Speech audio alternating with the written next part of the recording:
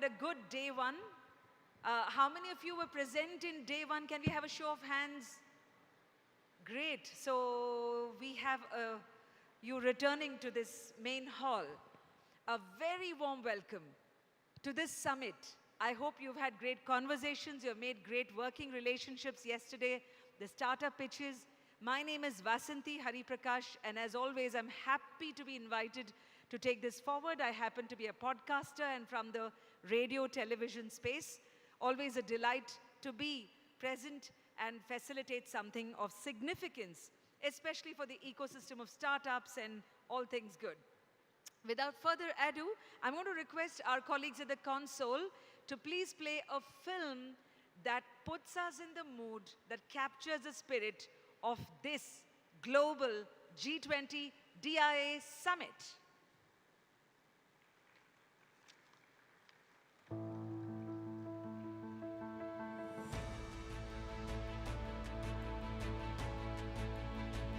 Under India's G20 presidency, Ministry of Electronics and Information Technology has launched G20 Digital Innovation Alliance to identify and implement digital solutions to meet humanity's most pressing needs across 6 sectors: EdTech, Health Tech, Agri-Tech, FinTech, Secure Digital Infrastructure and Circular Economy. In the spirit of Janajagriti and Janabhagidari, with the inspiration of our Honorable Prime Minister, Shri Narendra Modi ji, and with the guidance of Shri Ashwini Vaishnav, Minister of Railways and Electronics and Information Technology, and Shri Rajiv Chandrasekhar, Minister of State for Electronics and Information Technology and Skill Development and Entrepreneurship, Mighty Startup Hub engaged with startups from across the length and breadth of the country, including emerging cities and towns with 10,000 plus attendees.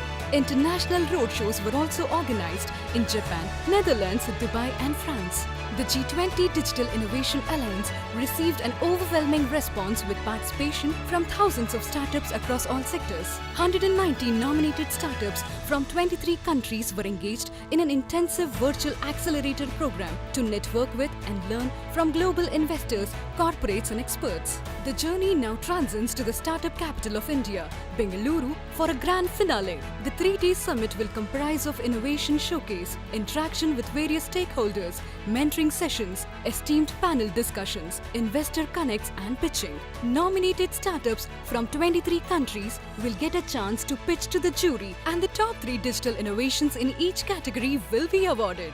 Let's get ready to witness the digital innovations of the future. G20 DIA welcomes everyone to Bengaluru.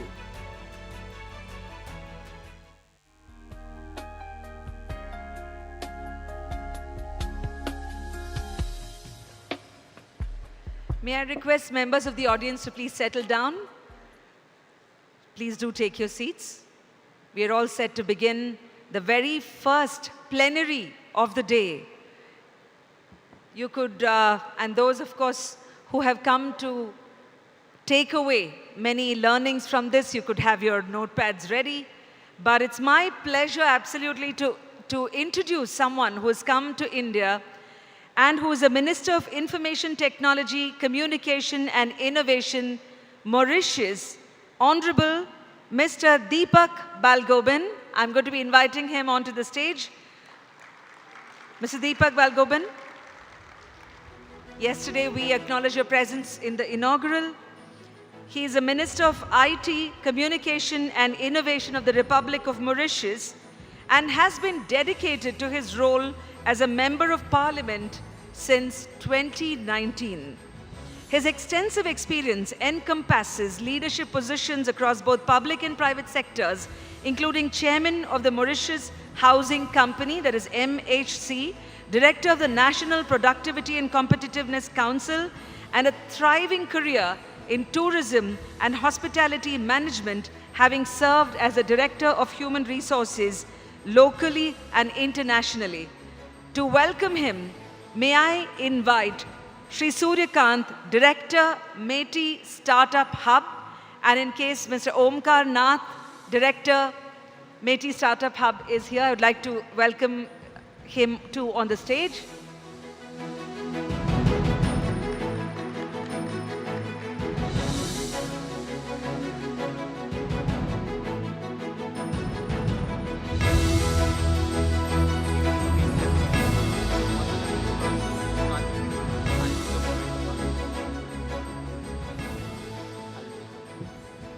Beyond his professional commitments, Honorable Deepak Balgoban is a fervent community advocate and actively participates in social and cultural activities. I so look forward to hearing you, and the floor is now yours.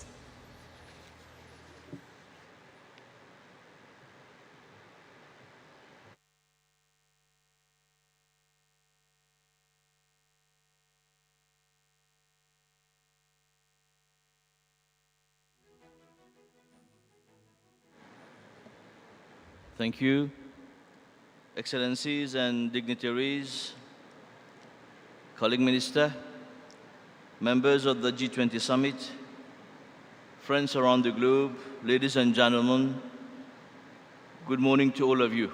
Namaskar. Imagine a place where the rhythmic dance of waves, of pristine beaches meets the pulsating heartbeat of innovation. Today, I stand before you as a voice from that very crossroad, Mauritius. On this luminous day, mirror our boundless aspirations, we gather to celebrate a momentous milestone in the partnership between our enchanting island of Mauritius and the vibrant nation of India.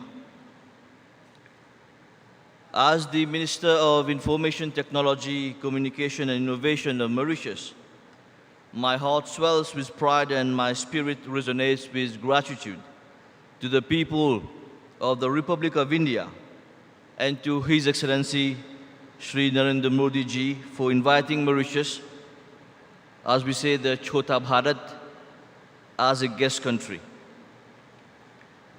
More than an idyllic paradise, our island is a testament to the indomitable spirit of progress, a fusion of rich heritage and cutting-edge technology.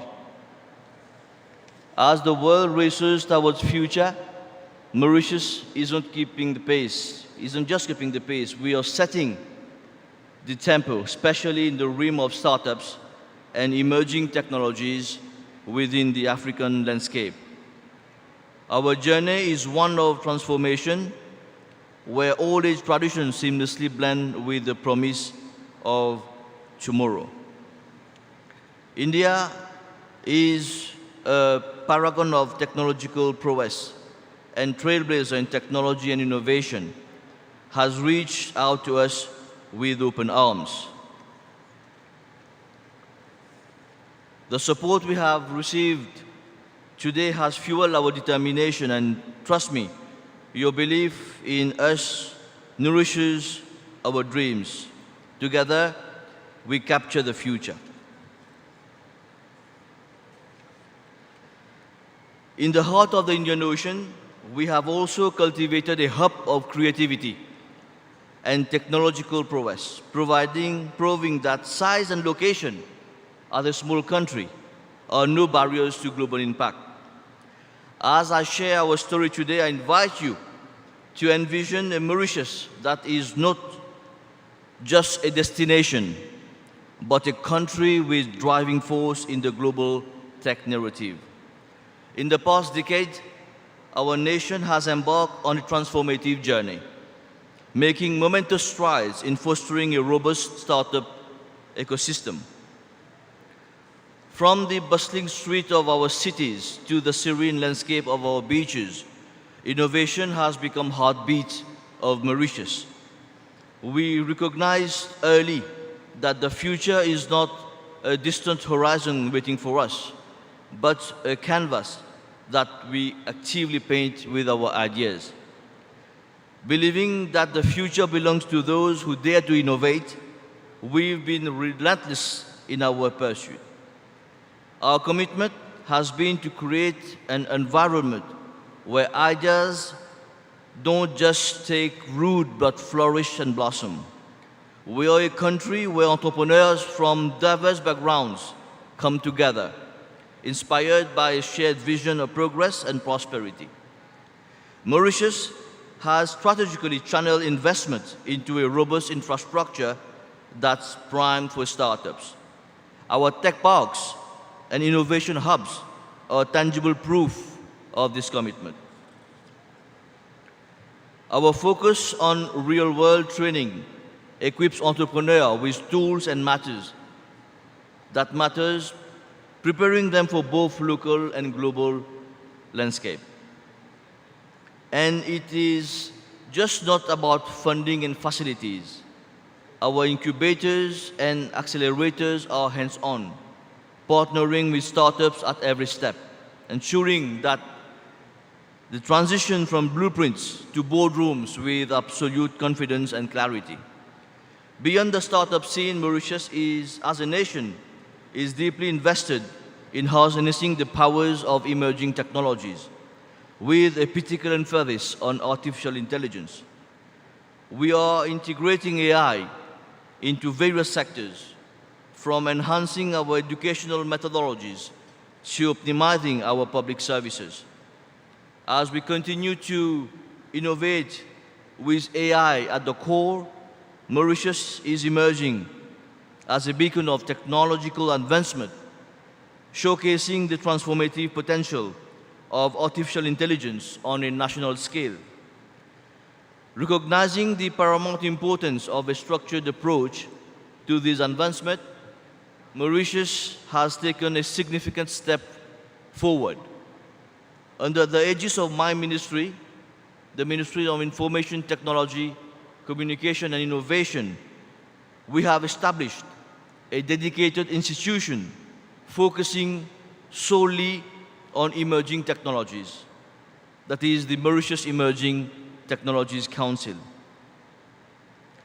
This institution not only strategizes the national roadmap for tech innovations, but also ensure that we remain aligned with global best practices. Our vision is global. We have entered into strategic partnership with tech giant and international organizations. To the esteemed G20 audience, I extend an invitation. Come and witness the Mauritian tech revolution. Collaborate with us, invest in our ideas, be part of our journey.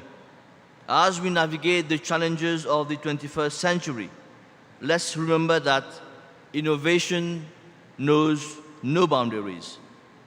Mauritius is more than a tourist destination. We are a nation of dreamers, innovators, and achievers. With India by our side, our journey is poetic, our path is promising. Our hearts beat in unison, our eyes fixed on the horizon, filled with hope and determination. Our technology ecosystem is a testament to our commitment to a brighter, technology-driven future. Together we can create a world that's not just technologically advanced, but also sustainable and inclusive. With these few words, I thank you very much for your kind attention, and I wish you a very good summit. Thank you.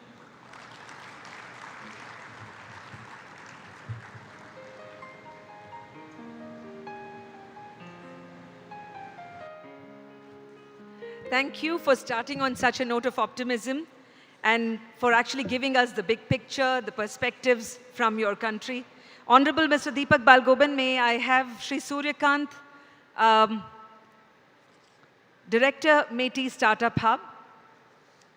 Meanwhile, I am also seeing that many of you are entering the main hall. A warm welcome to all of you. As a token of gratitude from the organizers, Shri Suryakant will present a memento to Honorable Mr. Deepak Balgoban. May we hear it for him?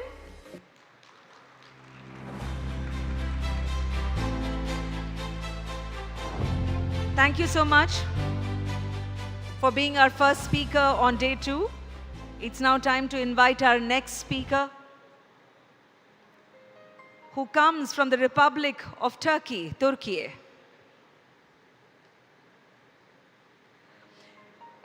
It's my honor to introduce Honorable Mr. Mohammad Fatih Kakir, Minister of Industry and Technology. Was born in Istanbul in 1984. He completed his secondary and high school education in Istanbul Erkek High School, and he ranked 12th nationally at the university entrance exam in 2003. Please put your hands together to welcome Honorable Mr. Mohammad Fatih Kakir onto the stage. He received his bachelor's degree with honors in industrial engineering in 2008, and he was a student representative and pioneered interdisciplinary research and project management courses. Mr. Kakir opted to become an entrepreneur upon graduating from the university and take innovative steps by developing so many useful models and industrial designs at the companies that he founded and managed. In addition to being an entrepreneur, Mr. Kakir also played an active role in NGOs, having served until 2018 as the chairman of the board of executives at the Turkey Technology Team, that is T3 Foundation, where he was a founder and was among the pioneers of the DENIAP technology workshops, the Future Technology Stars program for kids with special skills, the Science Center and the Enterprise Center programs, as well as TechnoFest, ladies and gentlemen, which is the world's largest aviation, space and technology festival. He was also appointed as a Deputy Minister of Industry and Technology in 2018 by the President's decision. Overseeing the National Technology Initiative and strategic transformation policies at the ministry, he coordinated the work of the General Directorate for National Technology. In his position as Deputy Minister as well, he has brought in a lot of initiatives. He pioneered the establishment of the Turkish open source platform and 42 software schools, a new generation education model, and worked on creating and implementing the technology roadmap of Turkey's automobile TOG. He's also a member of the Board of Trustees of the Kansagri Foundation and the Turkish Technology Team Foundation. We clearly have a very accomplished speaker in our midst. I would like you to welcome him with a round of applause, and I invite Shri Omkar Nath, Director, MCH, to please welcome our special guest and speaker with flowers.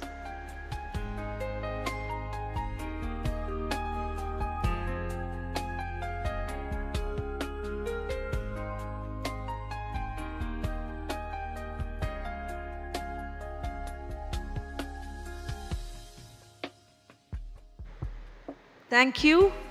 And now the floor is yours, sir.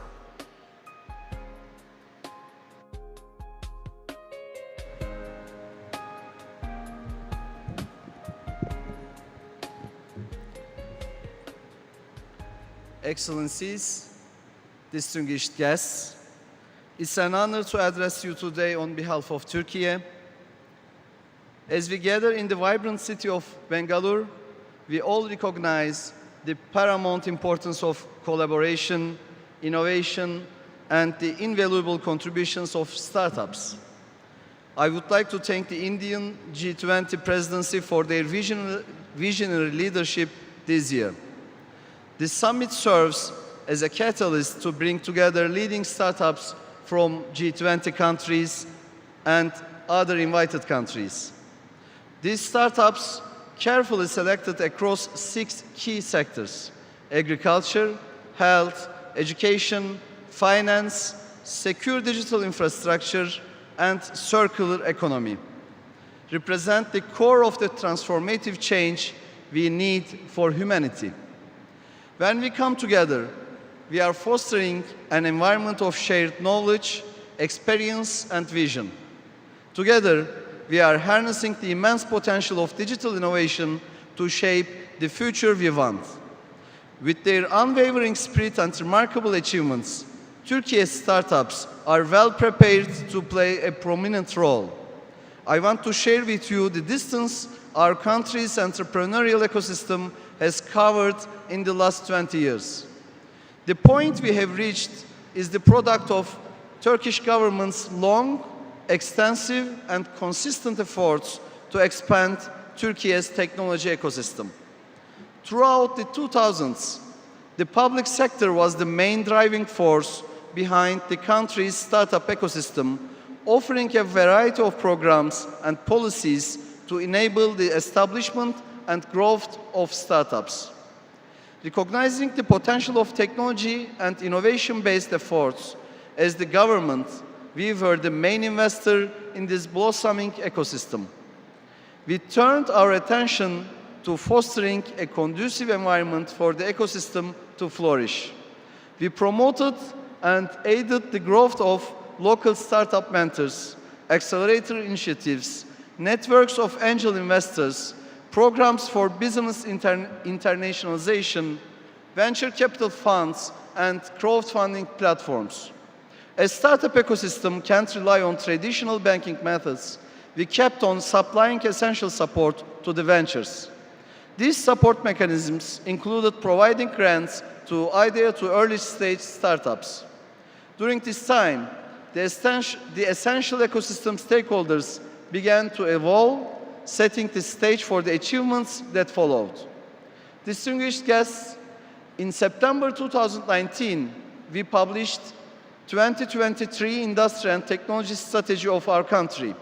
In this document, our vision for Turkey was to turn it into a leading producer of high technology products.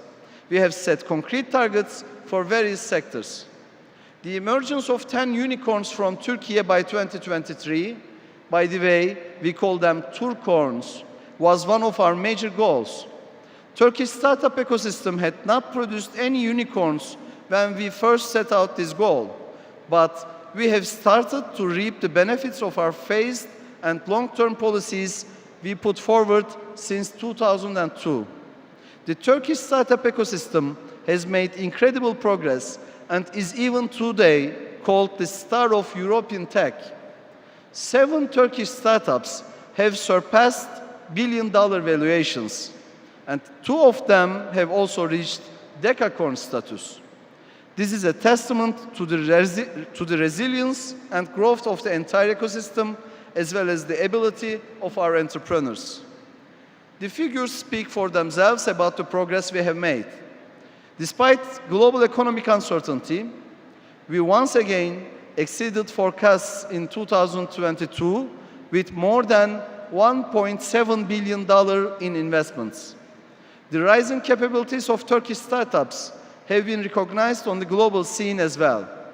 Last year, half of the institutional investments were made by foreign investors. Our government has been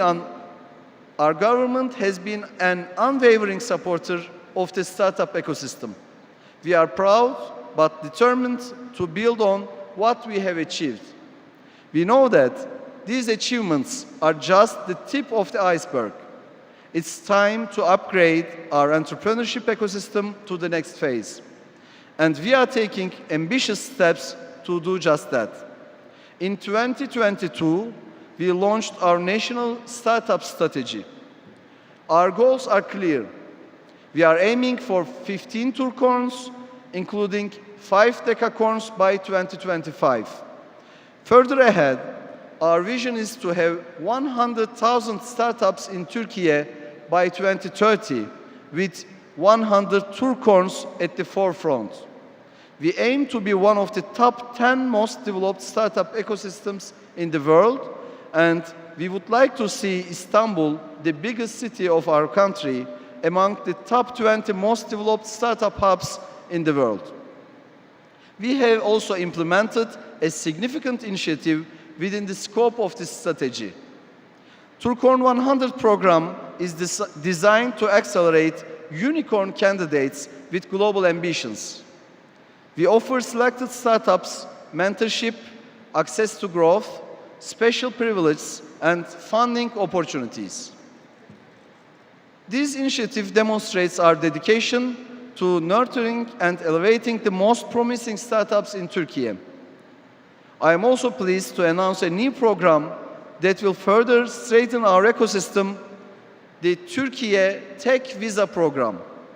This program is a testament to our commitment to the promotion and growth of Turkey's startup ecosystem. We will provide international talents and startups with comprehensive support, including work permits, tax exemption, mentorship, and consulting. The Turkey Tech Visa is just one of many exciting developments on our agenda for near future. We will continue to share more exciting news in the coming period. I am also excited to extend an invitation for you to the international startup event that we are hosting in Istanbul this coming December. Known as the Takeoff Startup Summit, this award-winning investment event has been held annually since 2018, featuring global startups, investors, and corporate companies. Applications for startups will remain open until October 1st. I hope you will be a part of this inspirational technology and startup event of the region. Dear all, we have reached significant milestones, but we are far from done. With young and digitally active population, Turkey is hotbed of innovation. Because in today's world, young people are the developers of innovative and disruptive technologies. They are also the founders and leaders of many innovative companies. We are taking new steps to strengthen our human resources so that Turkish startup ecosystem continues to create new success stories. We welcome your investment, expertise, and partnership to nurture and become a partner of our globally recognized startup ecosystem. This ecosystem will continue to be supported by Turkey's strong production base and the government's vision to focus on paradigm shifts in technologies. Focusing on paradigm shifts made our country one of the leading countries on UAV systems and enabled the emergence of our national electric car brand. In the upcoming period, we will continue to launch similar technology initiatives to make Turkey the center of innovation and high-tech production. These initiatives will be a catalyst for fostering innovation startups emerging from our country. Let's embark on this exciting adventure of innovation, growth, and success together. Thank you.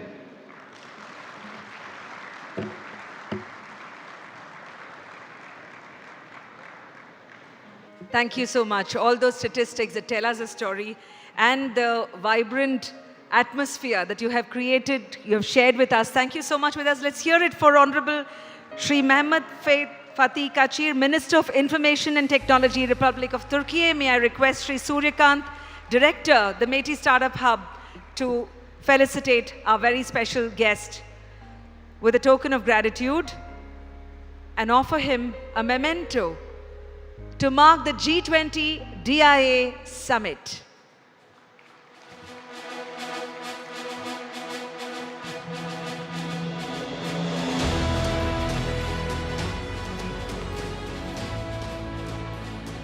Thank you very much indeed.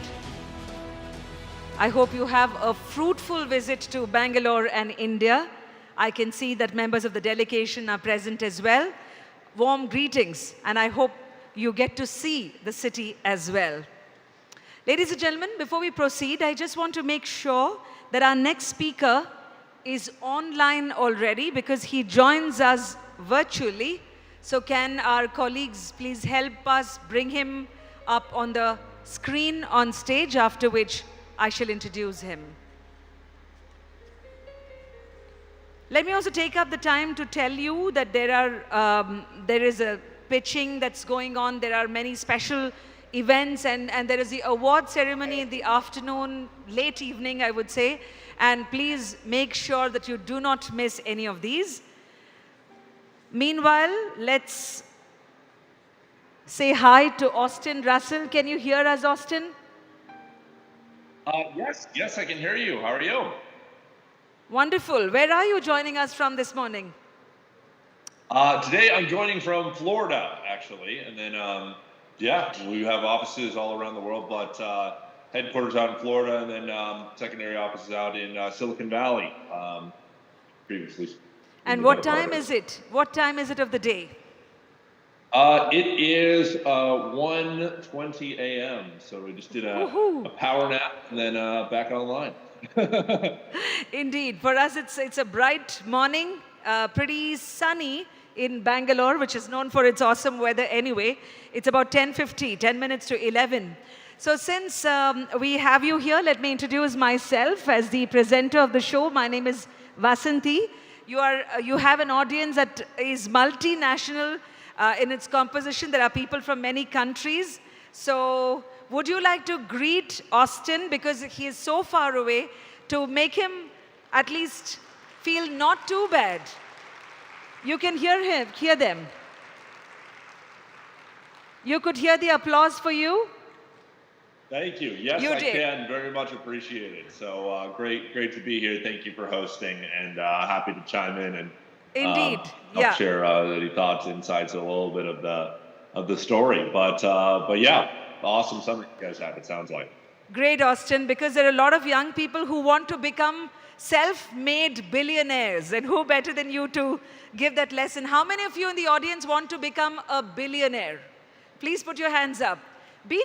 It's all right to confess to want to be a billionaire, yeah? I can see hands go up like this. You can do this if you wish. So you are going to have some of those secrets, because, ladies and gentlemen, here we have someone who is the world's youngest self-made billionaire. Austin Russell is an engineer, business leader, self-driving industry pioneer, as the founder and CEO of Luminar Technologies, as you know, the global leader in automotive, leader hardware and software technology. In fact, under Austin's leadership, Luminar has developed the first leader in AI software technology capable of enabling the world's safest vehicles, as well as powering production autonomous vehicles. He has amassed over 50 commercial partners, including the majority of the world's largest automakers, and went public on the NASDAQ in December 2020. Austin started Luminar in 2012 at age, any guess when he started this company? How old was he? 20? 18? Guys, it's age 17. After previously working on various photonics and optoelectronics projects, architecting a new kind of LiDAR to enable safe autonomous functionality on cars, trucks, and robo-taxis, with over 100 awarded patents.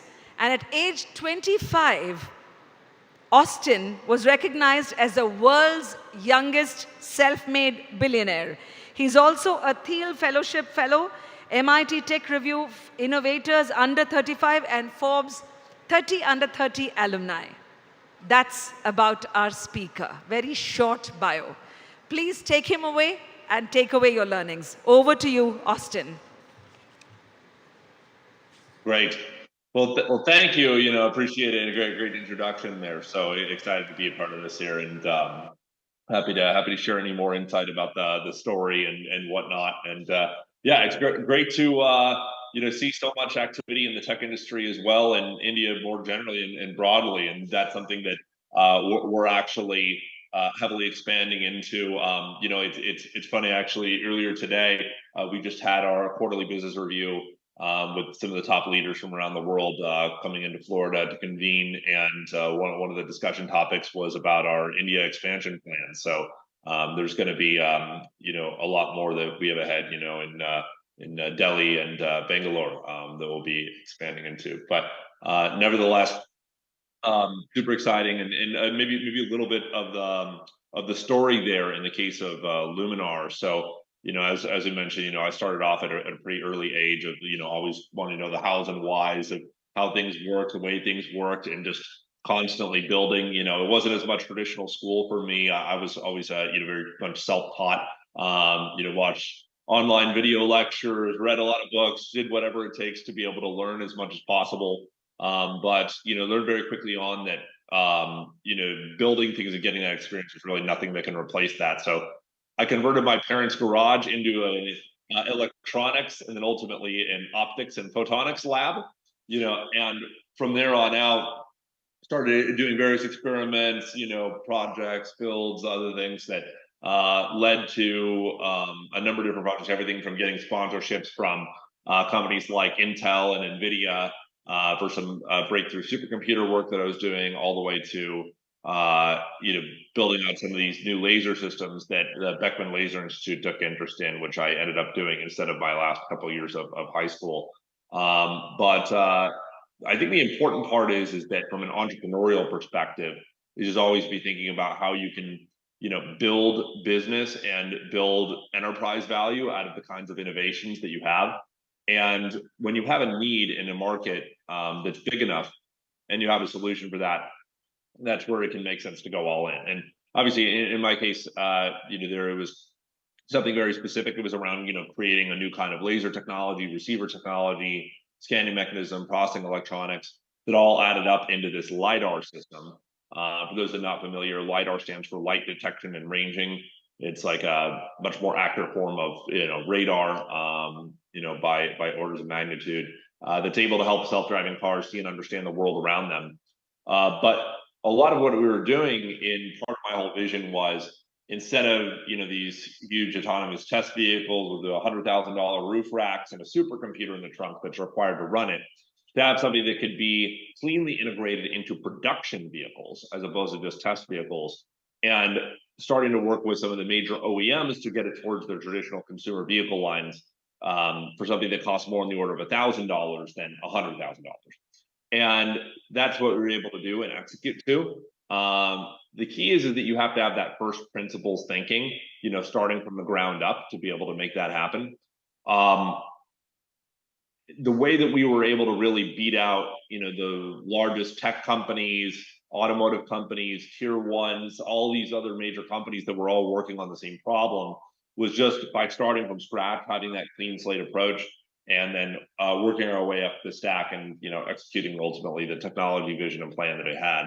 So that was super successful. We ended up getting dramatically greater performance and capabilities, cost down, and it's all about bringing on the best people in the world onto the team to be able to make that happen and make that successful. There's a lot of stuff in between in the journey that won't get too much into, but that was it was at 17 when I had dropped out after Beckman went up to Stanford briefly, and it was only a few months, and then went full time on Luminar, and that was where really started to take off. The key was we were actually in stealth mode for the first 5 years of the business, so we were very, very quiet, just developing the 4 technologies. It was 2017 when we first started to show it off to the world, and that's when the automotive side really picked up.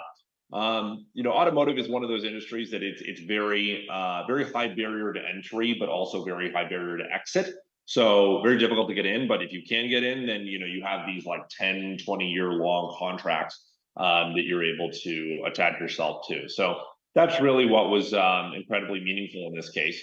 And we executed exactly to that. So ended up being the first system that can actually get onto production vehicles with these different automakers. As we mentioned, we went public a few years ago, and since then I've been meeting or beating all of our different milestone targets, financial guidance, et cetera, for what was we wanted to be able to solve for more generally with these automakers. And that's something that is, I think, a pretty incredibly exciting opportunity, where we have now, as of the end of last year, we reported we have signed about $3.5 billion in contracts in aggregate with these different automakers, which we include the majority of the major automakers as customers at this stage. So a lot of them are already starting to move towards these production deals, and that ends up making a huge difference in terms of the kind of business, the economics, and everything that it takes to be able to make that successful. So when you start operating at that scale, that's where you go from millions to billions, and it starts accelerating pretty rapidly. It's never a linear path on the journey. It's always you have your ups, down, left, right. It usually probably looks something like this along the way.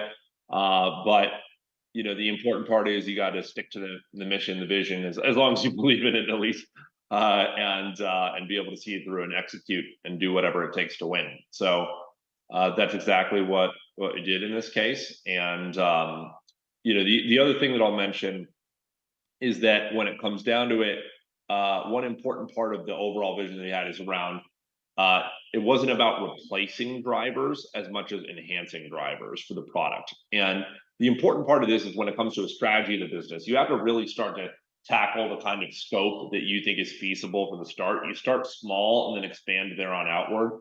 I think one of the biggest challenges of a lot of companies, they try to take on too much all at once of trying to replace drivers altogether, which turns out is just really, really hard to be able to try and have a full self-driving system. They you no longer need anyone, and you can handle every possible edge case, every possible scenario.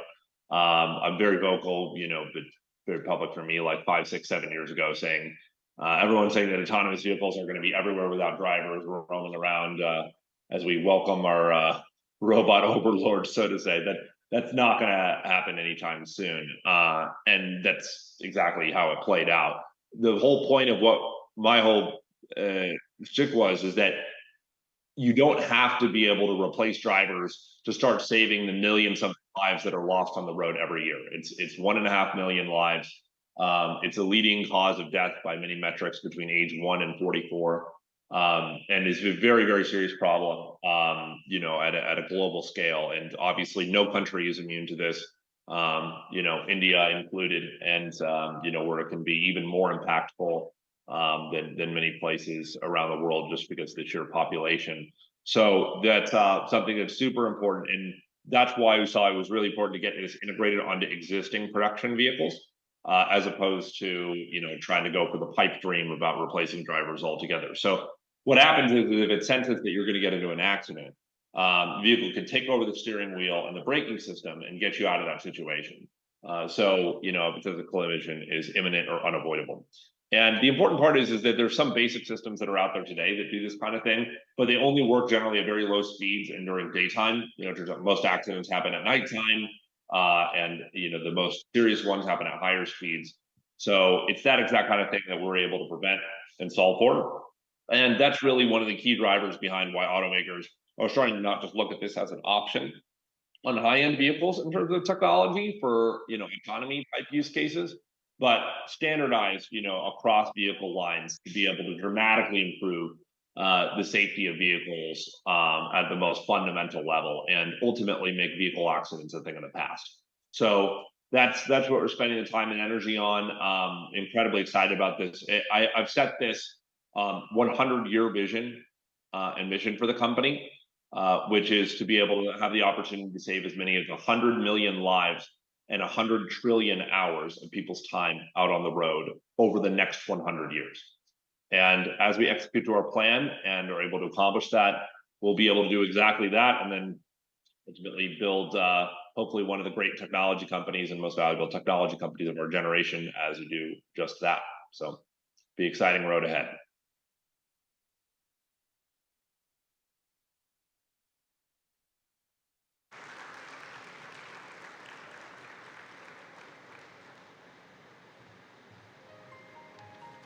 Great. Well, I think I heard that there. That thank you for the audience there. I can't. I know I can't see you guys over the video here, but I'm sure that it's a fantastic crowd and was hearing some great things. So as I said, it couldn't be more excited to be able to expand more broadly, into India, to be able to help accelerate things, and from a technology standpoint more generally. I think it's clear that as part of this whole new era for the industry in a post-pandemic world, India is going to be playing an increasingly critical importance to Silicon Valley more generally, and I think we're certainly excited about the future and the amazing talent that's had. So looking forward to participating in that upside. Looking forward to hopefully saving many lives out on local roads and doing everything that we can. And with that, we'll have already vehicles out on the road that'll start rolling out at global scale. Which include India for cars like the Volvo EX90 that's coming up right around the corner next year. The Polestar 3, which is also now available to order with Luminar on the vehicles, as well as the Mercedes next gen lineup that will be now featuring Luminar across the respective vehicle lines. So this is the tech that's going to hopefully help make that impact happen. Or they're already showing it off already. That's why they're signing up to these large scale deals. But now it's all about getting it mainstream. Obviously fully recognize that in the India market, it's going to require even lower cost and economics when it comes to vehicle lines, and that's where we're starting to work with companies like Nissan and other partners that are even more mainstream vehicles. But will be an incredible, exciting road ahead. Thank you everyone here, and excited to share the future of the vision. Don't ever lose that entrepreneurial spirit and insight. I know maybe my journey and vision sounds kind of crazy with what we were able to pull off with Luminar, but everybody's able to figure out, to create ideas, to innovate, to be entrepreneurial in their own ways. And there's a million different ways you can build a valuable business, and a million different ways you can have impact on the world at the same time. And at the end of the day, that's what it's all about. So thank you guys, and hopefully that helps. If I don't know if you have any more questions or thoughts, but they give some insight about the story. Thank you. You see, as you say, there people have their own ideas, but it's always good to hear a role model who, and how did he do it his way. So in that sense, it's always useful, and I'm really, really glad that you're able to join us, Austin Russell. And how do people reach you in case they, there are so many young people in the audience, in case they wish to, is there a social media handle that you would like to share with us? Let's say a Twitter or anywhere else, Instagram or things like that, where they can probably communicate with you. Is that possible? Yeah, I would say so we have Luminar has a Twitter and LinkedIn, at Luminar Tech. So feel free to reach out in that context. Actually, funnily enough, one thing for me, I actually have, at a personal level, I have zero social media, which is not out of protest, but rather have not put any time into it at all, because all I do is just work and focus on my business. But but we have the company page and account, of course, that you guys can feel free to reach out. Yeah, Twitter, LinkedIn, and I think that's also a lesson out there for people who actually want to go do real things in the real world. Not much time on the social media. Thank you for all the insights. Let's hear it once again for Austin Russell. I hope you're able to join us live in Bangalore or wherever in India the next summit is being held. But thank you for your time. Wish you well. To you guys. Excited about the future. All right. All right. Thank you. Great. Of course, the mementos that are usually given to all our special speakers is something that Austin and the host will have to wait for. So ladies and gentlemen, we enter the very first panel discussion on that note. This is going to be on global capital markets paradigm, startup funding opportunities. That is the panel. That's the one which is the reflections are going to happen on this topic. May I therefore invite Shri Sanjay Jain, Partner, Bharat Innovation Fund. If you're in the audience, please join us on stage. Mr. Arjun Rao, General Partner, Special Incept. Venkat S. Raju, Venture Partner, Your Nest Ventures. And to moderate this discussion, I'm going to invite Alec Wright, Chief Product Officer, One Valley. Alec is a Chief Product Officer, a business services company founded in 2012 with a venture capital background. Alec Wright previously held the role of Chief Product Officer at Nest GV. He holds a law degree from Georgetown University Law Center. Please join me with a round of applause in welcoming this panel. It's over to the moderator. Wonderful. Thank you so much for the very kind introduction, and it's an absolute pleasure to be here with all of you today. I'd like to take a moment and thank everyone for spending the next 45, 50 minutes with us and welcome you to day 2 of the G20 Dia Summit. As I was just introduced, I'm Alec Wright. I'm the Chief Product Officer of One Valley and one of the Managing Directors of One Valley Ventures, where we invest in pre-seed and seed startups across a variety of different industries. Through One Valley, we support hundreds of thousands of entrepreneurs across the world. So this discussion is incredibly close to my heart as we're going to go into the depths and turns of today's funding landscape and what it means for entrepreneurs across India and across the world that are building the industries and technologies of tomorrow. Risk capital is truly the fuel of the startup economy, and there are hundreds of thousands of companies across the world that are dependent upon venture capital, angel investment, and people willing to put money behind their dreams and vision. So we could not have a gathering of many of the G20's top startups and stakeholders without having a conversation on funding and its impact on the startup ecosystem. So let's take a moment and meet our panelists. First, it's my pleasure to introduce Sanjay Jain, a partner at the Bharat Innovation Fund. Sanjay is a technology leader with a passion for digital public goods. He's a partner at the Bharat Innovation Fund and is also the chair of the technology committee at MOSIP and a volunteer at iSprit. He's been responsible for the development of many large-scale, high-impact systems, including Google MapMaker, UPI, and Adahar. Sanjay, thank you so much for being with us today. Next, I'd like to introduce Arjun Rao, a general partner at Special Invest. Arjun has spent over 15 years in the technology and internet startup ecosystem in India. He started his career at Yahoo and later joined Ibibo as a product manager. The entrepreneurial bug led him to start an edutech startup and also a travel tech startup, Travel-Yari, where he led tech and product teams as well as strategy and fundraising at all phases of the startup lifecycle. At Travel-Yari, he built the company to achieve revenues of over 40 million and raised $12 million across several different funding rounds. Arjun's experience spans product development, product management, digital marketing at various growth stage companies. Again, we're incredibly fortunate to have an operator and an investor like Arjun joining us on today's panel. And then finally, it's my pleasure to introduce Venkat S. Raju, who's a venture partner at Your Nest Venture Capital. He has a serial entrepreneur, 3 exits, 2 in Silicon Valley and 1 in Bangalore, and also a seasoned corporate executive at Fortune 500 corporations across financial services, high tech, and telecom, based out of New York, San Francisco, London, and Bangalore. He's an active angel investor, advisor, and board member in startups, currently with a portfolio of over 70 companies, and is also an advisor to select funds, incubators, and accelerators. Will everyone please take a moment and welcome our panelists to the stage and thank them for their time today. I'd like to get started with a general question for our panelists. There has been almost endless discussion over the incredibly dynamic startup funding landscape over the last 3 to 4 years.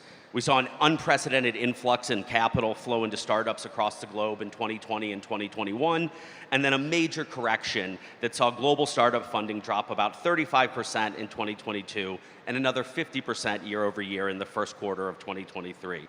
So I'd love to start with you, Sanjay. When you think about today's funding landscape, what is your perspective on today's opportunities in India and what startups should be thinking about as they seek their next round of funding? So, as an investor, I believe in a lot of fundamentals, and I would like to see my companies build out a viable unit economics model, prove it with very limited amount of capital, and then and only then apply the fuel to grow. And so I think that's advice for all times, not just for today. The only issue is that when there's a big amount of glut of capital, bad money chases out good money. And you have to watch out, you have to raise capital in a competitive way, but that's not now. So I think stick to the fundamentals, build out a viable business, understand the customer, what they want, what they don't want, and there are enough people out there, even with the reduced capital requirements, who will come out and support you.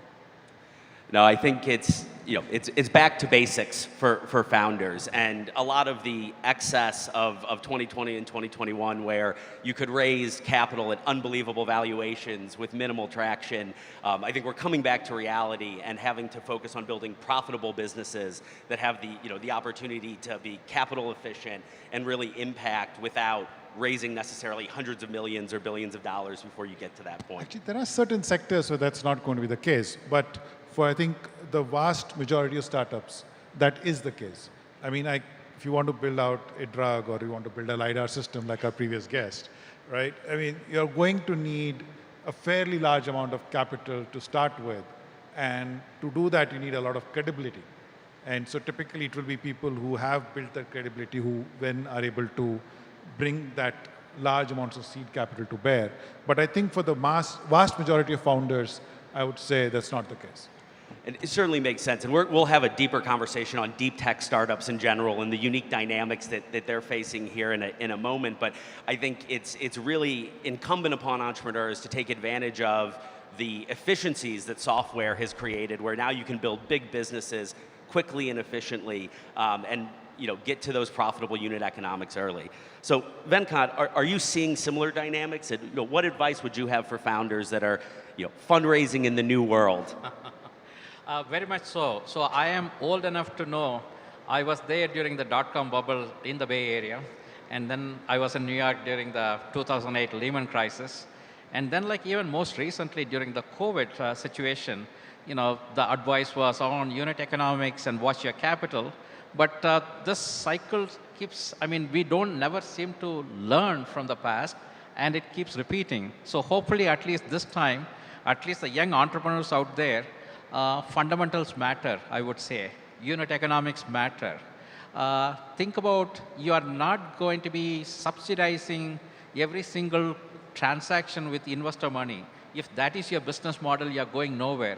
So go back to basics, go back to fundamentals, and if you have that, I think even in the toughest of climates, you will be able to raise money. Thank you, Venkat. And Arjun, what are you seeing at Special Invest? Yeah, I think I'll resonate with what my colleagues have said.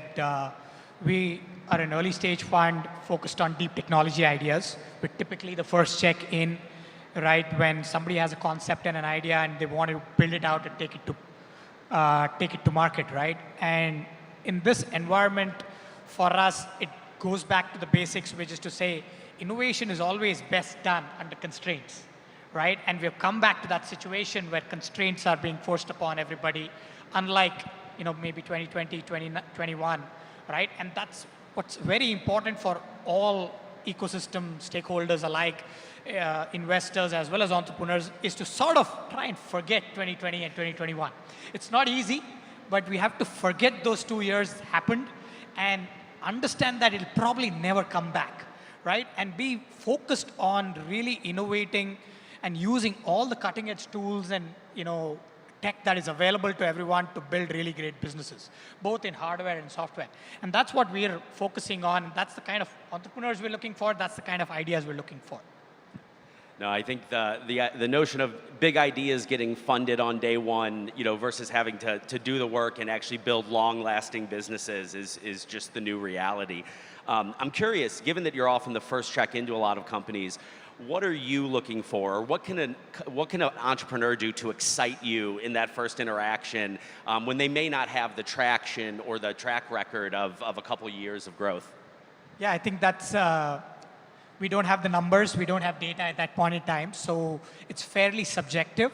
But 2 or 3 key aspects that we care about and that we spend a lot of time trying to evaluate at that stage is, why is this founder building this company, right? What is the problem statement that this founder has identified, right?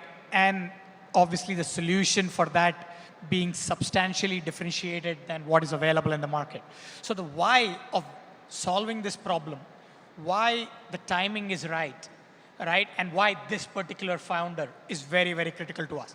And typically in deep tech startups, right, you need deep technical insight to solve a problem. And for that, we feel that the founder should have spent time either in academia or in corporate or in some close setting, to have identified this problem and figured out a solution. So for us, the history of where the founder comes from and why they're trying to solve this problem is super critical. And we try to really peel the layers of the onion and spend a lot of time talking to these founders to understand how they've arrived at that. The second aspect is, do we see a sense of tenacity in the founders, right? To go through the long haul, to build a business, to build a company over 10, 15, and even longer periods of time. And again, you got to see, what experiences they've had in life, what their personal motivations are, right? To see, because you're going to face problems, you're going to face ups and downs, you're going to face a downturn or two, right? In building a large company and in that journey, right? So that's the number two, to say, is there tenacity to go through really tough phases, capital not available, really high competition, right? Hiring talent, so on and so forth. The third is, how do they sell the vision? Right? Because that is, again, for a founder, is what a key aspects of what a founder has to do. You got to sell the vision all the time, because it takes time to build the product, then take it out to market, then have revenues and a brand, right? But in the interim, you're still selling a vision. You first sell it to probably your co-founders. Second, you sell it to investors. And then you want to hire amazing talent to execute on the vision that you have. So you got to sell that to early talent, because you cannot pay market salaries. So consistently, you're selling a vision. So you've got to see if the founder has that capacity and that capability to sell the vision. So we sort of look at these three aspects. They're not comprehensive, but they're a good starting point for us.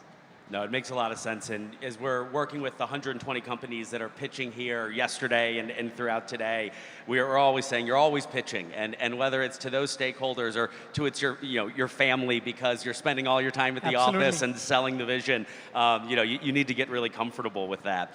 But I'd love to shift the conversation a little bit to some of the other changes in the startup landscape. It hasn't just been volatility of capital, but I'm really curious as to this group's thought on the impact of digital innovation in digital platforms enabling startups to fundraise more effectively, which again was one of the outcomes of 2020 and 2021 when we couldn't be in person as much. I'm curious, Venkat, maybe we'll start with you. Are you seeing an impact from these type of digital platforms, or is it more narrative than reality? In bits and pieces, have they come mainstream? Not quite, but in different regions, in different pockets, I've seen a virtual Shark Tank mode, if you will. I've seen angel platforms and networks offering the capability to pitch everything done completely digital without any offline, in-person meetings, if you will. And then like a combination of various technologies, whether it is a social media like Clubhouse, where they bring together investors and founders together for pitch sessions and so on. So a variety of things. And I'm not even going into the Web3 DeFi land, but clearly an ability for not just like the typical investors, but retail investors, the ability to participate in fundraising activities. So these are all emerging. They haven't come mainstream.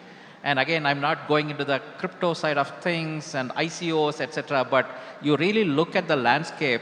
A wide variety of technologies, tools, are all platforms coming together to create a real automated fundraising ecosystem, if you will. How long will it take? Time will tell. But I'm excited. I'm excited for the young entrepreneurs because they do have multiple choices now. Sitting here in Bangalore, they should be able to connect with a variety of investors, in a variety of locations. As long as they are able to make the case, they should be able to raise money. No, I think it's a great point that it's the structured, purpose-driven platforms like angel platforms and Shark Tank-like platforms, but it's also then things like Twitter, or now X, if that's what it's called, where people are able to build in public, raise awareness around what they're doing. It's been very interesting to see people attracting angel investment via Twitter and some of those other places. Even like the crowdfunding guys like Kickstarter, Indiegogo, they started with pre-ordered stuff, but have moved on to funding projects and films, you name it. So the variety of options available. And I haven't touched on the debt side of things because most startups, clearly, until they reach a later stage, they get access to venture debt. But increasingly now, debt is an option for startup founders as well. Whether it is on revenue-based, invoice discounting, and a variety of other platforms offering them. So equity and dilution is not necessarily the only route for them. It's no longer a time when, as a founder, you just line up as many VC meetings as you can, and that's your fundraising process. Right.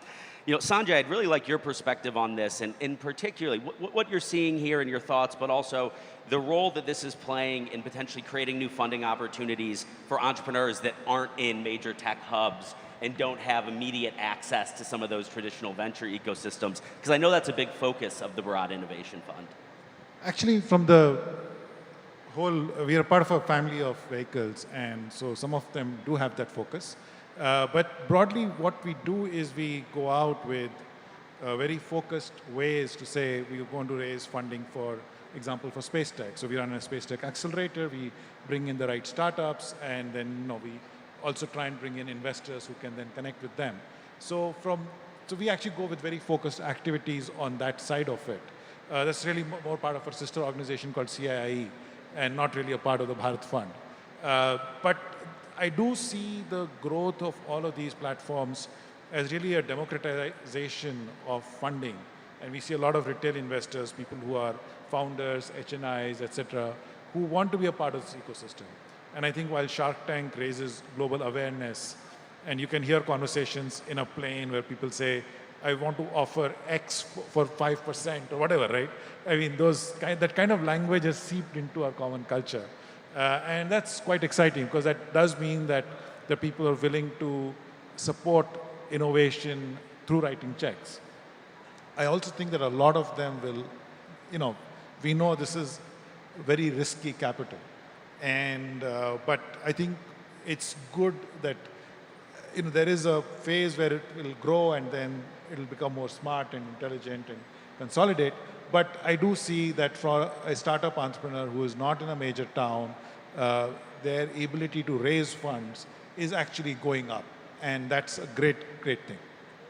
The focus on inclusivity is one of our main goals here today and with the entire G20 Dia Summit. And we certainly are in the early days of what this new digital funding landscape looked like. But I think democratization is really the right word for it. And I'm curious, Arjun, what's your perspective on the role of digital platforms? No, I think it's been well covered by both Sanjay and Venkat. So, not too much additional to add. The only one thing I'll probably say is, that fine balance of, crowdsourced capital with strong, diligenced institutional capital. I think that balance can work magic for founders, right? On the crowdsourced side or the angel side, democratized side, the other aspect that Sanjay mentioned is you're getting operators, you're getting founders who are putting in. And that is, again, a big win for founders when they're raising money. It's sort of, it's not the check size, but the check size is a signal that you can get access to somebody's time, right? Somebody who's been there, done that. And how a founder can use that is going to be very valuable, right? Don't just look at it as whether it is $50,000 or $100,000 or whatever, small pools of capital, but look at it as, hey, I can tap into this person's background and this person's network and understanding of the market while I build the business. And that's why you want to get a bunch of angels on board. I think both these concepts make a lot of sense, and I think we're just moving in that direction. Actually, I do want to add to Arjun's point here, because actually we are all three very similar, so you'll see a lot of agreement between us. But the point I wanted to add on was that in the Indian startup ecosystem, if you will, about 8-10 years ago, when we were looking at this ecosystem, we said there's not been enough generation of entrepreneurs, and not generations from the sense of birth, but people building companies, then supporting the next layer, or even early employees leaving and starting their own. So I think what we are now seeing is that maturity. We now see entrepreneurs who supported other entrepreneurs who supported other entrepreneurs. We're like about 3 or 4 generations deep right now. And I think that in itself is such a great sign for the ecosystem that, I think we will see more and more benefits out of that. No, I wish 15 years ago when I started my company, I had these options, right? So it's a great place to be. No, it's so true. We always talk about, we always get asked, what's the magic of Silicon Valley? And what we always say is it's the pay it forward mindset and culture and that flywheel of entrepreneurs coming and supporting that next generation of entrepreneurs that you really start to see ecosystems take off. And it's such a great point that India's at that incredible moment right now where entrepreneurs are just, the ecosystem has reached such a level of maturity. Now, it's been mentioned a couple times since we've been up here, but we have several of India's most successful deep tech investors on the stage. And so I'd love to shift focus of the conversation to this particular category of startups that are taking core intellectual property and hard science to solve some of the world's most challenging problems. Of course, that's why we're here today, and that's why we're focused on agri-tech, health tech, fintech, circular economy, secure digital infrastructure, and ed tech. These are a lot of the innovations that are driving meaningful change in these places are those kind of deep tech examples. I'd love to hear, Sanjay, what are you seeing as investor appetite for deep tech in India, and what is unique about the funding and commercialization needs of deep tech startups? So if you look at deep tech startups, I mean, there is typically a fairly, depending on the space that you're operating in, that kind of technology, there is the time to actually build out the underlying IP or moat, if you will. I mean, and when we talk about Bharat Innovation Fund, our thesis is that IP serves as a moat. It's something which prevents other people from copying what you're doing. And that takes time to build, and also time to demonstrate that it actually makes a difference in the end product. And so, but there is a fair amount of funding at the earlier stages. We typically come in after some of that has been demonstrated, but I think my colleagues here on the dais come in a little earlier than we do. But there is funding available at all three stages, starting from the early stage and then the pre-Series A, Series A category onwards. But the needs are beyond the money. It is what kind of expertise we can bring to diligence the deal, what kind of connectivity we can provide the entrepreneurs in their go-to-market strategy, because typically when you're building something, you end up needing a way to take it to market, to do pilots, to build partnerships, and the kind of support that it takes. And I think a lot of the institutional capital out there really focuses on making that happen. And that's eventually how you would succeed in that real world where you not take this IP and try to bring it to market. Yeah, and it's so true that really purely technical founders really need that support ecosystem on go-to-market, and sometimes they have a co-founder, but sometimes it's their investors in the ecosystem that help them bridge from the science and technology into the commercial market. Arjun, you mentioned that Special Invest is focused on funding these innovators at the earliest stages. What has been your experience with the growth of deep tech in India, and what do you think is coming next? We started the firm about 6.5 years ago with, a view that we were on the cusp of a deep tech revolution in India, right? And if you just look back the last 30 years or so, we started with IT services. We went on to have, offshore dev centers of product companies, global Silicon Valley companies set up shop here. I started my career at Yahoo, right here in Bangalore, right? And after that, we built our own product companies. But those are, which is Flipkarts of the world, the Paytms of the world, Swiggys of the world, so on and so forth. But they were mainly tech-enabled. They were not deep tech, right? They were not IP-driven, as Sanjay was mentioning, right? So it just logically makes sense that now the talent pool has grown substantially. We have know-how, and we are stepping up to the next level of building cutting-edge stuff. The timing has to be 10 years, 15 years, 20 years, we have to build these. That's when we started. From an evolution perspective, it's been amazing to see how many founders we see now in the ecosystem solving really hard problems, hardware and software. I think India is a little stronger known for software, right? But I think that is fast changing, that we're building amazing hardware companies. And typically these days, hardware is never hardware alone. It is always hardware plus software. And that integration is happening very strongly. Second, we're also known to be very frugal innovators in general, because we did not have disproportionate capital. Both these things, I think, augur very well for the transition into the deep tech ecosystem, right? And over the last 5-6 years, we have seen both number of entrepreneurs and the quality of entrepreneurs grow. And second, from an investor perspective, like Sanjay was mentioning, the number of funds focusing on these areas and spending time and dollars is also growing. So that's, I think, we are on the cusp. We're starting to see the really larger funds who were maybe in the first few years biding their time, but they're now starting to bite, right? And all of this is very exciting. No, I think there's a very good chance that Austin Russell's next competitor for the next great LiDAR innovation may be coming out of India, and that's an exciting thing to see. We're definitely looking for them. Now, Venkat, both of them have mentioned the importance of intellectual property and the potential moat it could create for companies. I'm curious, as your nest is looking at entrepreneurs, what is the work you do to diligence IP, and then how do you see IP affecting the long-term success of deep tech ventures? So we like to call ourselves looking into companies that are IP-led. So it is like better be really deep in terms of technology. And what we look for is not necessarily how many number of patents that they have. It is but like the depth. Is the IP deep enough? And that means, is that truly original? It is not something that's copied from somewhere and they're trying to create something like with a slightly better mousetrap. But is that really deep technology, fully thought through with original thinking, that is going to create real innovative products and solutions that are highly differentiated? That is primarily what we look for.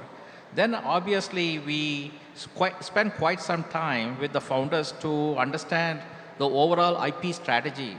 Because for me, IP is a means to an end to create competitive differentiation, means to an end to create a moat and a defensibility for the long term. So that means IP also needs to be thought through in terms of timing.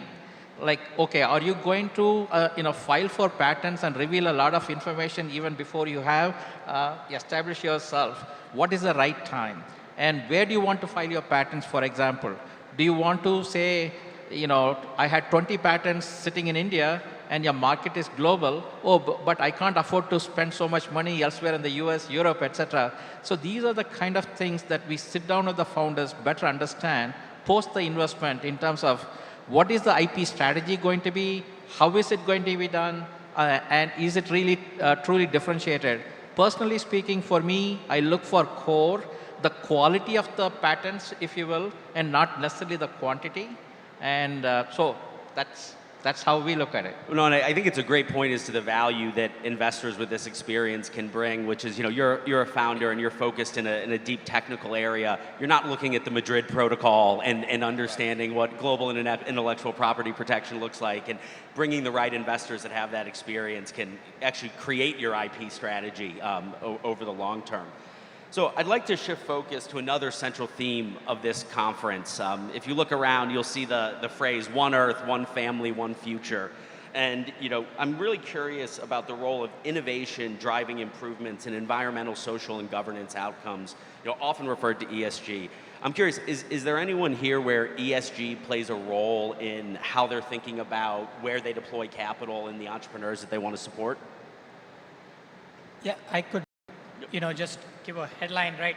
Whether the term being ESG or not, specifically is probably debatable. But for us, it's the broader problem of making the climate a better place, right? And we're all dealing with this every day in terms of climate change and issues because of that, and global warming and etc., right? As a deep tech fund, our focus was always tech first, innovation first, etc., when we were looking at companies. And actually, over the last year or so, when we started looking at our portfolio, we saw most of the hardware innovation ended up having very strong climate tech flavors by default, right? I think the hardest problems in climate tech will need to be solved with innovation, hardware mainly, right? And of course, some combination of data, software, and AI. And therefore, right, it just seems like for us, deep tech, climate tech is sort of a very strong overlap anyway, correct? So while we don't call ourselves a climate tech fund, but if you look at our portfolio, you'll find that about 30–40% of our portfolio is actually solving climate problems. We have satellite companies that are doing Earth observation to help identify, various, data points like, wildfires and warming, right? We have water companies that are building water from air. We have companies that are generating green hydrogen. There's just many, many examples of this, right? I think the lines will get blurred, and finally, as long as you're solving large industry and commercial problems, which are also making the world a better place to live, I think capital will continue to flow. So that's my 2 cents. I don't know if I answered the ESG angle of it. No, it's great, and it's the question of, it's not ESG for the sake of ESG, it's aligning economic returns and building Absolutely. big businesses with the environmental outcomes and solving the problems that we're really facing as a world. So, Alec, we have a slightly different, when we invest, part of our thesis is inclusion. And when we say inclusion, we are actually talking more about formalization, financial inclusion, bringing people into the job market. And so, taking technology to where more people can access it and leverage it.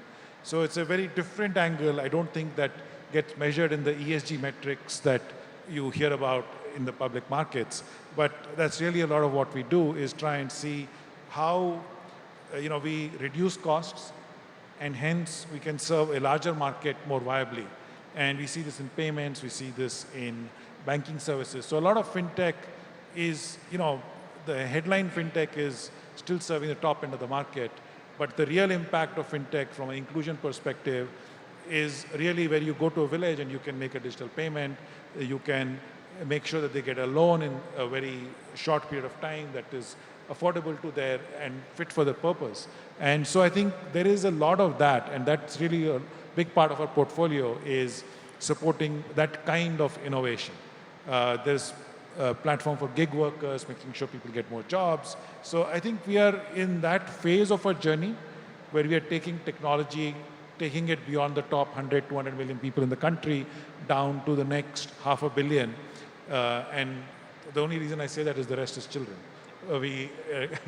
And so for us to take technology, bring them all into the formal parts of society, to digitize their lives, to help them put these digital footprints, which then can be used for their benefit, is something which we focus on. A lot of our portfolio is about that, and we very much look at that angle when we invest. No, it makes so much sense. It's when technology and innovation gets, pushed from the 1% out into the world that you really start changing people's lives, impacting culture, and inclusion is certainly one of the focus and themes of the day. And unless we have a tech ecosystem that is really helping everyone, it's never going to fulfill its true potential. So I'm curious, it's a perfect segue into this question of inclusion. What are you seeing, and Venkat, as you're looking at supporting founders, how are you ensuring that not only is the technology that's being built impacting a broader group of society, but that the entrepreneurs that are, that you're seeing and that are getting funded are coming from diverse backgrounds, diverse geographies, and that, capital is flowing into the best ideas regardless of zip code or pedigree? So clearly merit matters, quality matters, so we are never going to compromise on who we choose based on other factors, but certainly we do apply a ESG lens, if you will, because as partners we do believe in inclusion, ESG and such principles, not to mention our LP, our anchor LP, if you will, has strict guidelines on ESG. So every single investment, before we make a decision, we look at it from an ESG lens, an inclusion lens, diversity, and clearly we are part of this overall ecosystem. And yes, you talked about zip codes, and there are some, when we talk about the startup ecosystem in India, it's always Bangalore and NCR and Mumbai, etc. But we do really look and make an effort to unearth promising entrepreneurs. So this is done proactively through a pull, if you will. So some of us actually spread out across the country in search of high quality startups. For example, we ran a program called SOAR. The intent being we went across hinterlands to identify, so we threw a sort of challenge, over a long weekend, spent time in these pockets to identify. And in that process, we did really find enough good startups to invest, and some of the best ones performing now in our portfolio happen to be such startups actually. And doing the work to see those different companies is you know, it's important for those entrepreneurs, and it's important for fund returns, because if you're only, you know, fishing in the same pool of entrepreneurs as every other fund, you know, as Arjun said, sometimes bad capital runs out good capital. But no, it's very helpful insight. Now, I'd love to talk about the role of ecosystems, and this is both in making startups generally successful, but also, you know, making the inclusion that you were just discussing possible. You know, Venkat, what have you been seeing about, you know, especially given you've been a mentor in so many different accelerator programs, you've worked in so many different ecosystems. What do you think are the most important elements of a robust, you know, powerful startup ecosystem, and what stakeholders need to be, you know, around the table to make that work? This is a great forum right now. We have like 20 different countries, and the minister from Turkey talked about what he's trying to do. And we hear that across the board, certainly in India, all the way from the central government to each one of the state governments, and they are all trying to compete, and very constructively, I would say, in terms of creating ecosystems. I mean, the bar has been set. Everyone talks about Silicon Valley and how they were able to bring together, you know, entrepreneurs, academia, governments, funding entities, etc. I would like call out the Cambridge, Massachusetts ecosystem actually in terms of following something, because you see a effective collaboration where the central government, whether it is their grants, agencies such as NIH, FDA, and so on, you know, providing the grants to MITs and the Harvards of the world for, you know, research activities, who in turn have students who turn into entrepreneurs. You have the VCs, life sciences focused VCs coming together, and the participation of industry, biotech companies, pharma companies. If you look around like a 2-mile radius out there, they have figured out, I won't call it a playbook, but what their respective roles are going to be. And what I see is like very good, well-meaning policies and proposals and grants and everything, but we still haven't created such a playbook. It's hard. Other regions have tried to replicate and copy that, and not very successfully. It's very hard to pull that off. So we need to create a framework and a playbook to see how all these well-meaning efforts come together, and where we all can collaborate together for the benefit of the overall ecosystem. Once you do it at a regional level, we can take it to a national level. Once you take it to that, then we do it at a G20 level, and perhaps way beyond G20. So that's a dream. I think we've got a vision. I mean, that sounds like an incredible way to think about the future of startup ecosystems in India and beyond. You know, Sanjay, you were saying earlier that you set up these thematically focused incubation programs and acceleration programs, and how you bring all the right people around the table, you know, for those particular themes. What is the impact that you've seen of kind of having that ecosystem that's purpose-built for those companies? So for the last 4 years, we ran something called the Bharat Inclusion Initiative around the same inclusion theme. We got a lot of funding from philanthropic capital, because that's what it is meant for, is to drive inclusion. And we were able to bring in experts from around the country who could then mentor these startups. And you know, we did village immersion programs where we took the startups to the field. We had the product being tried out by different people, gathered feedback, and so on. And I think we found that the kind of capital that was put in got a leverage of over 40x from actual, you know, non-philanthropic capital, so to speak, right? And so they're able to raise more and then build. And while it's still early days, you know, we'll see the outcomes. But overall, every metric we are tracking, number of, so we had about $15 million going to this, 1.5. And that had, you know, we reached out to over 20 million people through these startups. They raised, like I said, a large amount of capital to follow on. They raised the number of women who we were able to, whose lives we were able to impact was quite large, and so on. I think every metric that the philanthropists are looking for, we were able to meet and exceed. And I think those startups are now hopefully going to go out and make scale up and make even more of a difference. We need to learn more about that playbook and you know what the elements of it that really worked were, because there's such a need for that both across India as well as the globe in creating those ecosystems that, again, I think maybe the word of the panel is democratize, you know, access to innovation and opportunity. So with that, we are unfortunately out of time. I would love to chat with this group for another 20, 30 minutes, but I really want to take another minute to thank this incredible panel of investors and operators.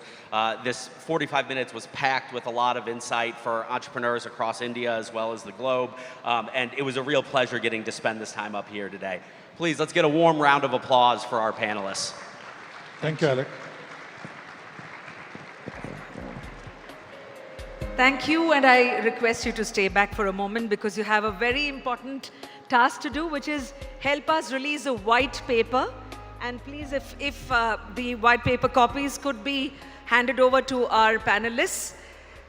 Digital Revolution, Unlocking Social Welfare Through Health Tech Innovations. Ladies and gentlemen, that's the white paper that's being launched before your eyes. And I would like to thank all our panelists for a wonderful session. And after the release of this white paper, meanwhile, some of you who want to know about this can find the QR code in your own conference kits. You can look for this, particularly the Unlocking Social Welfare Through Health Tech Innovations. If you are in this space, it's of definite interest to you. Thank you so much, gentlemen, for doing the deed. May I request the moderator to hand over tokens of gratitude, mementos to all our speakers. First to Mr. Sanjay Jain, Partner, Bharat Innovation Fund.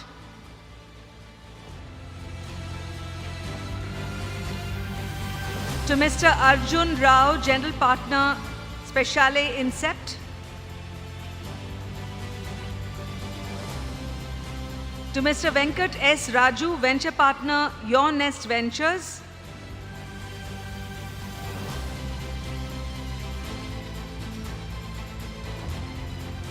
And may I request Mr. Suryakant to please step up on stage, Program Director, Meti Startup Hub, to offer a memento to our very able moderator, Mr. Alec Wright, Chief Product Officer, One Valley.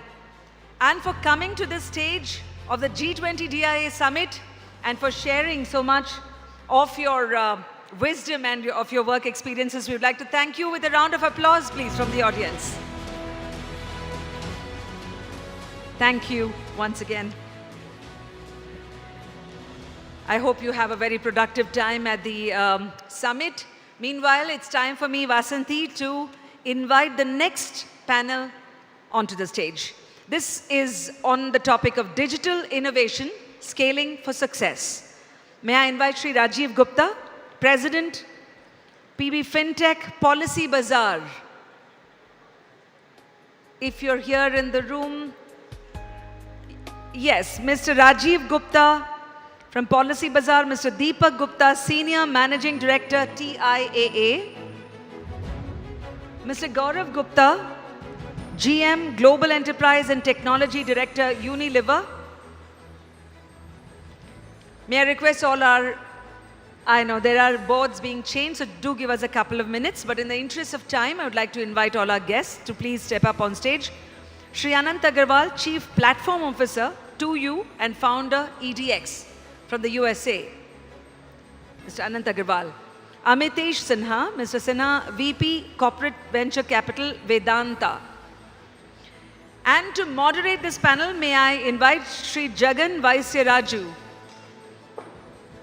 co-founder and CEO, Mix Store. Jagan is a diplomat turned entrepreneur. He's worked with OECD, that's the Organization for Economic Cooperation and Development, and he's looked after India's bilateral relationships with various countries. It's going to be a productive discussion, I'm sure, and I now hand it over to the moderator, Mr. Jagan.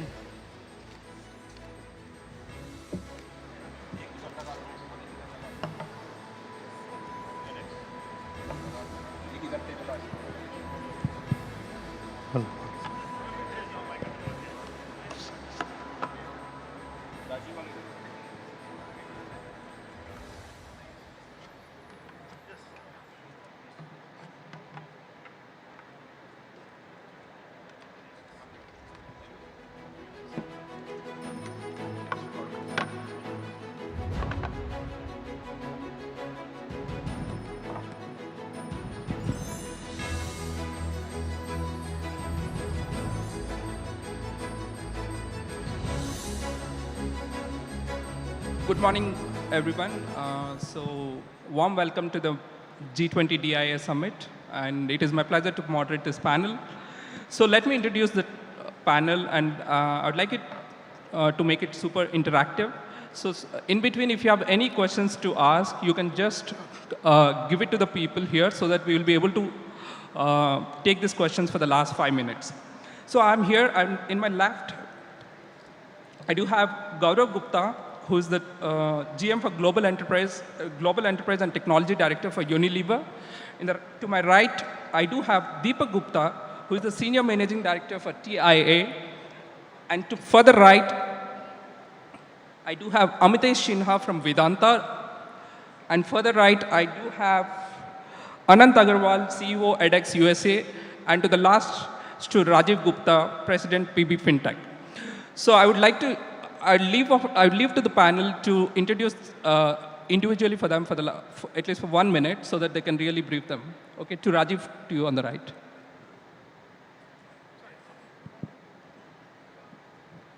Hi, I think I will already been introduced. My name is Rajiv Gupta. I represent a company called PB FinTech Limited that runs 2 large subsidiaries, Policy Bazaar and Paisa Bazaar. We also have many other small subsidiaries, but I'll cut it short. We've recently got a license for running an account aggregator business from RBI, a couple of months back. Thank you. Good morning. Good morning. My name is Anant Agarwal. I was the founder of edX, and many of you have likely taken courses on edX.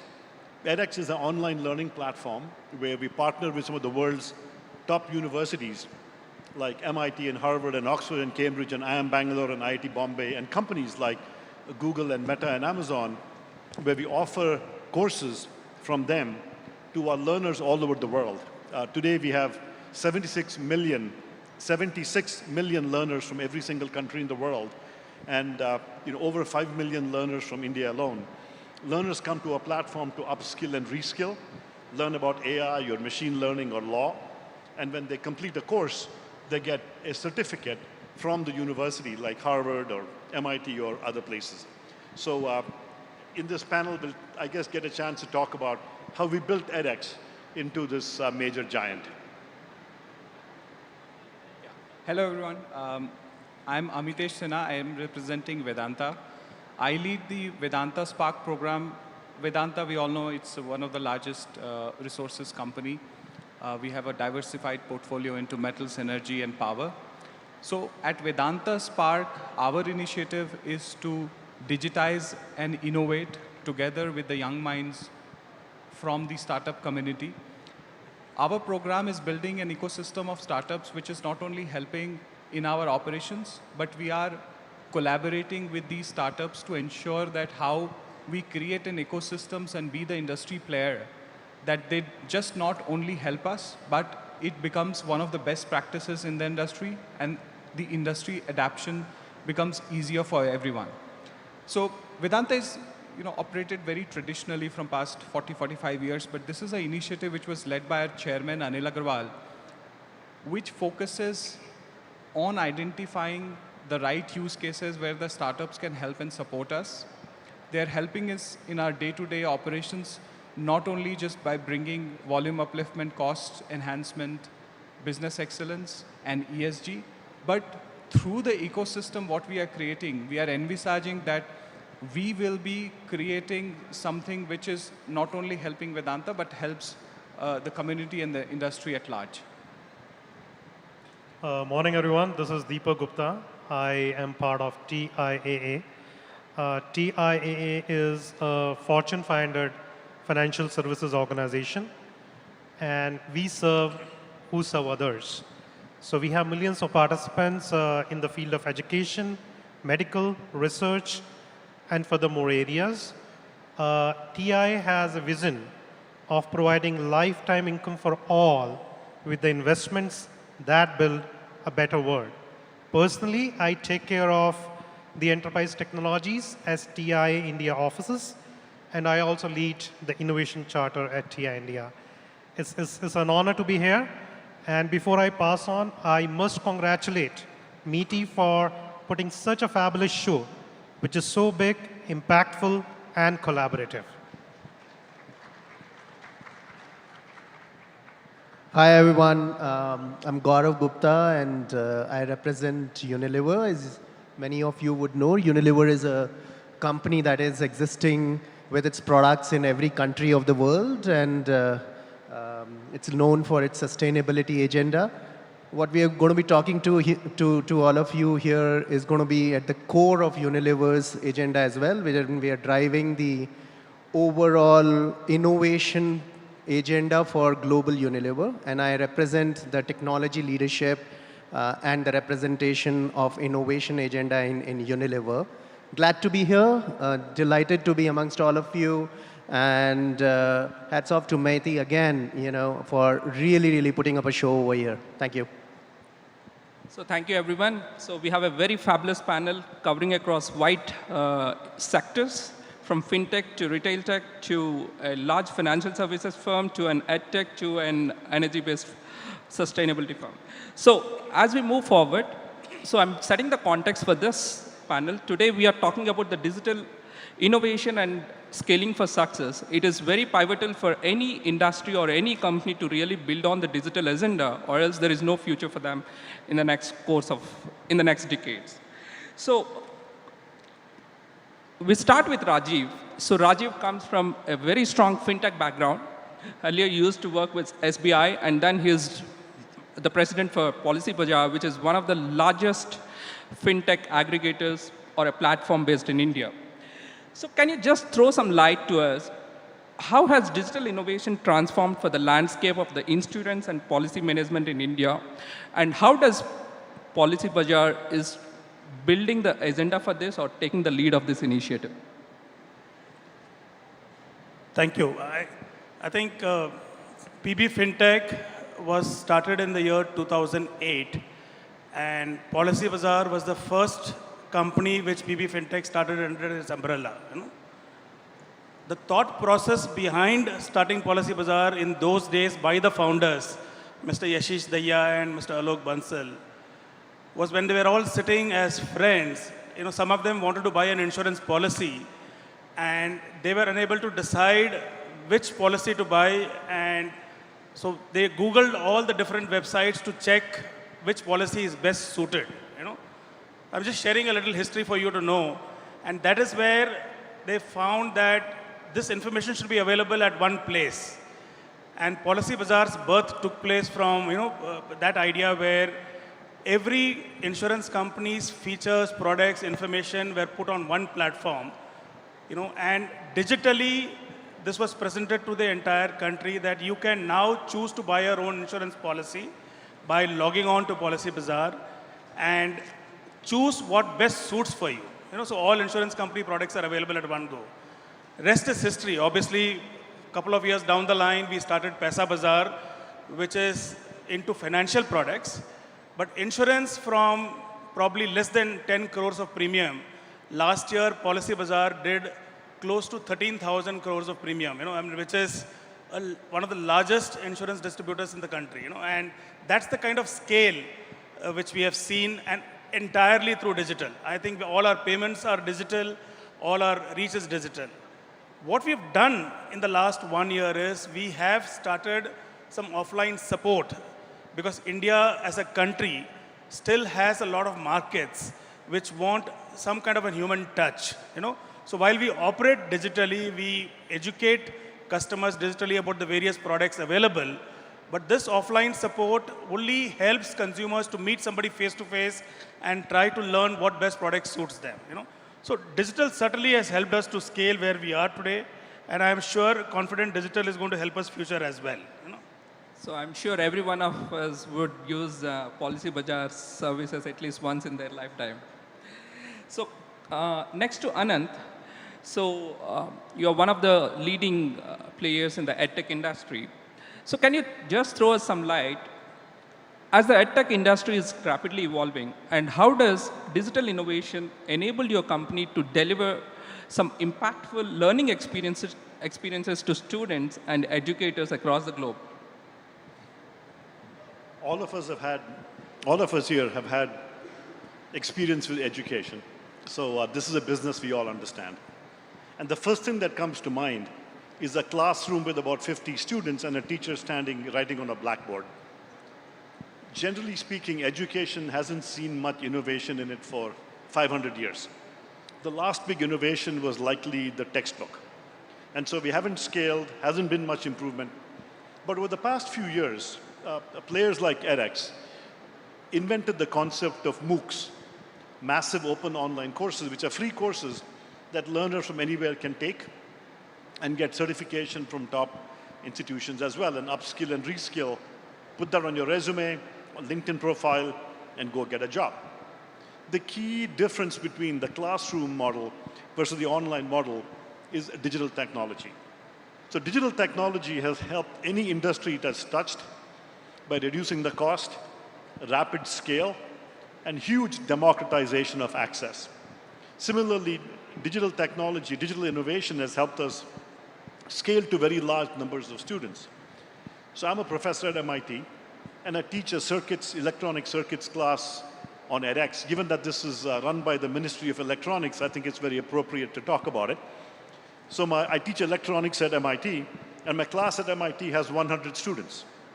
But online, my first class on edX taught 155,000 students from 163 countries. And that came because of digital technology. And what are these digital technologies? 4 major technologies came together that enabled us to do this. One is cloud computing. Second is video distribution at scale. Third is social networks. And fourth is mobile computing. So these 4 technologies came together and enabled us to offer education by distributing videos.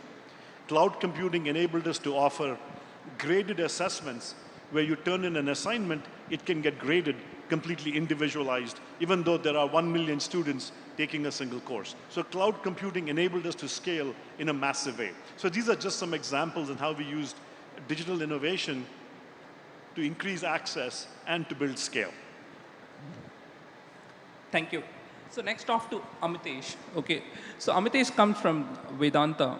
So he leads the corporate venture capital for Vedanta. So nowadays, most of the companies, even the large multinational firms, they are venturing themselves towards the startups and looking after investing in talent and as well as startup ecosystem.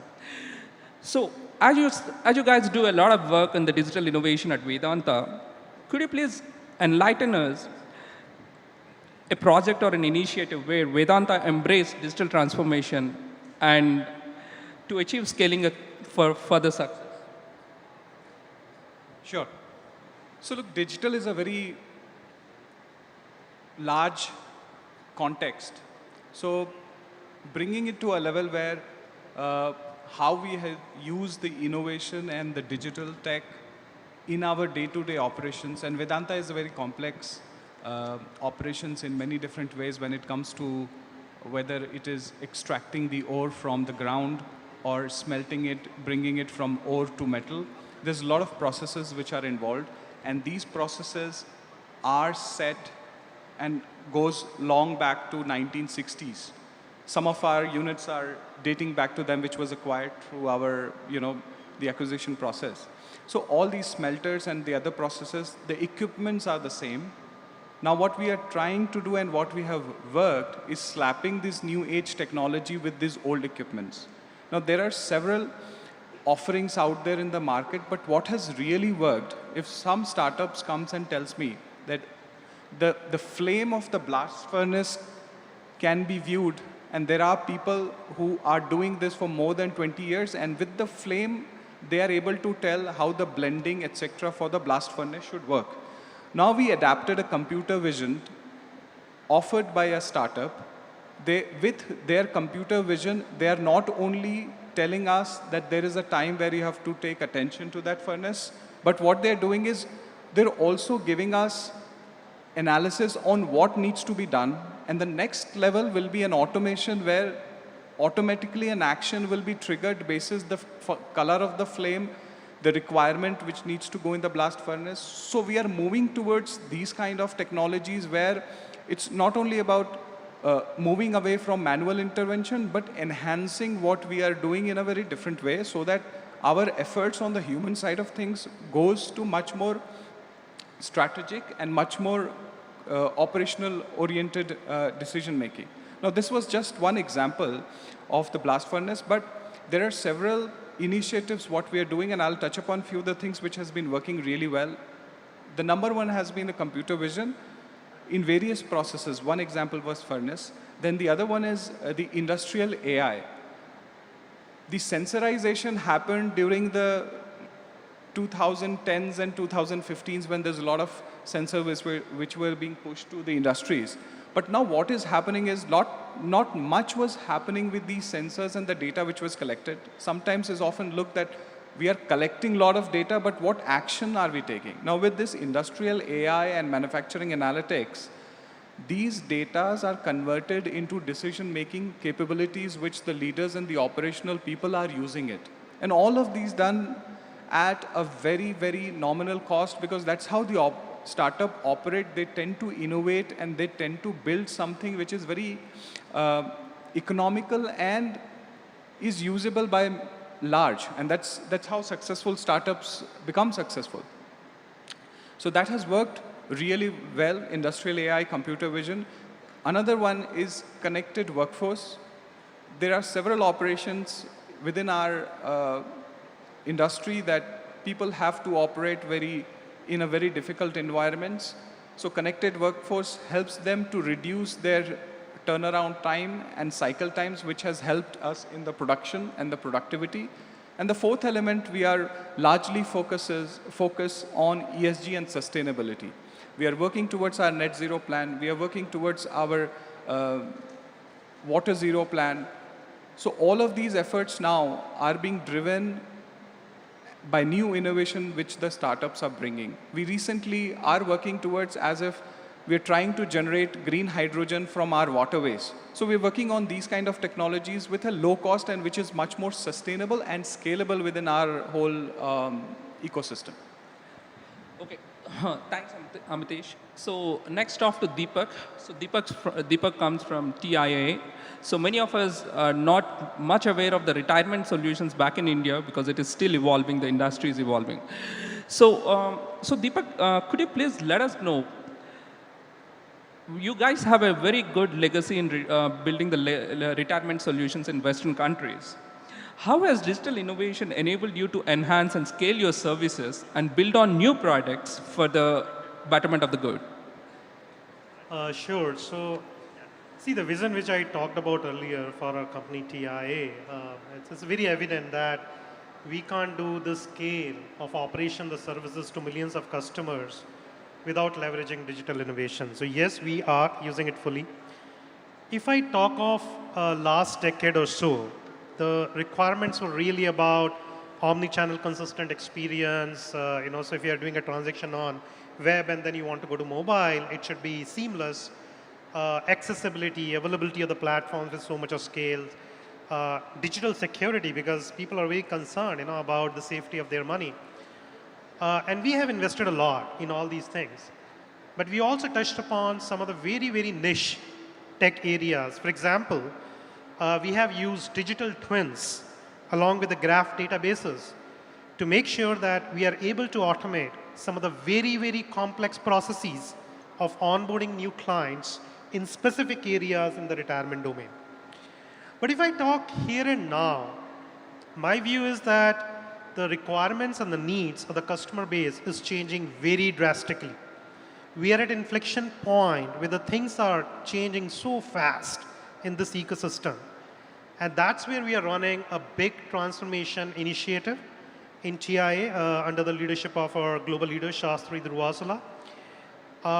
And I will just take a couple of examples very quickly, to give a feel of what we are doing. So TIA recently developed a prototype, generative AI prototype, which we call Mr. Carnegie. And it has ability of taking complex inquiries on complex subjects, let's say Secure 2 Act, which has been passed in US, and give particularity in terms of specific retirement pursuits. So that's one. If I talk about data and AI, if you really see some of the published reports, you would know that only around 20% of the organizations around Fortune 1000 are able to create a data-driven business culture.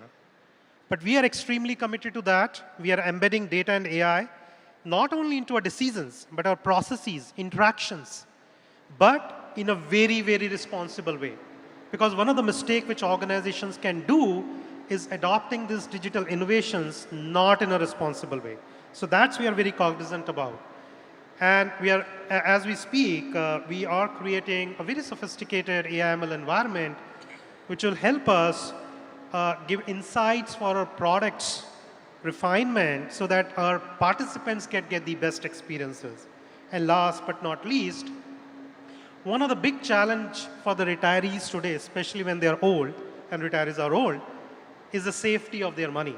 And that is because the variety of cyber threat actors around us. And what we are doing right now in our company is, again, with our global CISO, Upendra, we are working on an initiative called Hagrid. Hagrid is really about hyper-automated governance and risk identification. And what it's doing is doing cyber quantified analytics to give us real-time analytics,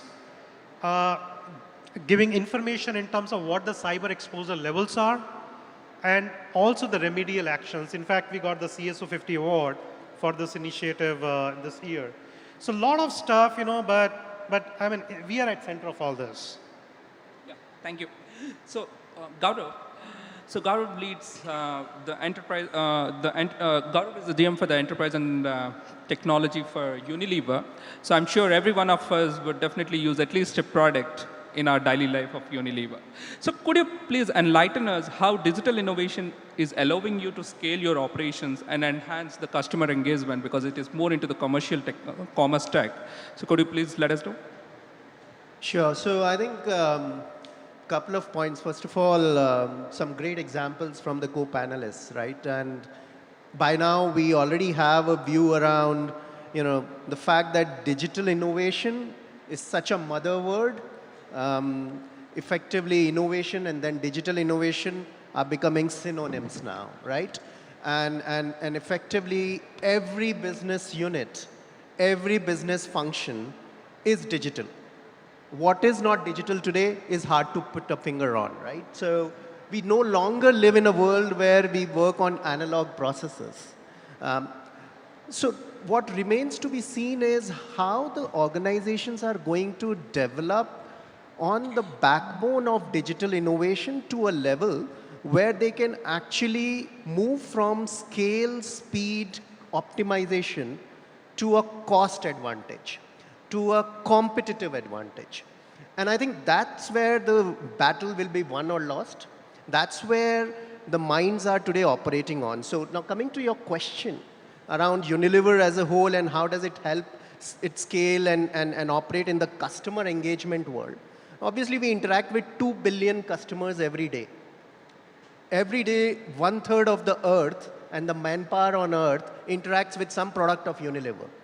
And the art of possible around ensuring that the product is available at the right price, available at the right quantity, and then ensuring that you have a right experience coming through it cannot happen because of one or two technology. There is a whole digital backbone that works towards the confluence of your AIs, your security, your metaverses, your Gen AIs, and whatnot.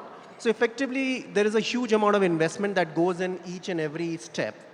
One of the key areas which I'd like to highlight and which I think is pretty contextual in today's day is pretty much where we think, say for example, manufacturing. And I talked about the customer engagement linked to the quality of the product.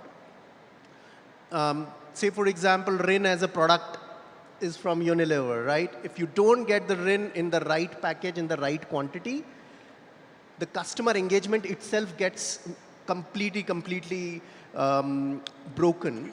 And that spiraling effect leads to the end sales. But the real value of quality is determined right at the point of manufacturing. So there are 80+ computer-aided vision solutions that are there on every line of Unilever's factory, where When the product comes out, there are 110 parameters it's checked on through computer-aided vision, every product. And we're talking about billions of products here. And that product, across those parameters, is checked. And if it is not found fit, it is automatically taken off the line and is recycled into the overall material bin.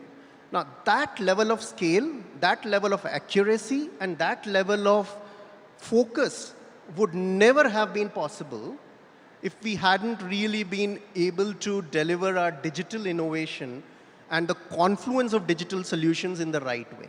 So that's one of the examples to put in perspective. Okay, wonderful.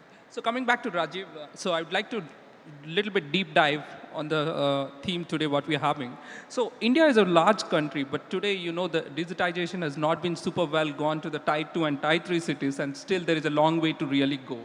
So could you please let us know your plans? How do you foster the technology and the innovation and go deeper into the underserved markets? I think you absolutely put it right. If you look at India's population of 140 crores, and if you look at insurance journey today, even as late as 2022, Tier 1 cities only contribute 10% of the population, but more than 40% of the insurance business. So 90% of the market is still under-penetrated. And for Policy Bazaar, we have moved somewhere from 90% to 41%, in 22. And so we are really now focusing over the last couple of years on how we move to Tier 2, Tier 3 cities. And digitization certainly has helped us to, go there. So we've identified, a lot of cities where we have we've set up small call centers, let's say, in the states of Karnataka, in the states of Tamil Nadu, in the states of Hyderabad, which can speak the local lingual language.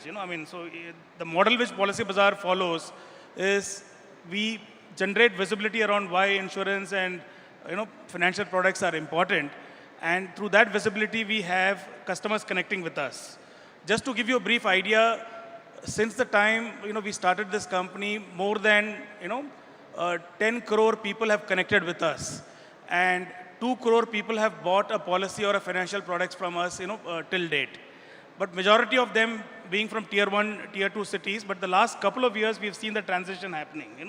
Because we've started linguistic centers, let's say in West Bengal and in other centers, our ability to penetrate into deeper markets in the Tier 2, Tier 3 cities has increased. Because those call center people are able to communicate, with people from those markets and explain to them in a transparent manner what is best suited for them, And that is certainly, helping us to grow. Having said that, obviously, India's insurance penetration, leave aside life, where we have done reasonably well. But on the GI side, on the overall penetration, I think we are one of the lowest in the world today. So let's take, for example, health insurance. Health insurance, I think, probably 65% of the healthcare expenditure still comes from the out-of-pocket expenses. And that's one big scope as far as we see in the Tier 2, Tier 3 cities. Second is obviously protection plans. I think that's another scope which we see India, doing extremely well. So in my opinion, the scope is much bigger. There is a lot to be done by the existing players like Policy Bazaar and the insurance companies which are prevalent. But having said that, people sitting here who are thinking of starting an organization, Tier 2, Tier 3 is the next decade's big opportunity. I mean, a lot many unicorns can be born if somebody can focus reaching out to these markets in different segments. Perfect. So, Anant, so as you know that the digital innovation is scaling up, could you please enlighten more your readiness approach toward the underserved communities and how you're going to leverage the gap? One of the big things about digital innovation, as I said earlier, is that as you go for scale and reduce cost, you tend to democratize access. In the past, maybe the rich would have access to something, but now everybody can have access. So I'll give you one example of how we can increase access. With education, for example, if you go back and read your ancient Mahabharatas and Ramayanas, if you were a king's child, you would have a personal tutor. So Drona, for example, had 4 or 5 or 6 trainees, and that's it. And if you were very rich or born of a king, you could go and access Drona. For the rest of us, there was Rona. There was nothing else. And so in the old days, that was it. But with technology, we can now increase access. Today, everybody has access to a smartphone or a laptop. Everybody can access education. And in fact, yesterday, edX signed an MOU with the Chief Minister of Andhra Pradesh, where together we are going to partner and offer free education to 1.6 million college students in Andhra Pradesh, in all fields of science and technology, medicine, law, and business. And the way we've done this is through technology. And for the future, we're also applying AI technology to personalize the learning. So while in the past, you had to be rich or born of a king to access Drona, but today, with AI and with digital technology, everybody can have a personalized tutor. Now you may ask, oh, whoa, I don't have a laptop, I don't have a smart device. But governments are stepping in. Again, I was talking to the Chief Minister of Andhra Pradesh, a really visionary person. And he was telling me that they have given one tablet to every single high school student in Andhra Pradesh. Every single high school student has a tablet. They spent 800 crore rupees to do that. So governments are stepping in and providing the basic infrastructure and hardware.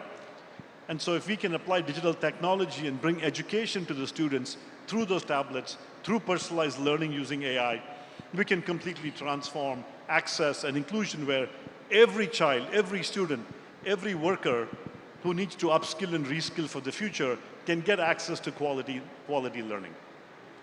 So congratulations for the MOU with Andhra Pradesh, and I would definitely wish you all the best to scale it up to the rest of the other states as well, and it also happens to be my home state. So coming back to Amitesh, so could you please let us know, as you guys are investing deeply into digital transformation, could you please let us know if you have any data that could be supported with the digitization efforts, what you have done so far, that has given you some quantifiable business growth and increase your operational efficiency and any other topics? Sure. So before I go there, there's one topic which I think is very relevant, is how Vedanta has adapted this whole digital and the innovative mindset. Because it's flowing from the top. Our chairman, if you follow him on social media, you could be hearing him how he wants to support the young entrepreneurs and how he wants to adapt the technology, even when this business is so traditional. So adapting a digital technology for us is something which has to embed into our equipments which already have been into the place. To do that, I think the first step what we have done, and it's kind of a tone from the top, is to first change the mindset of the people who are the process owners and who are actually doing these processes. Mindset and culture has been very important aspect when it comes to digital adaptation and the innovation. Now, we do have R&D teams, we do have teams working day in, day out in terms of optimizing these, but why we chose the path of adapting and creating the ecosystem of startups is we want to bring in that agility in our system. We want to bring in that mindset and the culture. Now, as of today, we have worked with close to 80 plus startups, have done more than 120 projects across 7 business units. We have spent more than $4 million just with these startups, making sure that they are very well paid in terms of whatever business they are providing to us. We have achieved upwards of 3x returns with these kind of investments from these, the projects what the startups have done.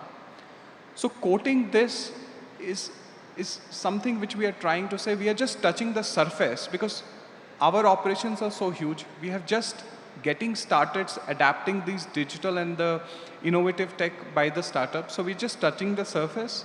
And where we want to get, if you want me a specific example, like for aluminum business, power is a huge cost. 90% of our cost for aluminum production is power. Now, there are so many startups which are into manufacturing analytics through the coal blending process or the computer vision or creating digital twins of a blast furnace and see how different aspects, flushing in hydrogen, how those kind of things react. I think we are trying to, even if we are able to achieve 0.5 to 1% on the optimization of the power side, it is huge. So we're just getting started. I think the adaptation is there because the leaders have that mindset, and now people, when they're working with that startups, they are getting that mindset and the agility. So for us, our innovative of working with the startups is working. And I think we will work towards this, making sure that now we are 80 startups, we make sure that we work with as many as we can and implement projects across all the business units and the processes. So thank you. So Deepak, so partnerships is very important and it plays a very pivotal role. So how do you elaborate your partnerships or give access to traditional financial institutions and fintech startups could really pave a new way for your retirement management solutions? Yeah, so I think partnerships, have to be at all the levels, considering the innovation is so federated these days. We are doing partnerships at multiple levels. So one is with the big players. So for example, TI has done a partnership with Google AI. And what we are really trying to do there is to transform the way we provide client services to millions of our participants by changing a lot of things. So there are a lot of AI-powered use cases, personalized client experience, advanced fraud detection, intelligent automation of the back-end office's work, so that we can improve cost. So many of those things. So one dimension is partnerships with the big players. We are also doing partnerships with the emerging players, startup ecosystem. To give you an example, a few months back, we did a mini event like this called Technovation Day with startups in India ecosystem at our Pune office in India. And we had 8 real business use cases which we wanted to solve. And in collaboration, the partnership with NASSCOM, we identified 53 startups. And then we sat with them, we filtered 12 of them, and 12 of these startups came to our office for a whole day. And it was not just understanding their products, but also a lot of learning for thousands of our colleagues in India.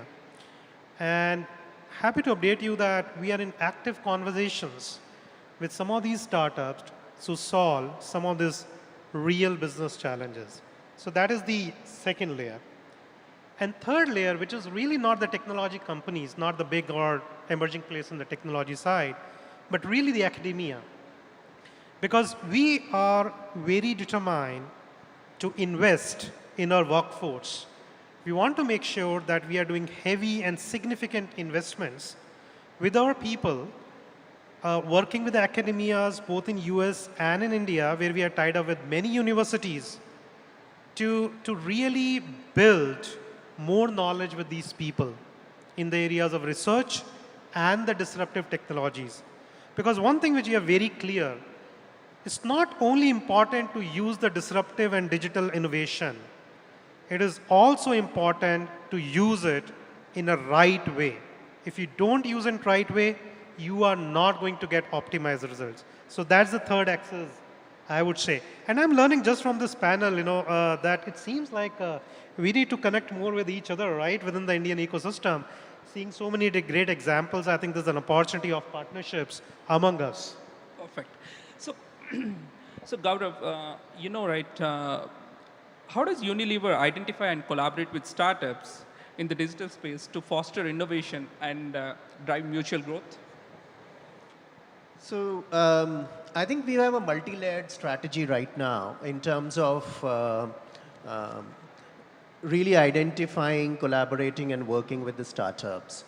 Now, the companies that are across the countries and that big in revenue do take a while to start building the trust in that ecosystem. Yeah, and it requires an organizational mandate and a little bit of an orchestration to ensure that people are leveraging this ecosystem and tapping this ecosystem in the right way. So we've got an investment unit, Unilever Investment Ventures, which invests into the startups, looks at it as the right investment opportunity, but equally a right opportunity for creating a right ecosystem for competitive advantage, as I said. Yeah. Secondly, we've got the incubation mechanism through the Unilever Foundry. And that foundry looks at startups across the sectors, whether it is the manufacturing, retail, product innovation, tech, data.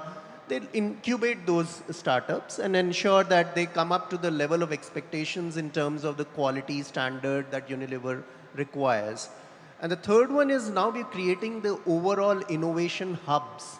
And that charter is what technology team is leading, wherein we're driving the acceleration of these startups towards the use cases and the solutions that we require. Again, across the sectors, whether it is tech, data, cyber, but more importantly, the business application and value realization where we can file patents and we can get into the co-innovation space. So it's a multi-layered strategy. What is really important is, and I think somebody pointed that out as well, that everybody seems to be jumping into the bandwagon. And it is important that that happens because not every time you have the real goal and the business case established. But what's really important is that there is general trust which is building up in this ecosystem.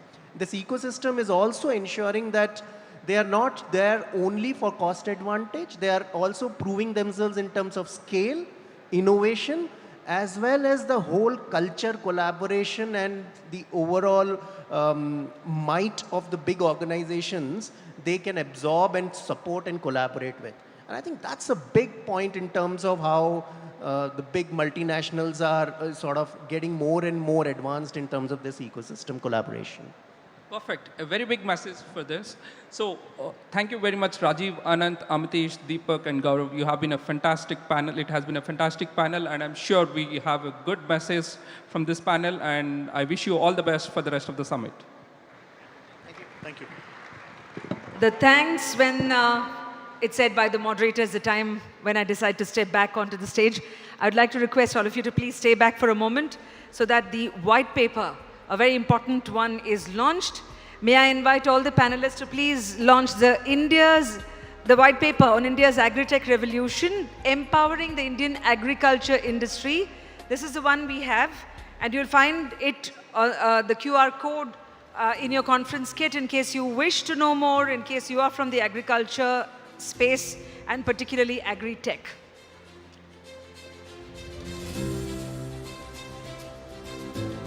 Thank you so much. Thank you for the panel as well.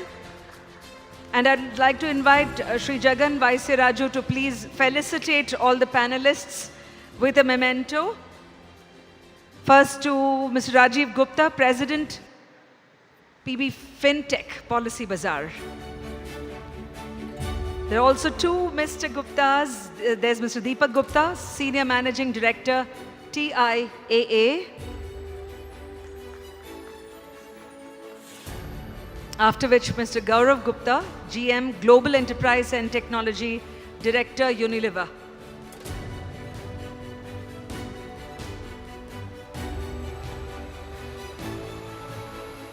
To Mr. Anant Agarwal, Chief Platform Officer, 2U, and founder, edX USA. Also to Mr. Amitesh Sinha, VP Corporate Venture Capital, Vedanta. Is Mr. Omkar Nath here? Or Mr. Surikant, Program Director, Meti Startup Hub. That's Mr. Surikant, who can give the memento to Sri Jagan Vaisiraju.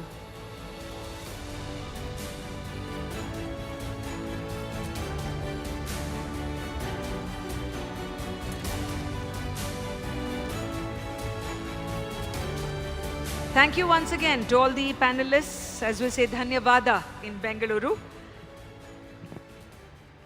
It's time to invite the next panel, and I have great pleasure in Inviting Shri Ashutosh Chadha, Director and Country Head Government Affairs and Public Policy, Microsoft.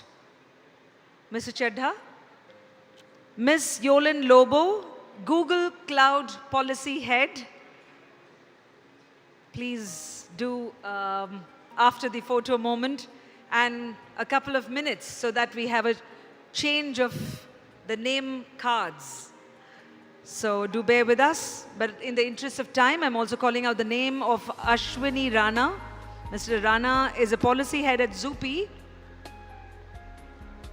And to moderate this, I'd like to call upon the founder and director of the Dialogue, Mr. Kazim Rizvi. Kazim is a at the Dialogue, which is a public policy think tank based out of New Delhi. He is an important voice in India's tech policy ecosystem. He works on the intersection of technology, policy, and society with a focus on evidence-based research and discourse. So I've called out the names of the panelists and the moderators a little in advance.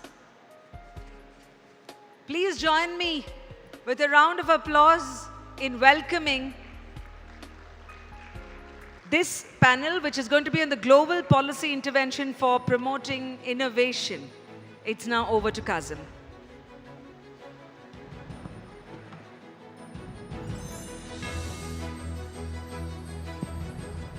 Thank you. Thanks a lot, Vasanthi. Thank you so much for that kind introduction. And welcome. Good afternoon, everybody, for day 2 at the G20 Dia Summit. My name is Kazim. I'm the moderator for this discussion.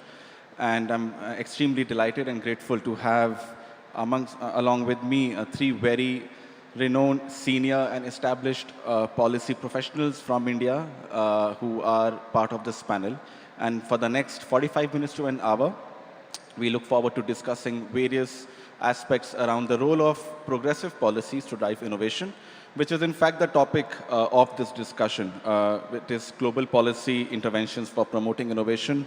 Would like to welcome Mr. Ashutosh Chadha, Group Policy Head for Microsoft. Mr. Chadha, thank you so much for joining us. Yolan, who's leading the cloud policy at Google. Yolan, thank you so much for joining us. And of course, Mr. Ashwini Rana, who now leads public policy at Zupi. And I also must add that all 3 of them have led public policies for various companies and institutions in the past as well. And they've been at the helm of leading policies for quite some time. So look forward to an engaging discussion with all of them. I'd like to start, first of all, with Yolan. And Yolan, we've been sort of looking at certain ideas to sort of go through the panel. As the topic of the panel is global policy interventions for innovation. And also one of the themes which we are looking for in the panel has been around what can policies do and what kind of progressive policy we need to implement where India can also become a benchmark for the world. And in terms of harmonization globally, what is required. So first question to you is around the role of international policies to balance innovation and address concerns related to privacy, security, and ethical usage of AI. So how do we, on one hand, make sure that we are driving innovation, we are driving new businesses, growth, but at the same time, we balance privacy, security, and ethical usage? So over to you.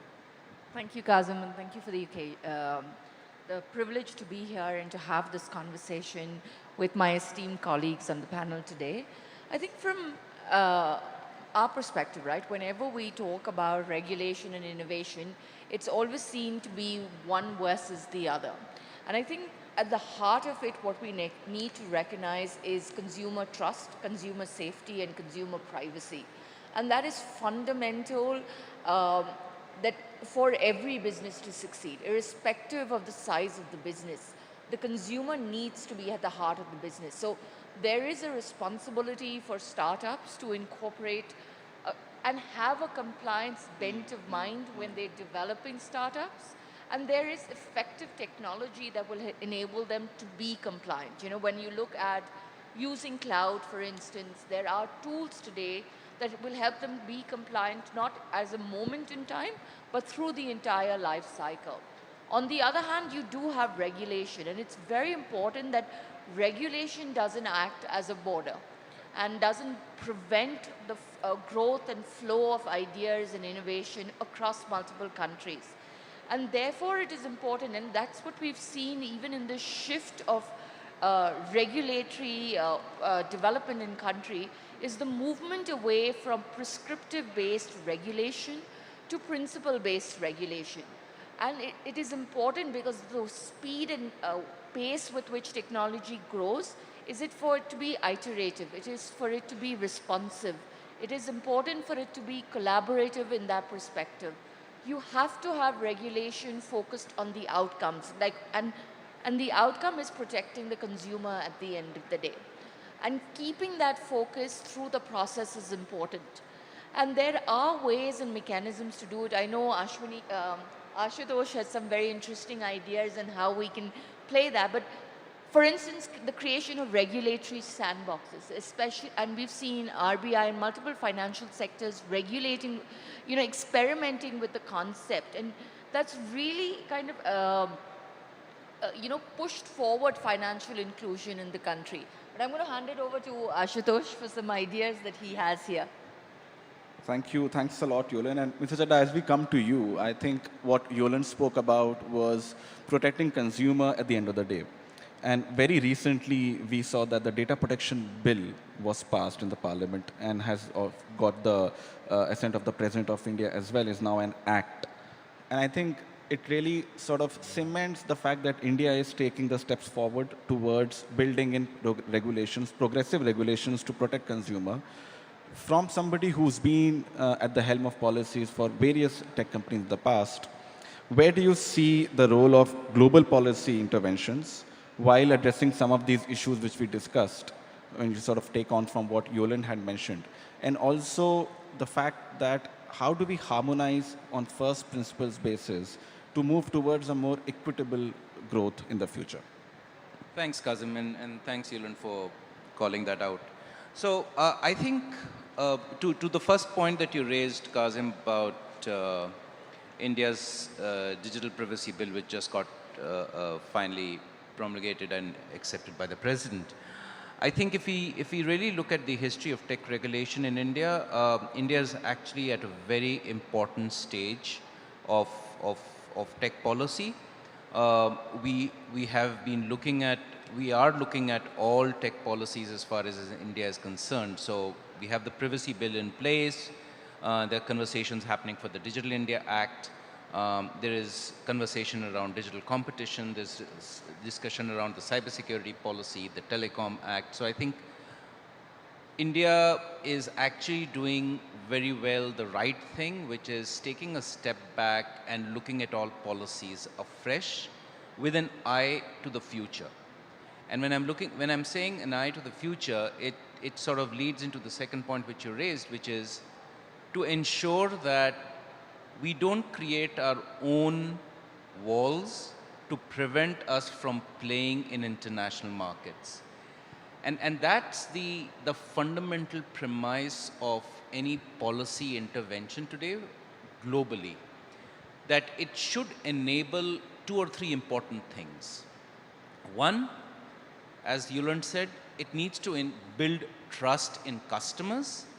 It needs to make sure that customers are sure that whenever they're using technology, there's safety, security, and confidence that that technology will not do them harm, right? And that becomes a basic premise for any global policy construct that you're talking about.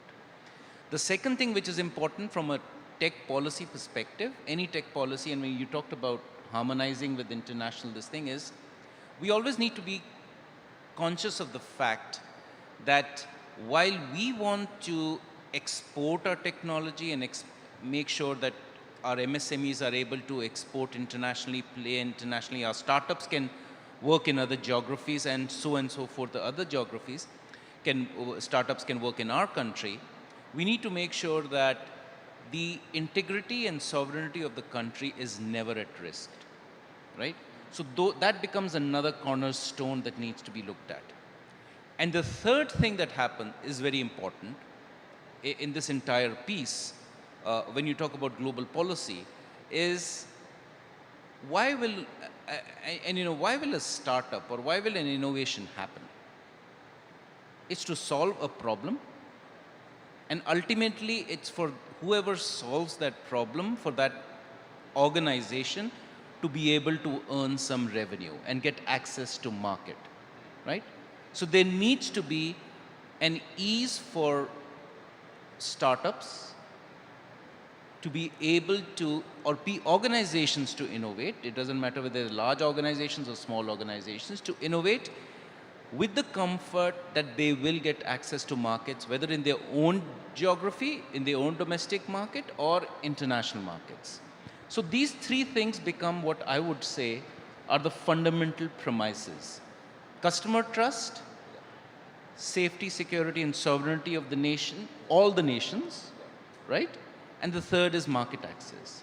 Now, if I look at that, that's where, you know, one of the points which Yolan talked about, the concept of regulatory sandboxes. I'm saying when you look at global, especially innovation, and if you want to drive innovation and you want to use policy to drive innovation, you can think about concepts like the innovation corridor. Innovation corridor within geographies, within domestic geographies, innovation corridors between countries. So for example, between countries, we have an innovation corridor between Seattle and Vancouver, British Columbia, the Cascadia Innovation Corridor. You have innovation corridors which are set up within geographies. For example, there's one in Route 128 in the United States, which focuses on biotechnology, etc. Right? There is another within the Boston framework. Right? So there are, and then there is between Cambridge, Oxford, and another, which has academic institutions. Now, what's the idea of innovation corridors? The idea of innovation corridors is to provide that safe space for organizations to innovate, get academic inputs, right? Create a regulatory sort of a sandbox which makes sure that there is a safe space for organizations not just to innovate, but also to test their products, and use that learning. And governments, regulators, and private sector together can come together to figure out, when they're innovating within that regulatory sandbox, to figure out what should be the right regulations. So creating the right regulations to promote innovation also comes out of that. I can talk more about this, but I'll stop here. I'll come back to you on that, Mr. Chadha. In fact, would love to know more about the innovation corridor, and I think some of the points which also Yolan spoke about. I think what couple of themes which are emerging from this discussion is around regulatory sandbox, the fact that we need to allow industries and startups to be able to innovate and to be able to test and fail and realize, okay, if this doesn't work, that works, without being hindered by very strict regulations. But at the same time, I think it's equally important or more important to ensure that trust, consumer trust, safety, and also sovereignty of the country is ensured and maintained, and there's no hindrance over there. Mr. Nana, I want to come to you, and you've been like others here. You've been at the helm of leading public policy in the past as well. You worked with Meta, you worked with Airtel, so you've seen the telecom industry very closely. Then you worked in the social media, intermediary liability space. Now you're heading public policy for Zupi, which is one of the leading online gaming platforms, skill-based games platforms in the country.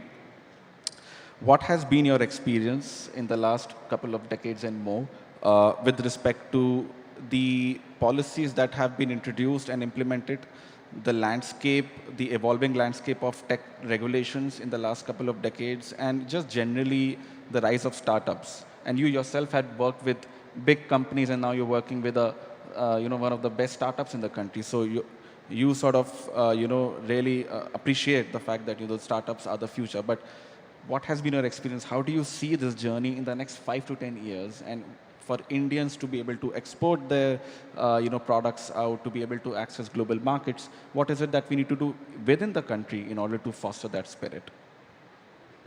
Thank you, Kazim.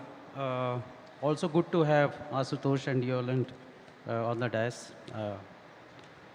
So this is, I'll say, a subjective interpretation of the incidents I have been part of in, I'll say, last almost 3 decades. So we were the first beneficiaries of liberalization in India.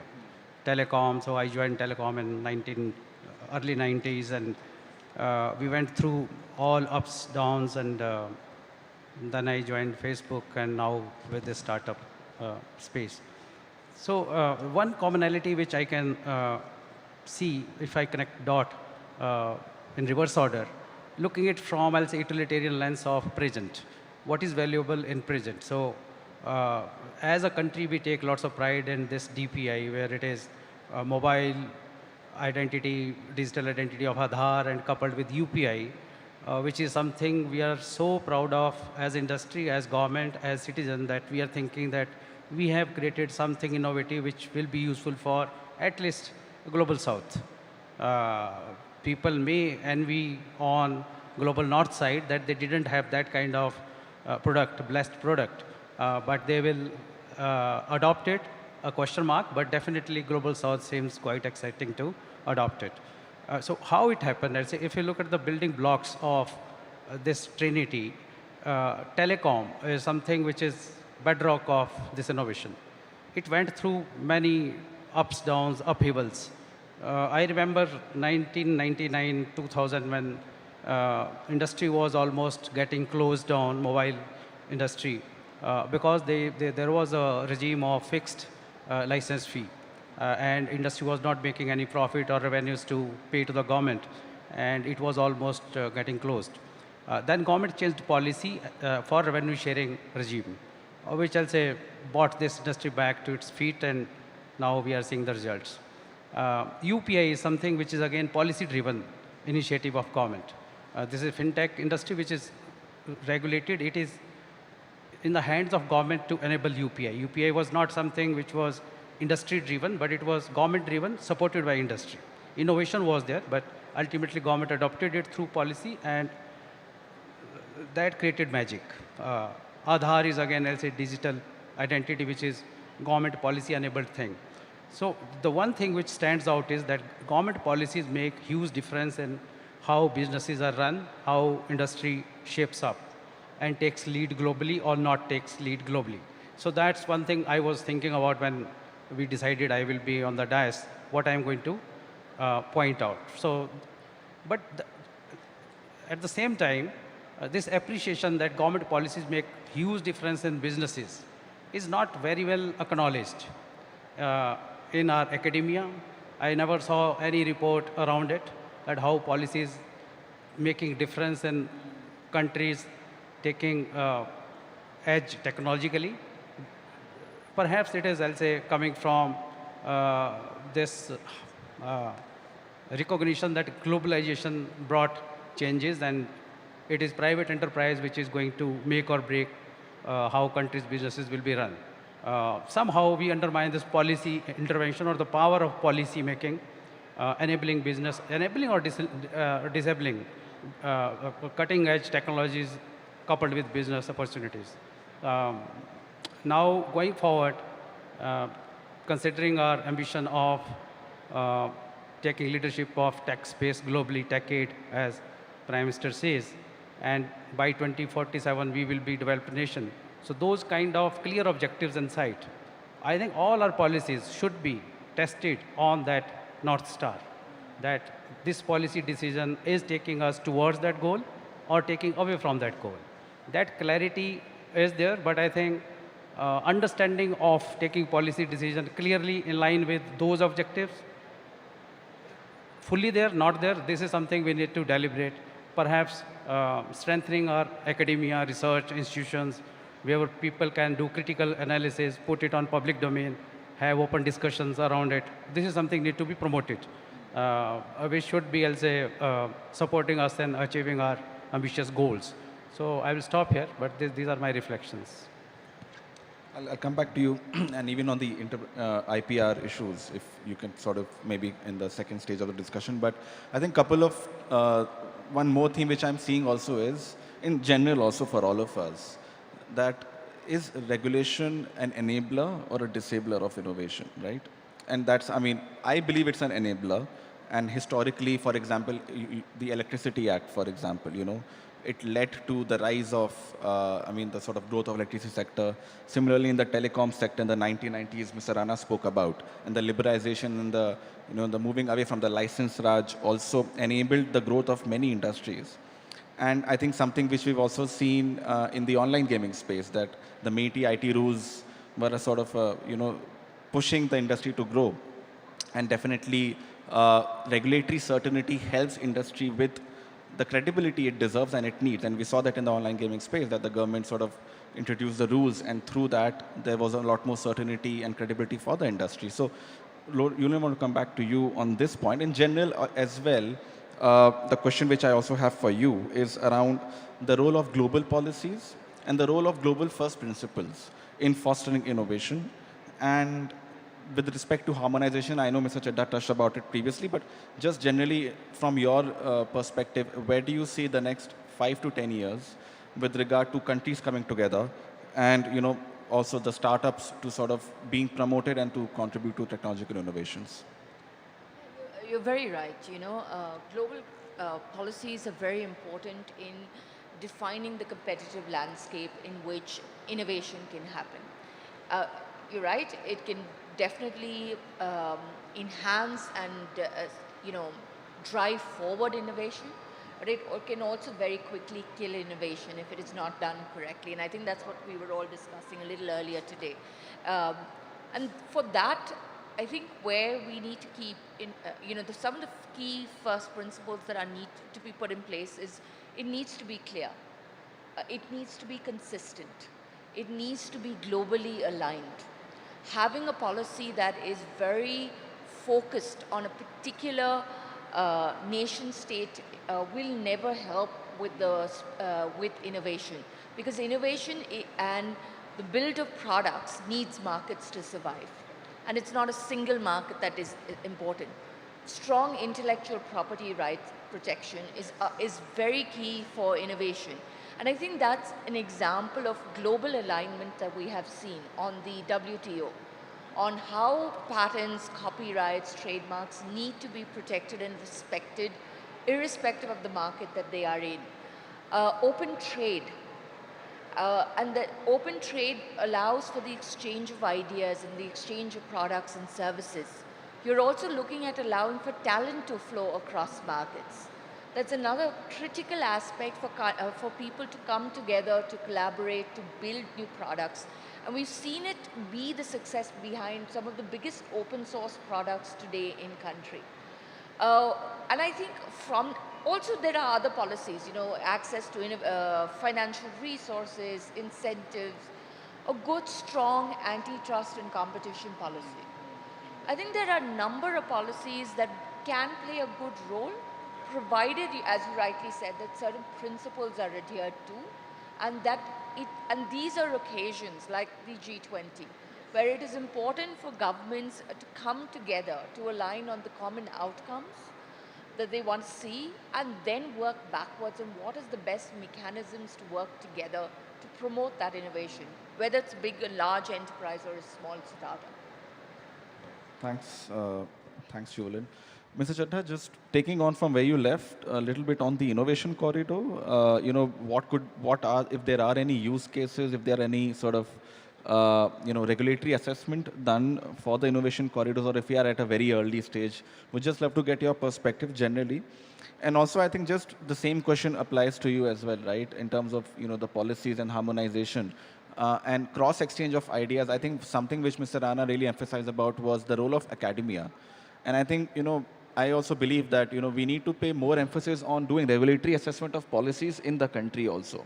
Okay, what is working, what is not working, what can be changed, and how can different stakeholders and different actors such as the industry, civil society, the government of course, and the academia come together to foster that collaboration. But from your perspective, Mr. Chadha, what do you think about it? So let me take a step back on the previous question that you mentioned of global policy and frameworks and things of that sort, right? And can it foster innovation or can it destabilize that, right? I think we need to get back to what one would really say first principles, right?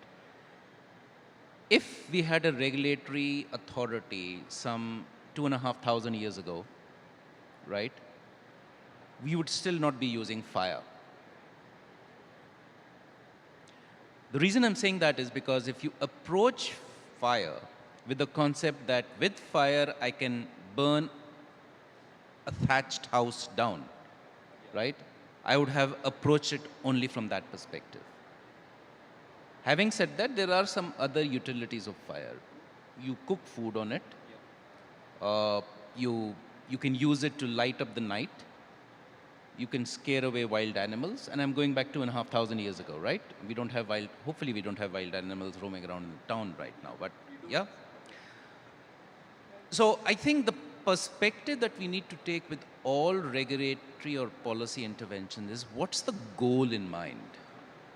And if you start looking at innovation, right, you need to define what those goals are. And again, those come back to principles.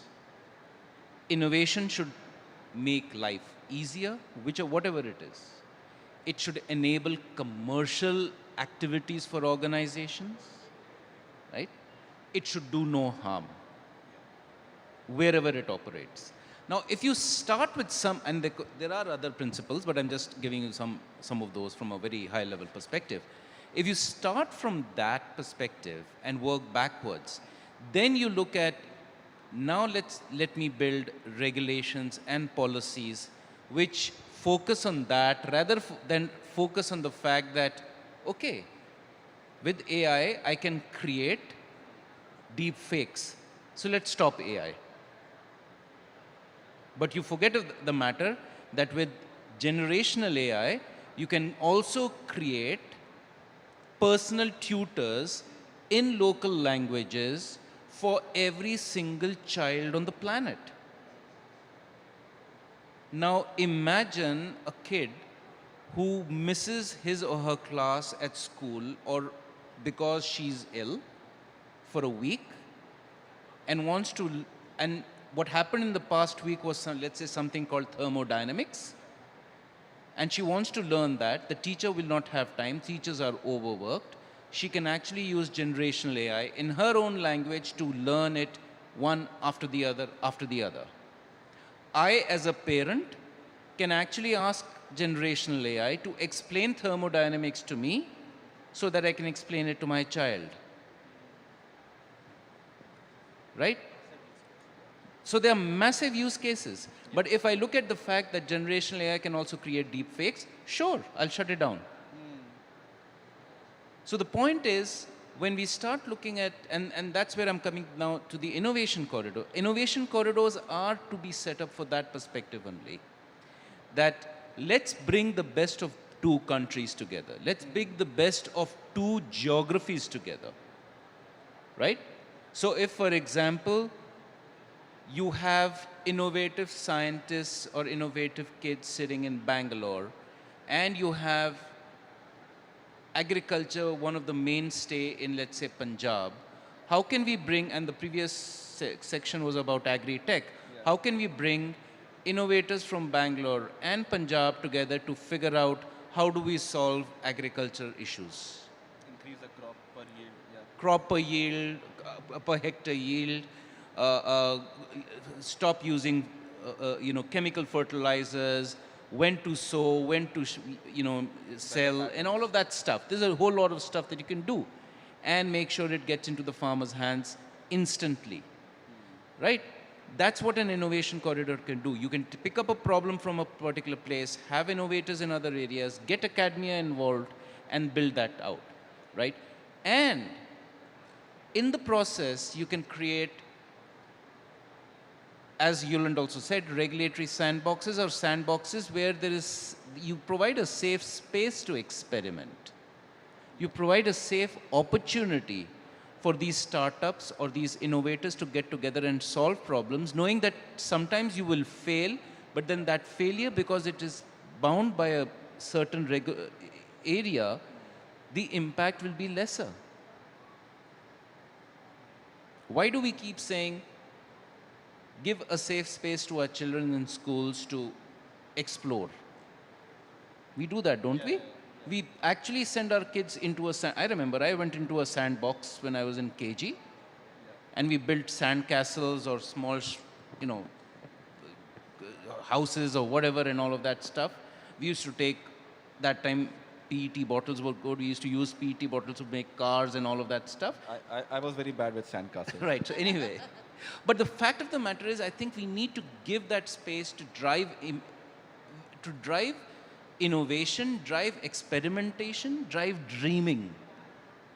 And you can only do that if you build this. And that's what all of these innovation corridors, whether it's Route 128, the Boston, the Cascadia between Vancouver and Seattle are trying to achieve. So there's no reason why India can't set up the same things between India and other countries. And Ashwini talked about all the work that we've done around DPGs and DPIs. A great opportunity. Let's frame the governance framework around that and move ahead. And I think that's one of the focus for G20 also, is to look at, you know, what could be the global frameworks and the way we can export DPIs to different countries. And we are already seeing that success. You know, the UPI has traveled far and wide. I mean, across the world, countries are adopting, countries are looking at it, and they're interested in other innovations. Aadhaar has been, you know, sort of picked up by a few countries as well, a similar digital ID program. But Mr. Anand, I want to come back to you. And I think one point which Mr. Chadda spoke about was, you know, startups at an early stage. And we were discussing this yesterday as well, you know, the fact that at an early stage, what kind of regulation do you need for a startups to grow, which reach a particular level? I mean, you can come to that question, but my focus is also on intellectual property rights. And, you know, Yolande spoke very briefly about it, but how important do you think, you know, there is a need for strong IPR laws, effective IPR regulations which don't hinder growth but promote innovation, and which can help in, you know, growth of new businesses, growth of new ideas, to protect new ideas and to protect existing ideas as well. And, you know, how important can that be for startups going forward? Definitely, I say this is no-brainer that a strong IPR is needed for protecting innovation and building businesses. Those are protected through strong laws, so that people not stealing your ideas or business models and replicating and altering what all you thought to build upon your hard work and taking it away. So in India, I'll say there are robust IPR system in place. It's not that we are lacking there, but still with changing times, there may be some opportunity to have a relook and maybe partnering with global organizations and shaping it up globally. So for example, as I deal with primarily internet related content, which is covered under Copyright Act of, I'll say, IPR family. So in copyright, I'll say the India Act was formed in 1957, which is, I'll say, almost 66 years ago. Focus of that act is cinematography and literary and artwork. But the platforms today and the kind of information exchange, that form has changed drastically and going to change more, I'll say, further. For example, metaverse is going to come. Gaming platforms will be a kind of, where people will be exchanging ideas. There will be tokens and crypto and all that stuff. So our laws are able to deal with that kind of content. As of now, it is a kind of law is doing catch up through international treaties or judicial pronouncements, but perhaps legislation also need to think through, and maybe as I think we are taking leads in other domains, this is something where Government of India can work along with academia, industry, and it may be worthwhile to lead this discussion at WIPO, which is World Intellectual Property Organization. So that's my thoughts on this area. Thank you, Mr. Anand. We'll come back to you for final remarks. But Yolande, I'd like to start with you. I think, you know, we have around 10 minutes. So we all can have maybe concluding remarks from all our speakers. I know this is the last panel before lunch. So most of you are maybe waiting to head out and eat. But definitely there's a lot of food for thought over here, which is great. But Yolan, I'll just come to you. So what are your thoughts, finally? Yes, I think we have 5 minutes. Thank you, Kriti. Thanks a lot. You've reduced my time. So we'll wait for another 5 minutes. But Yolan, just final remarks, in general, are you optimistic? I'm optimistic, where India is headed compared to the world and India's position in the world globally, and also our leadership in policies. But to make sure that we maintain this momentum, what would be the sort of 2 or 3 things in general you would like to sort of focus on? And, in terms of, inclusive ecosystem supports or collaboration between industry and government. So happy to hear your final remarks. Sorry, just a couple of thoughts here, and in the interest of time, I think one of the hallmarks of the way we develop regulations in the country is the amount of discourse that is had around it. It's the inclusion of stakeholders from various walks of life that strengthens the development of a regulation and makes it future forward. I think just looking at the data protection bill and the fact that it's taken us 6 years, and it's been a massive change. In fact, it's not even 6 years. I remember the first bill came in 2012. And we're now seeing a bill passed in 2013. And it is so different from what it started out to be. And it is so focused on principles so that it can adapt and support technology going forward while protecting consumers. At the same time, I think there is also collaboration that needs to be done to drive towards access of technology and towards the incorporation of technology. And DPIs are a very good way of how we've been able to do that to drive financial inclusion.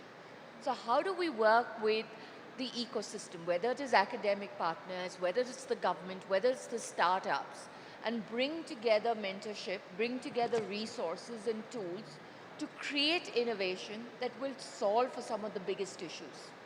So discourse, good, healthy debate, and strong collaborations, I think, are great indications of where we are going forward. And we have set the benchmark for it. Like Ashutosh mentioned, we've got the Telco Bill, we've got the Digital India Act.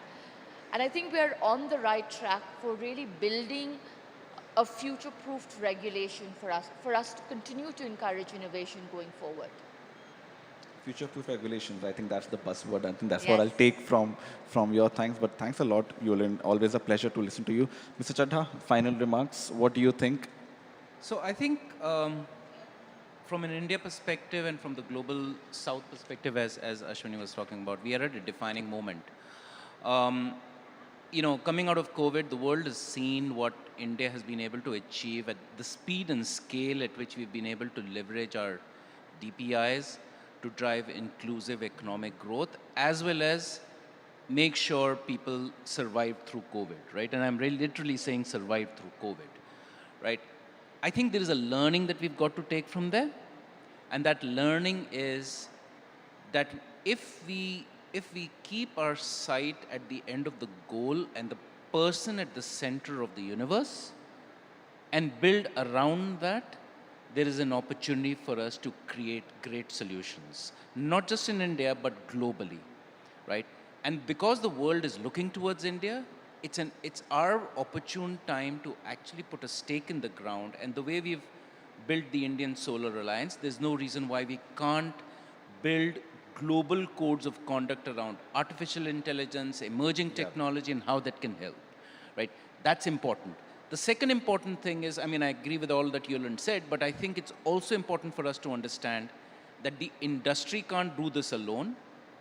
We need the government to help build frameworks, and we need the industry, government, civil society, academia to all chip in building those frameworks, right? That becomes the second other thing that I would say. And the last point that I'd like to say is that while we keep the person at the center of the whole, at the center of all innovation and the ultimate recipient, and we look at all of society approach to build regulations, we have to be very conscious of one fact. There are always going to be bad actors. cybersecurity has to remain a bedrock across all of this. Safety, security, and sovereignty concerns need to be taken into vision. That's what I would say.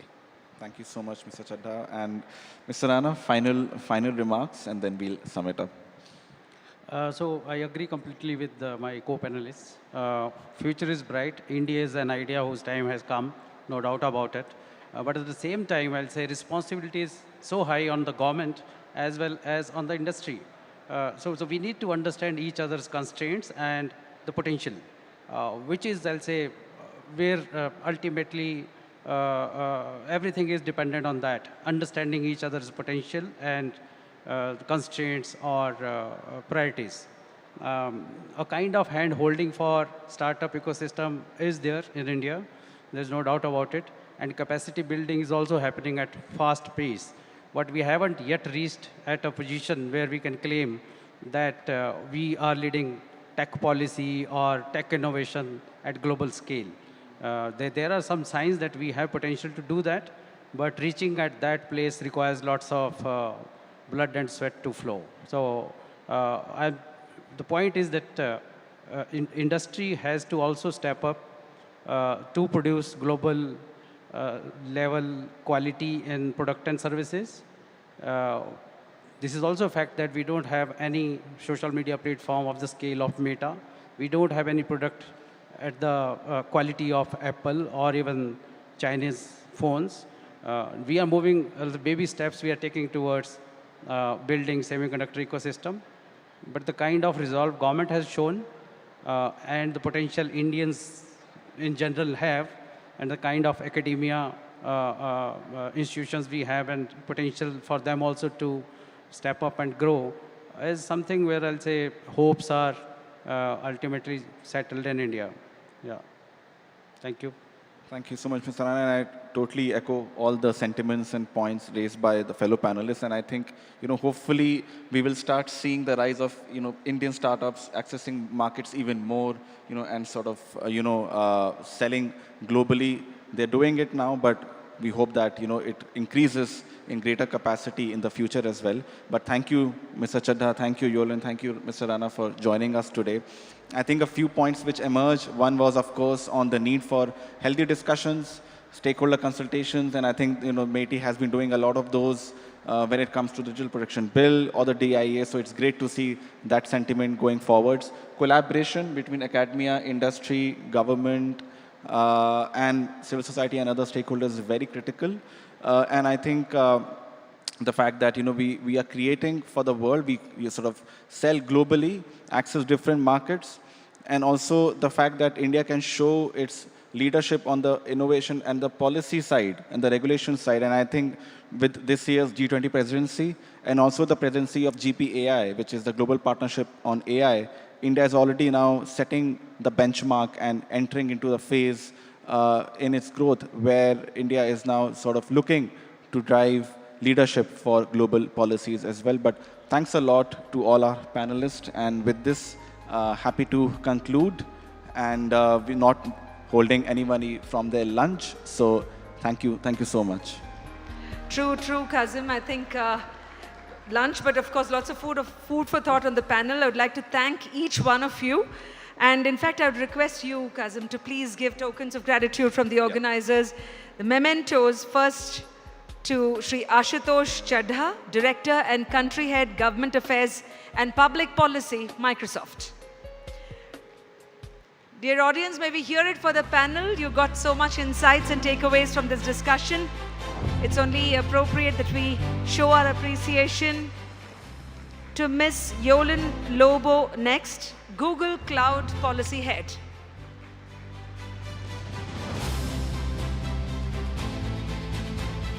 Thank you so much, Ms. Yolan. To Ashwini Rana, Policy Head, Zupi.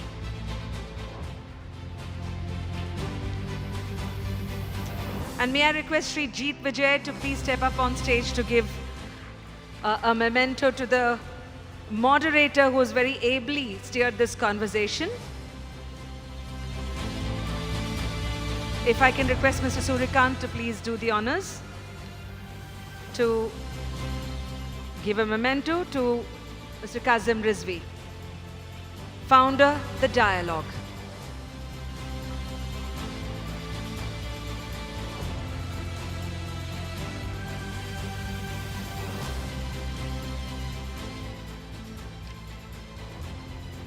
We now will break for lunch, and we'll reconvene at 2:15. Meanwhile, we have this panel that has given us much to think about. We would once again like to thank all the panelists for being here at the G20 Dia Summit along with us.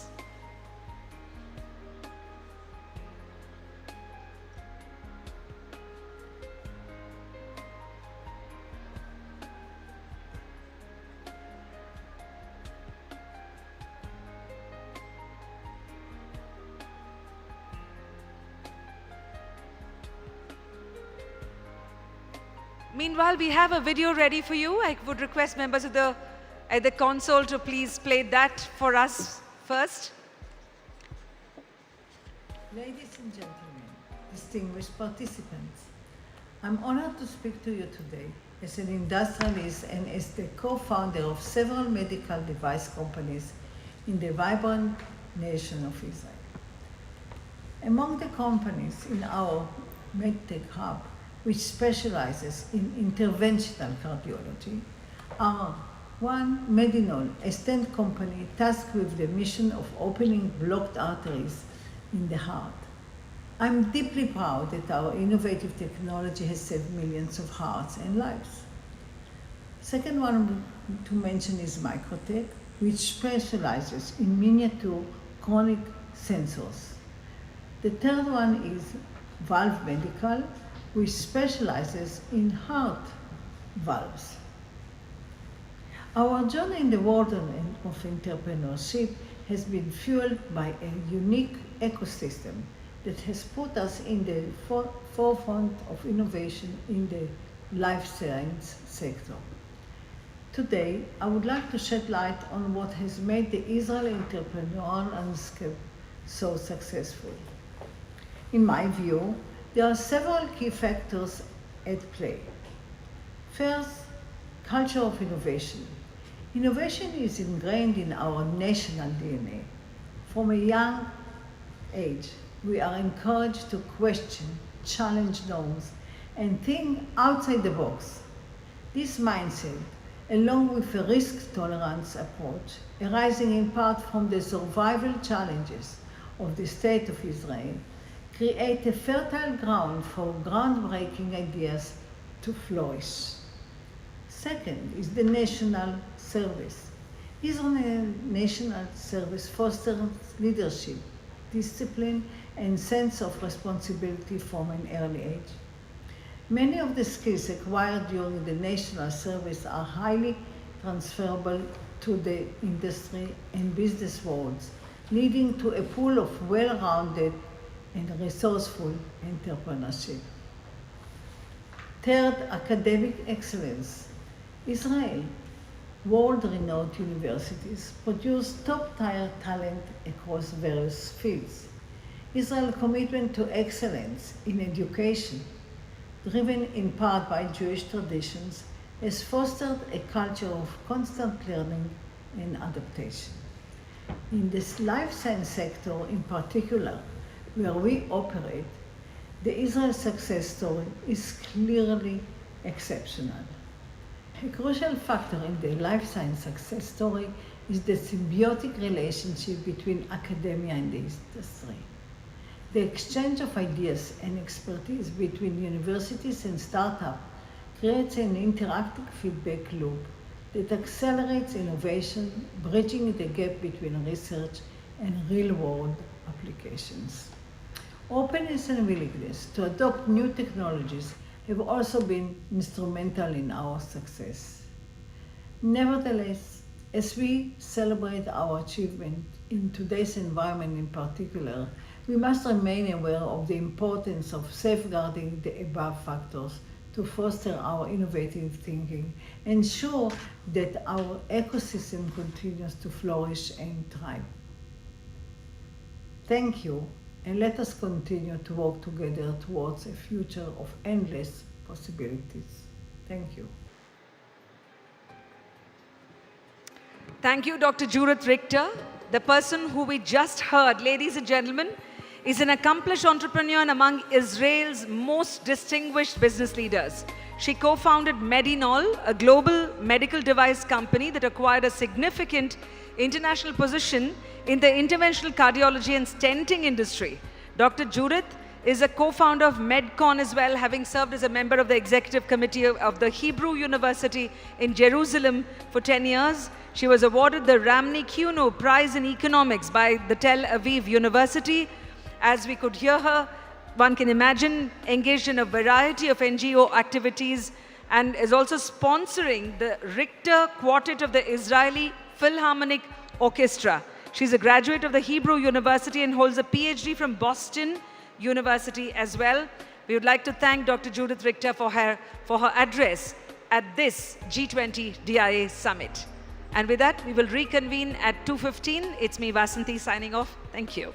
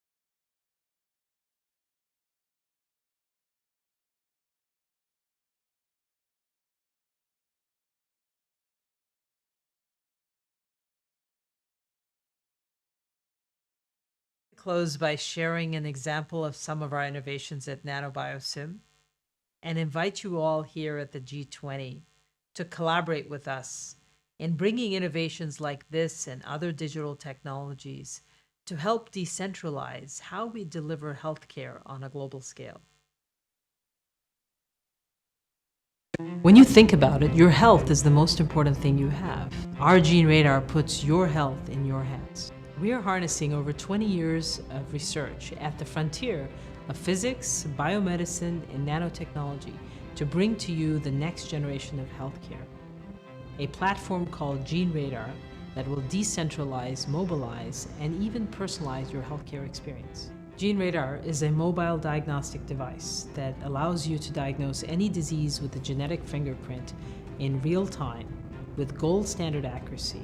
We can take the HIV viral load test that typically takes about $200 in 2 weeks in the developed world and up to 6 months in sub-Saharan Africa and do it in minutes with our version 1.0 platform. Gene Radar will empower you to personalize your healthcare experience by not only detecting but also preventing diseases before you manifest symptoms.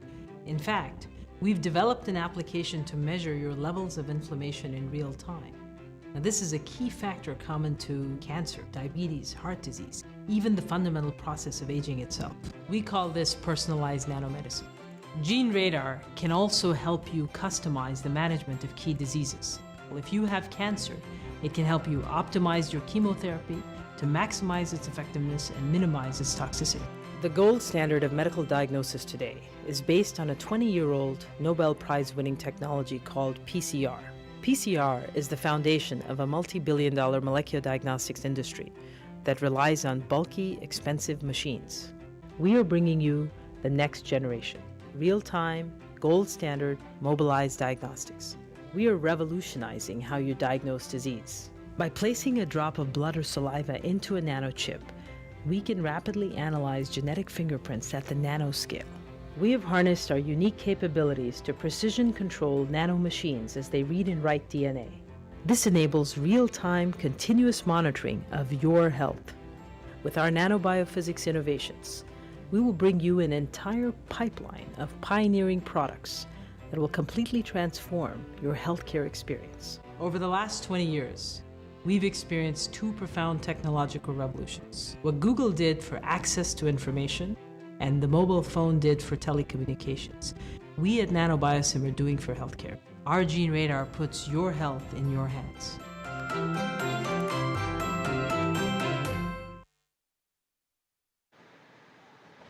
Absolutely brilliant, don't you think?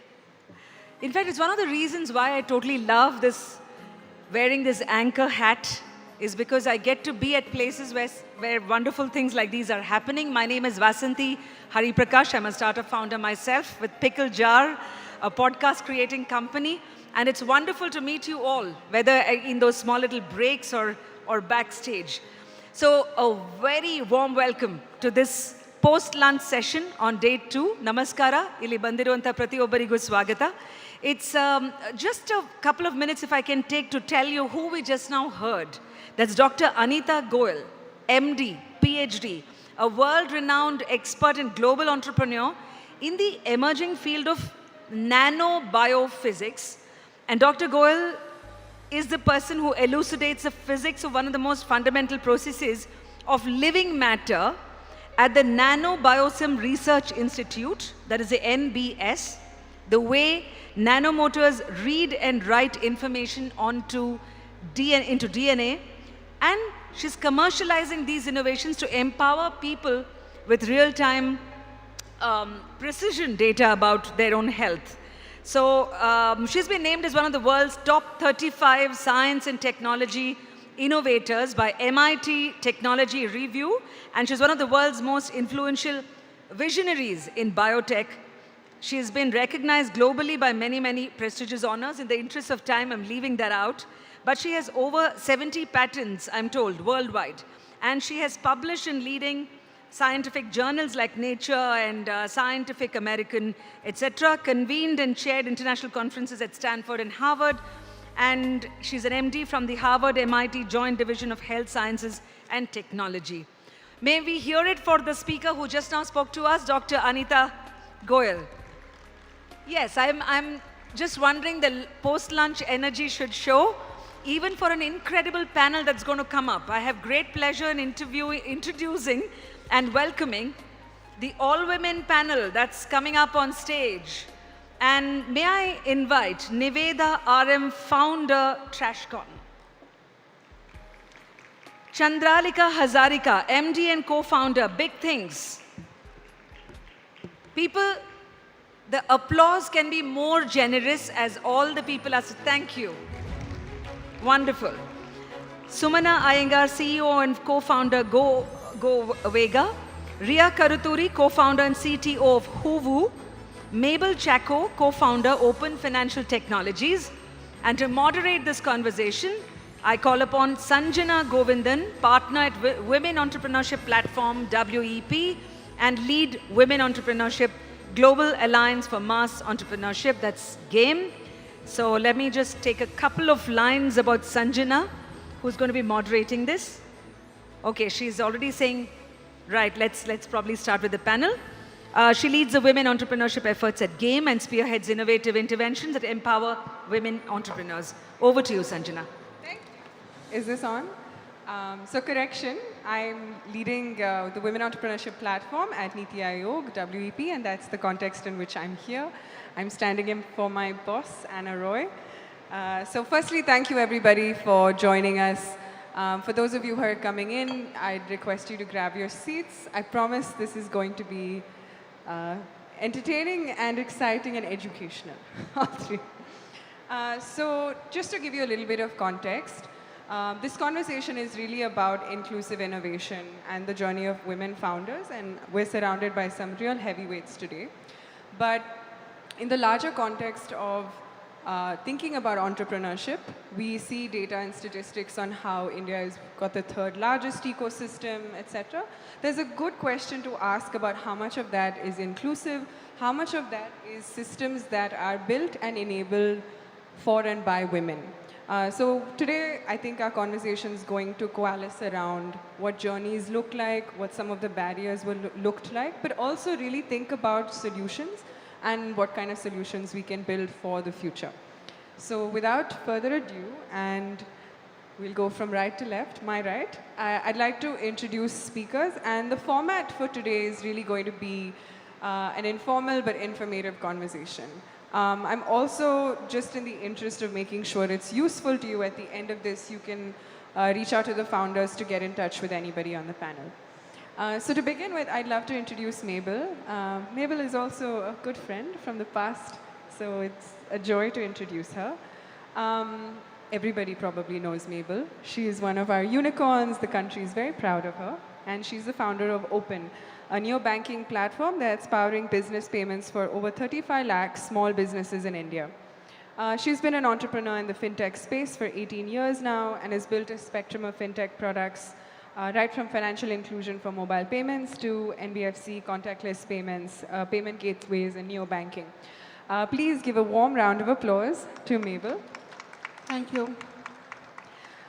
So instead of introducing everyone, what I'm going to do is ask for opening comments, because I just think it'll be more fun that way.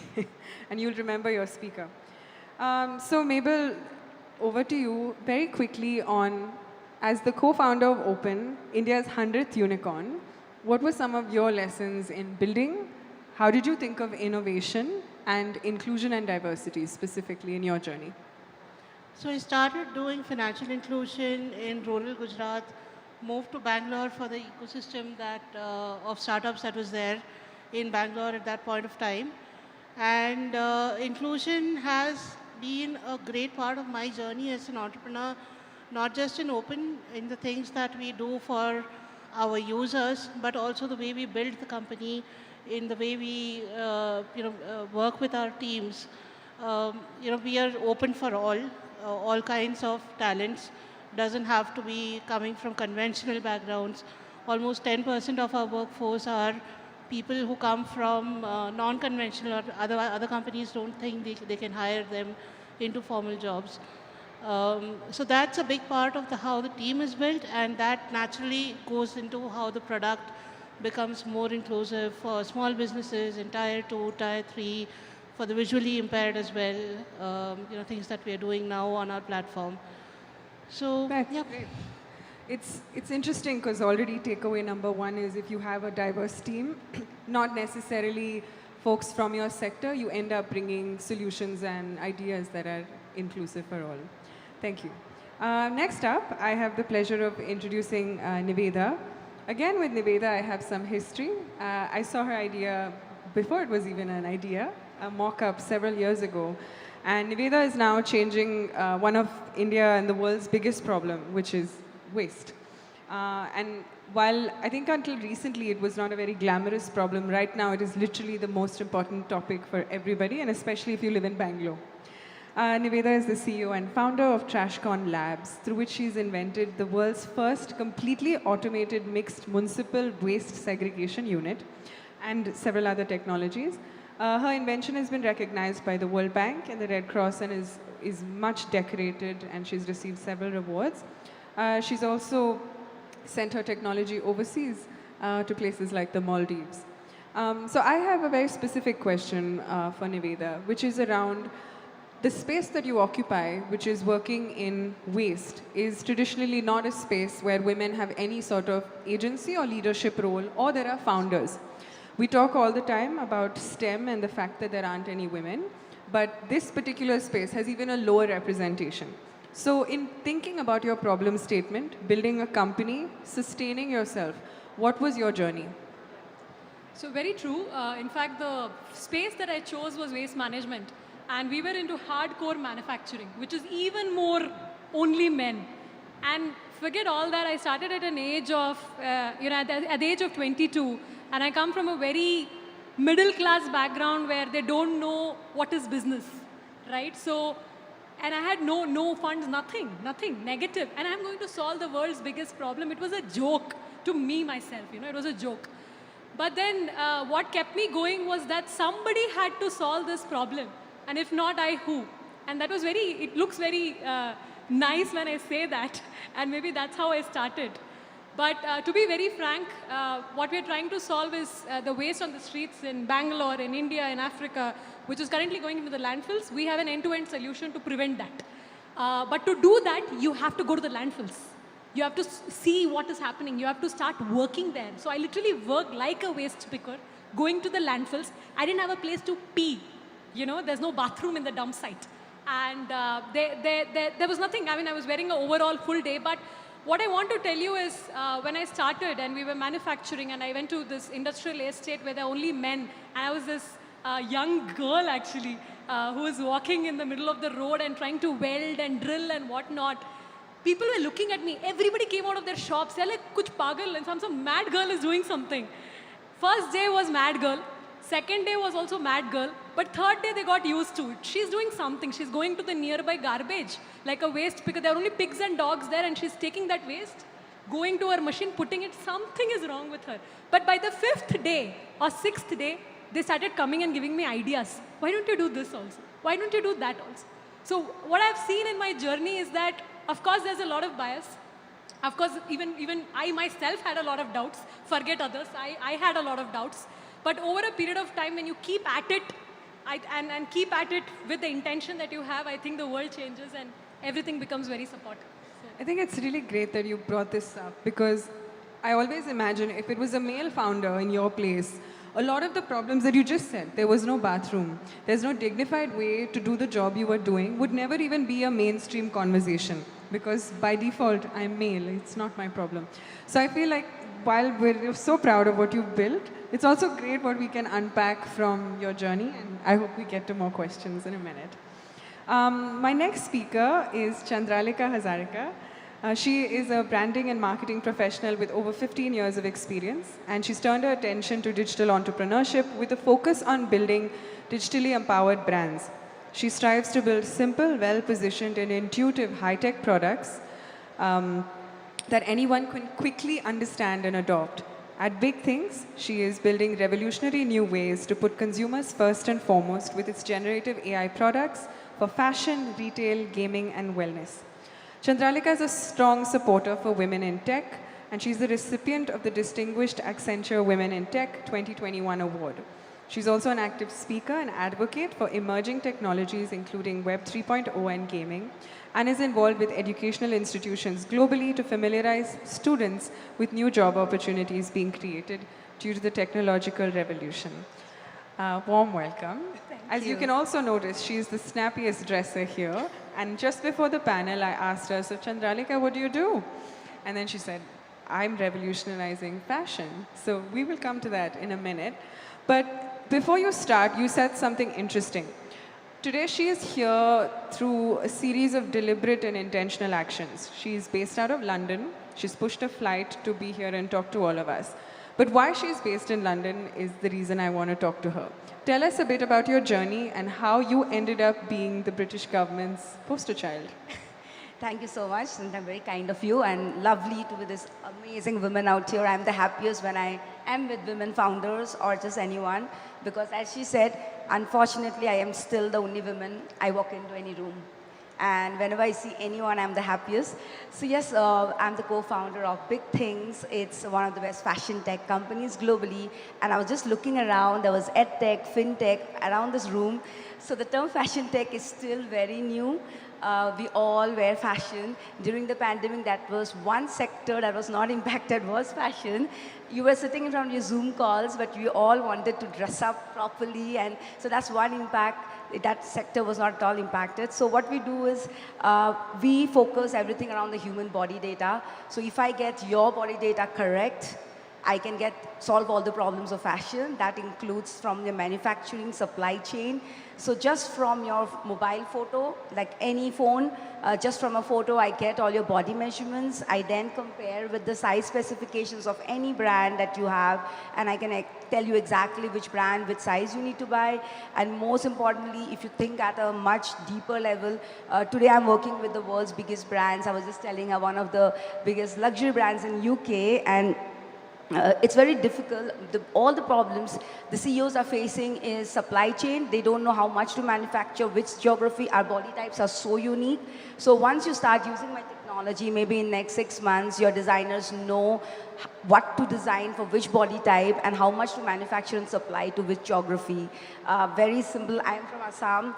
I'm very tiny. We all, within India itself, our body types are so different, forget the country. Yeah. So when I was thinking about what Chandralika does, one of the things that did strike me very strongly is exactly this, that there are so many different body types, configurations, aesthetics and things that we men and women aspire to and are. And it's only organizations like hers and technology that allows us to break out of this contemporary mold that already exists and build for our identities. And so it actually, in many ways, the inclusion of who we are starts with what you're doing. Yes, right. So it's great to Thank you so much. explore that conversation. Next, I have the privilege of introducing Sumana Iyengar. She is the CEO and co-founder of Govega Software. She started the company in 2014 with 2 other co-founders, Sachin and Mahesh, and they started just by investing their time and knowledge, and today they lead a team of over 100 people, leading engineering services for companies across the world in US, Canada, Europe, Singapore, and India.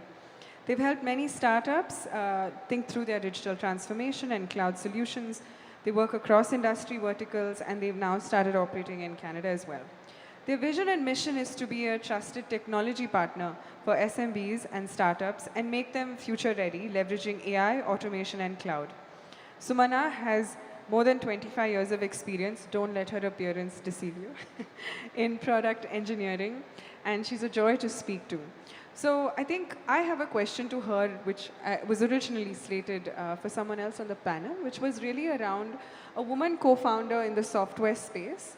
We know that India has some of the highest graduation rates for tertiary technology, but what has your journey been like in hiring, building an inclusive team, and scaling your business? Hi. Thank you, everyone, for giving this opportunity. So, I'm an engineer by background and entrepreneur, mother, daughter, daughter-in-law, sister, wife, everything. playing different roles both in family and business. So when we started this company Go Avega Software in the year 2014, actually we didn't start for some financial gain, or we were tired of our jobs, or because our peers became unicorn and we were in, so we didn't start for that purpose. The whole purpose of starting Go Avega was, we saw there was a meaningful problem to solve. When we were working in MNC, we saw that like most of the MNCs were catering for large customers. But we did see a gap where the startups, SMBs also needed technology expertise. And because of that, we thought, okay, that's also a $51 billion market, and it's a good market to be there and be their trusted technology partner, and also help them grow their business. So we started this journey. Actually, we started in a 2-bedroom apartment. And as you rightly said, hiring challenge. The people who used to come for the first round of interview used to disappear in the second round. Because today, the young generation also likes to see a great campus, flashy buildings, and not many are matured enough to think through the kind of work that they would really want to do. And holistically, very few will look into that aspect. So we started in a 2-bedroom apartment, and hiring was a challenge. So that is the time I reached out to all my old connects, my friends, and also the freshers community, which was eager to join us. And also I reached out to all my old women colleagues, asked them like who had taken a break in their career because they had to take care of the kid or elderly person at home, and who wanted flexibility to work from home in 2014, I'm saying, when most of the companies, every day we were supposed to come to office, right? And in MNCs, there is a rule, those days it was there, where only if you are above lead level, you get the laptop. We changed that. From day one, including freshers, everybody had a laptop. Actually, we were COVID ready, even before. I think most businesses run by women were COVID ready before COVID. Yeah. That's a good point. So that's how I tried to, mitigate the hiring challenge. And also we did understand that, not just hiring people would be sufficient. You need to equip them with skills. And for me, I realized that team is the foundation of the pyramid. If you have the right team with you, the customer will come to you, they'll stay with you. Because if the team is happy, the customers are going to be happy. So we ensured that, at least 60 to 70% of our team, even now, are equipped with, they are continuously getting upskilled and reskilled with the new technologies. Because today's innovation, if you want to innovate something better, you need to upskill and reskill people with the latest technology. Because innovation leverages new technologies and platform. So that's what we are trying to focus on. That's fantastic. But I love your point about taking a risk, changing the rules of the game, giving a laptop right at the beginning, being flexible. Absolutely. Yeah. And that's probably changed the trajectory of your organization. Absolutely. Great. So more on this in a minute. I'd like to introduce our last speaker, Ms. Riya Karuturi. She's co-founder and CEO of Huvu Fresh. She, along with her sister Yashoda, founded Huvu 4.5 years ago with the aim of bringing a fresh take to tradition. They started with fresh puja flowers by elongating the shelf life from 2 to 3 days to 15 days. Since then, they've also started a range of agarbattis made with recycled temple flowers and other puja essentials made with all natural ingredients. They are available in Bangalore, Hyderabad, Mumbai, and Chennai for flowers through all major grocery channels, and they're available pan-India online. This year, they were fortunate to be featured on Shark Tank as the first pitch of the episode, of the season rather, and before Huvu, Riya completed her undergraduate degree in computer science and journalism from Stanford. Warm welcome. So my question to you is actually, you work very much in the sustainable space. I think Yuhuvu is known for being thoughtful about what you put out. Was that a deliberate choice you made right from the beginning? And or did somebody in your mentorship circle, etc., say that it made good business sense? My second part to that question is, did this add to your cost? Being sustainable, did it make it more inefficient, or was that a price you were willing to pay? First of all, thank you guys, everyone, for being here, and I'm so honored to be sharing the stage with all of these lovely ladies. With our Huvu journey, I think we started in 2019. I actually was still in college when my sister Yashoda started out Feb of 2019 for Valentine's Day. And I think from day one, maybe it's just like everything we learned in school, everything we learned in college, and the general environment around us, it was just so obvious to us that we had to do things in the most sustainable way possible. In terms of the cost perspective, there's definitely a premium to any kind of sustainable choices that you make. But I think for us, we always saw the long-term benefit of it, not just to the environment, but as a business perspective as well, right? I think the first and probably the biggest step that we took was reducing the wastage of the flowers. So typically in this industry, you see about 40% of wastage, in the market ladies and stuff like that. As soon as we showed up and kind of pitched our idea to them, they were like, you guys are crazy. But as soon as we said, that 40% wastage can come down to about 3%, that's when they were excited as well, right? So I think there was always an economic edge to that sustainability.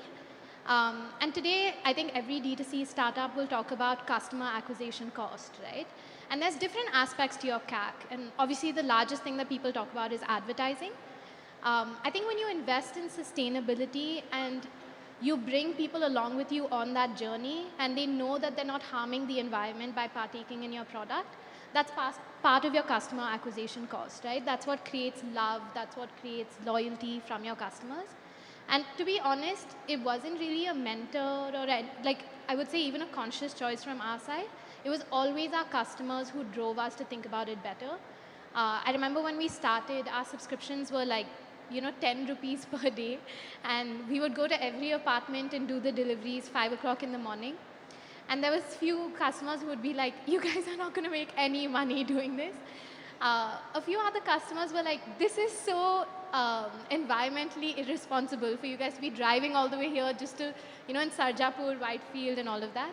So then they would help us onboard other customers in their building. And they'd be like, get at least 50 customers and then come deliver to me.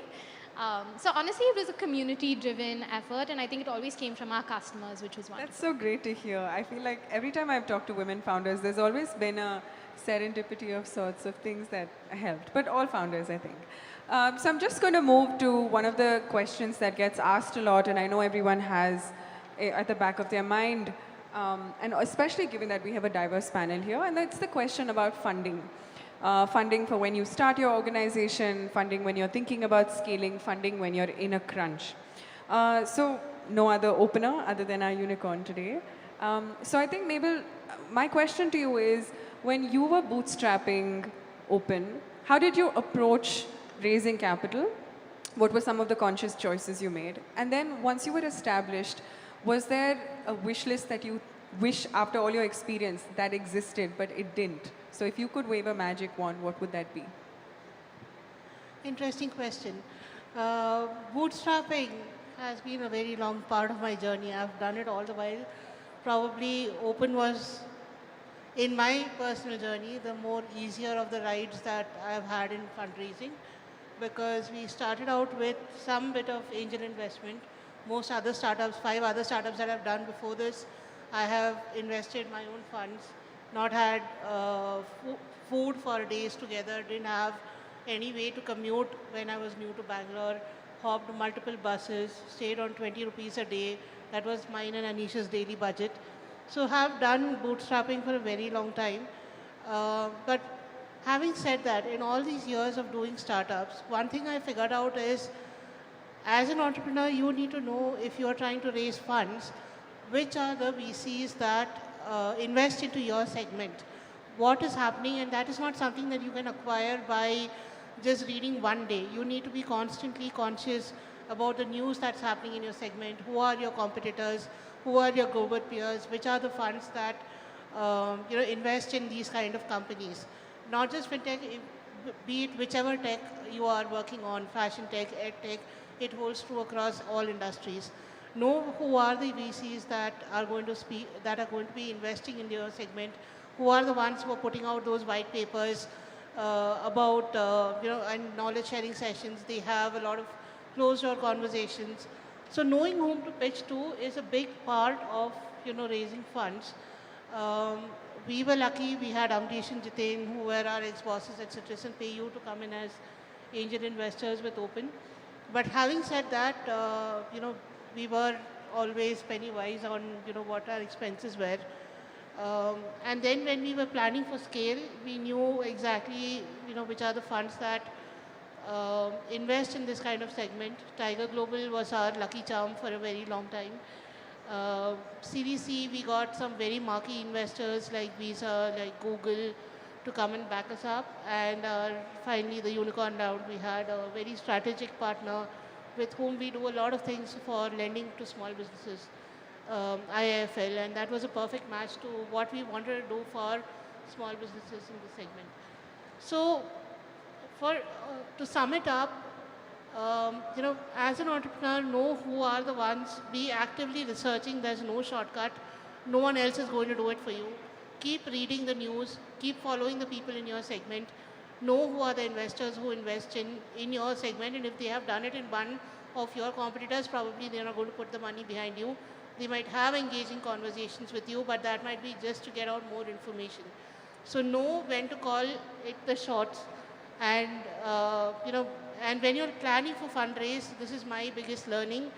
At least look for, and now funding winter has changed that a little bit, but at least have a 12-month runway in front of you.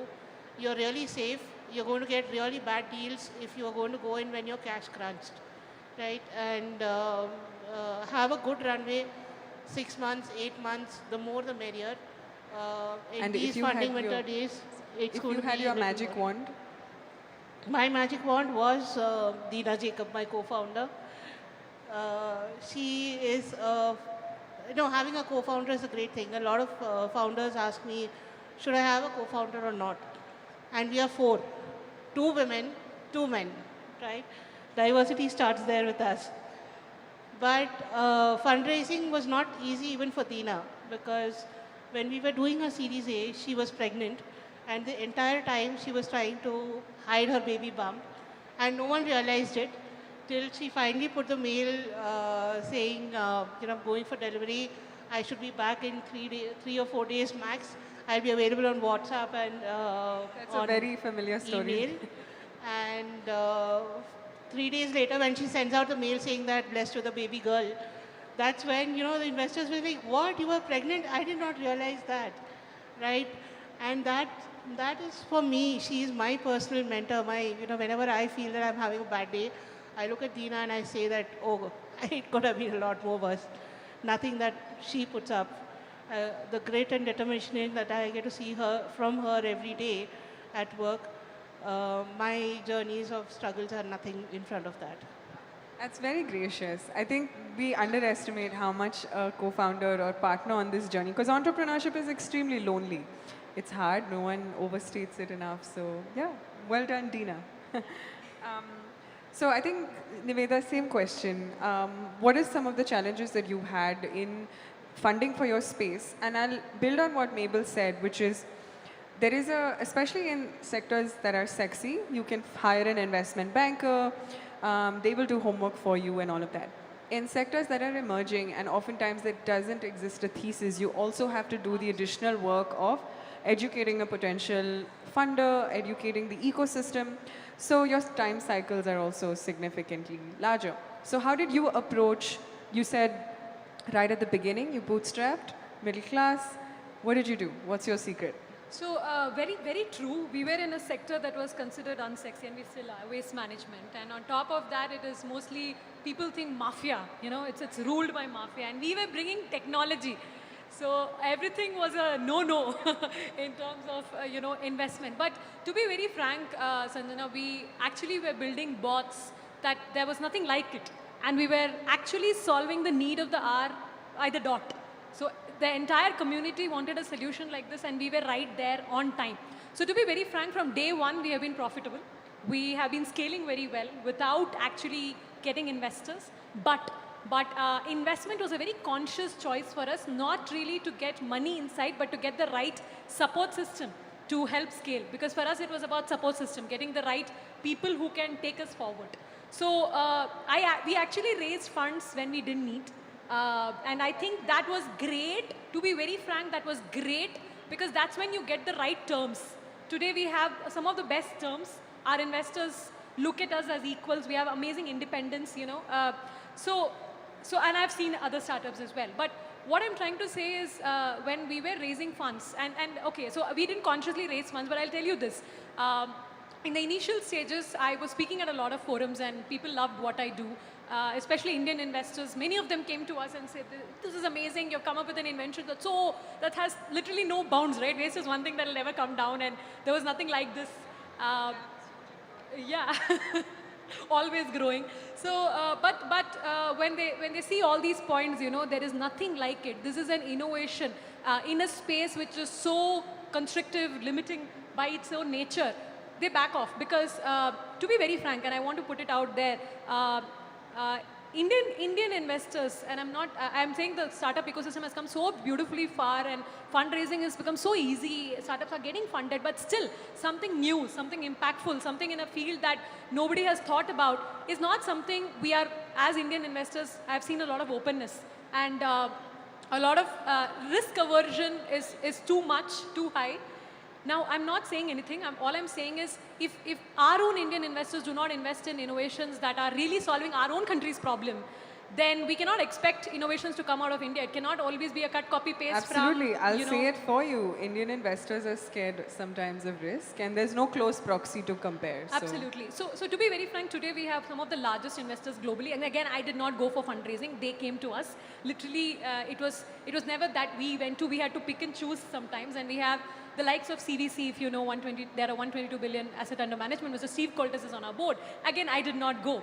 So it was a very organic process because throughout this journey, there was only one intention, solving the problem. There was only one intention, solving the problem.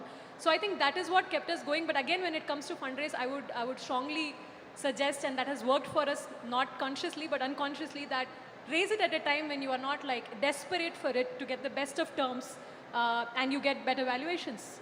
And frankly, for startups like us, which are from India, solving some of the largest problems, frankly, today, international investors are a better choice. Sorry. But, no, I think that makes sense. You have a thesis on what your valuation could look like. Actually, what Mabel said was so true, and we were laughing about it here. We've been in so many conversations where somebody's building their thesis and just gathering intelligence, and you basically let everything go because you think there's a golden egg at the end of it. Absolutely. But thanks, that's very insightful. Chandralika has been bursting to give us her input on funding. And I have a sense that given that she works in fashion and in fashion tech, her journey has probably been slightly more complicated than a product or a fintech. So over to you. Can you tell us a little bit about what your journey has been? Yes, thank you so much. I just go with both of these lovely women. It's really sad what you said is so true. I'm just happy someone else is saying the truth because often I'm the only one and my co-founder told me, please be careful what you speak today. So I'm very careful today. But yes, just like hers, I'm also come from a sector, as I said, did not exist, fashion tech. I started long back in 2016. Asking any brand to go digital means it's like people are just going to laugh on your face because fashion is all about touch and feel. Our process has been, in a way I had to slowly, I was getting more attention or like, you know, the respect that I wanted from Europe. That was not a conscious choice. It was started like in 2019 when one of the biggest luxury brands from Milan picked up 10 fashion tech companies globally. And I was the only Asian company, and today often, you know, me and my co-founder are representing the whole continent globally, and that's a huge honor, and women obviously. So I moved to Milan. After that, the pandemic started. I was in Milan when this happened, and somehow we got the last flight out, and thank God I'm alive. And then it started. There was Stockholm. Again, Sweden had a lot of emphasis on women founders. I was invited to Stockholm, a completely funded trip. Again, got a lot of support from the Indian government. I was in Helsinki for Slush after that. So I was getting a lot of global exposure. In India, I was, at that time, I did not get the support at all. Investors definitely did not understand my space at all, and obviously they're scared when they don't know a space and you say that I have a big client in Europe. They'll be like, okay, I don't know Europe, I don't know the space, I cannot invest, and you're too ahead of the curve. That's again a problem. If you're too innovative, they're going to get scared. So you have to balance it out. A lot of bootstrapping happened. I know my co-founder even sold his house. He put in all the money, and till we got the bigger deals. Ours is all about human body data. We needed a lot of money to create the data. As an early stage company, you cannot go and pay 10 million to buy a data set as an AI company, so you have to create your own data. It was a beautiful journey, as I said. Not getting enough support, but yes, last year she did mention about UK. It so happened I was invited for the Commonwealth Games in the UK, again representing India as a delegate. And after that, there was a lot happened. They encouraged us to open an office in UK, so that's our European base. And yes, from there, today we're working with the best in the world. But it was That's tough. wonderful. You actually said something that I want to pick up. Your co-founder sold his house. And that leads me to this question that women are often confronted with. Just what's your access to formal capital in the absence of any asset that you own? It usually, you require a male member or someone else to hedge for you. So did you not sell your house? I didn't have one. All right, that's a straightforward answer. So now changing gears from a VC-funded business to a profitable tech business, what was your bootstrap journey and how did you fund GoVega and grow to where you are today? Sure, thank you. So I'll just give a little bit of background. So when we started GoVega, like we quit our jobs and we three of us started this, all we invested was time and knowledge. No money, no vitamin M. So what we did was like, we were meticulous in terms of saving every penny and putting that money back as an investment for the growth of the company. And we did consulting, we earned, we put the money back to the company. So from day one, we were generating revenue. And today we are close to 100 people company, profitable organization, paying taxes to the government. No, that's important, right, Sanjana? And like recently when we, especially after the COVID hit and when you're doing product engineering services, sometimes your payments do not come on time from your customers. So you also need to be, ready with some kind of a backup. So I approached our bank with whom I've been associated with for last 9 years. I asked them, hey, I need a OD. I just need an OD. Now for the OD, they said, oh, you need to give your collaterals. I said, why? Why should I give my collaterals? My family won't agree. Nobody will pledge their property. My co-founders won't agree. So I said, so what is the other option? The other option is you put a FD and you get OD on FD. So, for your own money, you're going to get your OD. The only advantage I saw there is if you keep the money in the current account, you don't get any interest. Okay. You move that to FD and then took the OD. But what I realized is, see, the bankers who have been working with us for so long, in fact, every bank, they need to see what is the business model we are operating at. And they need to see our revenue that's incoming, the cash flow. And they should be able to give us OD without all these ifs and buts, And at the same time, most of the bank folks, they also don't know the kind of policies even the government makes for the women, that education is missing, that awareness is missing within the financial institution who are actually lending loans or OD for that matter. So that education is required even for them. No, I think that's a fantastic point because it cuts across segments. Even, I mean, you were with all the privilege, the type of business you were running, you still could not access formal capital. And this problem is so much more aggravated if you are from a slightly more vulnerable community working in a business that the banker does not understand. So your point is very valid, and while there exist formal schemes for bankers to be educated, the problem is the last mile. It is still human interface and somebody who looks at you with a bias who makes a decision on yes or no. Absolutely, and just one point to that. I have been talking to some of the women entrepreneurs and just sharing even their pain points briefly here, that when a woman goes to get the loan for the business, there is multiple times you have to revisit, and the process is longer compared to a male. There's actually asking a for data loan. point. And one of my another friend who is an entrepreneur, she was asked this question: where is your husband? Did you take his permission to take the loan? I mean, come on. No, it's actually funny. Yesterday, I was meeting someone who took an educational loan, and she had to get an NOC from her husband that she had put her parents' house as her address proof instead of her husband's house as her address proof. And this is in Bangalore, a very large bank, which I will not name. But it just goes to show that someone who's going overseas with 17 years of experience had to get an NOC from her husband because she put her permanent address as her parents. So coming to our last speaker on this subject, you mentioned that you started with 10 rupees a day. Maybe your unit economics didn't quite add up at that point. How did you bootstrap? Did you self-fund yourself? Did you have an angel? Did you have someone to support you? What was your journey? So we actually started with a small angel check, and yeah, definitely, like, we were first-time founders, fresh out of college. I think we were like, yeah, 10 rupees makes sense, and then very soon, I think every day our parents would be like, you're working this hard for a 10 rupee packet. And they would like, it was just so funny to them that we were doing all of these gymnastics to get a 10 rupee packet out.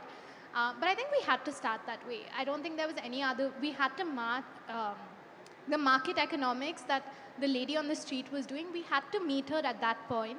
And I think that's what we did.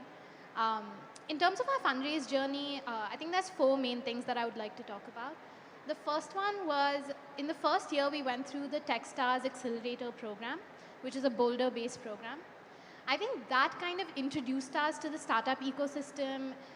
We came from a family business, so my mom and dad had a business of their own. So we kind of were always looking at banking and cash flow and stuff like that as revenue sources.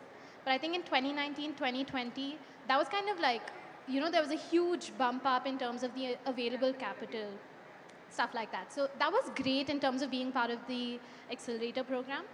But coming to my second point, I kind of wish I'd heard what Mabel said maybe 3 years ago, because we would get calls like every day from VC firms, like, all the biggest ones. And we were like, we're talking to this firm and that firm and this thing. Yeah, and then one of our mentors, I love him, his name is Nikhil Bandarkar, and I think every 6 months he calls us just to remind us this, and he's like, you're not being nice, you're just being dumb. And I think it always is good piece of advice. He's like, stop taking these calls.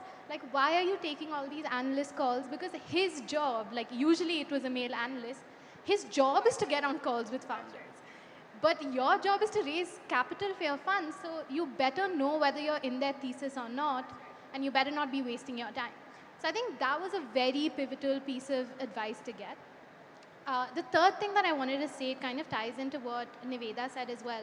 Taking money when you don't really need it, or at least raising when you still have that runway to get the best kind of terms. Again, it came from a mentor. I remember Latika Pai, who heads Microsoft for startups. We were a part of the Sonder Connect program and things like that. And she actually invited us to give a talk to the next cohort. And we were like, oh, we're not currently fundraising because we have the runway and everything. And she grabbed the mic from us and she was like, no. She was like, this is the mistake that female founders make. Definitely know how much capital you need. Don't overcapitalize. Don't over-dilute yourself. But when there's money on the table, you better have a damn good reason for not taking it. Because a lot of founders will take that money and then figure out what to do with it, right? I think that was a very interesting perspective. Even the round that we raised with Sauce, actually, like we weren't looking at fundraising at that time. We'd just gotten a few angel checks and stuff like that. But I think the strength of Sauce as a fund, they actually gave us all of the founders' numbers and they were like, we're not going to sell ourselves to you. Go speak to our founders. And we were like, if we can speak to like Shashank Mehta of Whole Truth Foods and Mokobara and stuff like that, why not, right? And they told us, don't be dumb, like take the money, take it at the best possible terms, and money, whether you like it or not, is always a constraint. That doesn't mean you completely remove those guardrails because it's important to have it, which is what I think the discipline of banking teaches us as well. But at the end of the day, get it when you still have that runway, and I think that was great advice. If we were in the market fundraising right now, I think that would be way more difficult given the funding environment. Yeah. Thank you. So we'll just do a round of closing comments on a very specific thing. If anybody knows me, you know I'm all about the solutions. So we'll go quickly around just to get a pulse on if you had one solution to offer women entrepreneurs in the ecosystem, what would it be? Before that, though, I also just want to caveat that while this panel is diverse, different sectors, different segments, we're also disproportionately privileged and recognize that. So we don't necessarily speak for everyone, and I just want to put that out there because when you think about solutions, and this is probably my biggest concern with the way the VC ecosystem is built, it is so homogeneous, the output to the input, that you always get the same kinds of people and ideas funded. So in that note, and Lean, I'd love to start with you, Mabel. If you had to think about what an inclusive entrepreneurial ecosystem looked like, what one element would it have? Tough question, but I would love, I'm a big believer that you need access to mentors at all stages of your growth. It is not just when you're starting out when you need access to mentors. You need mentors who can coach you for scale, mentors who can take you to your unicorn valuations, and mentors who can help you reach the IPOs as well, right? So the access to a network of mentors is going to be the make and break, I feel, for the Indian startup ecosystem particularly. That's a tough one. It's a tough one, but then initiatives like what's happening here at DIA, where the G20 nations, their ecosystem partners, people who are building it there, are here, and this collaboration is happening. Something that I've wanted this to happen so much. When market So that's access what we're for this building comes with out. WEP, a mentorship platform. But I think the biggest challenge is finding someone for whom it's not transactional. Yeah. That's a great input. Yeah, Thank that's you. my input. Yours. So I would like to put it in a more personal way. The biggest issue that I see with any entrepreneur, not just women entrepreneur, is the fact that the one person who doubts us the most is we ourselves. And I think I've wanted to give up at least 1 million times in the first 3-4 years. A million, I'm not exaggerating. And everybody else believed in me. So I think if we can start believing in ourselves a little more, irrespective of the gender, the age, the qualification, the background, I think the world is out there waiting for people with the right solutions. It's just that we need to be a lot more confident and believe in ourselves a lot more. I know these words are sort of said a lot of times, but out of experience, I'm saying this. There's a shortcut to that. Think like a man.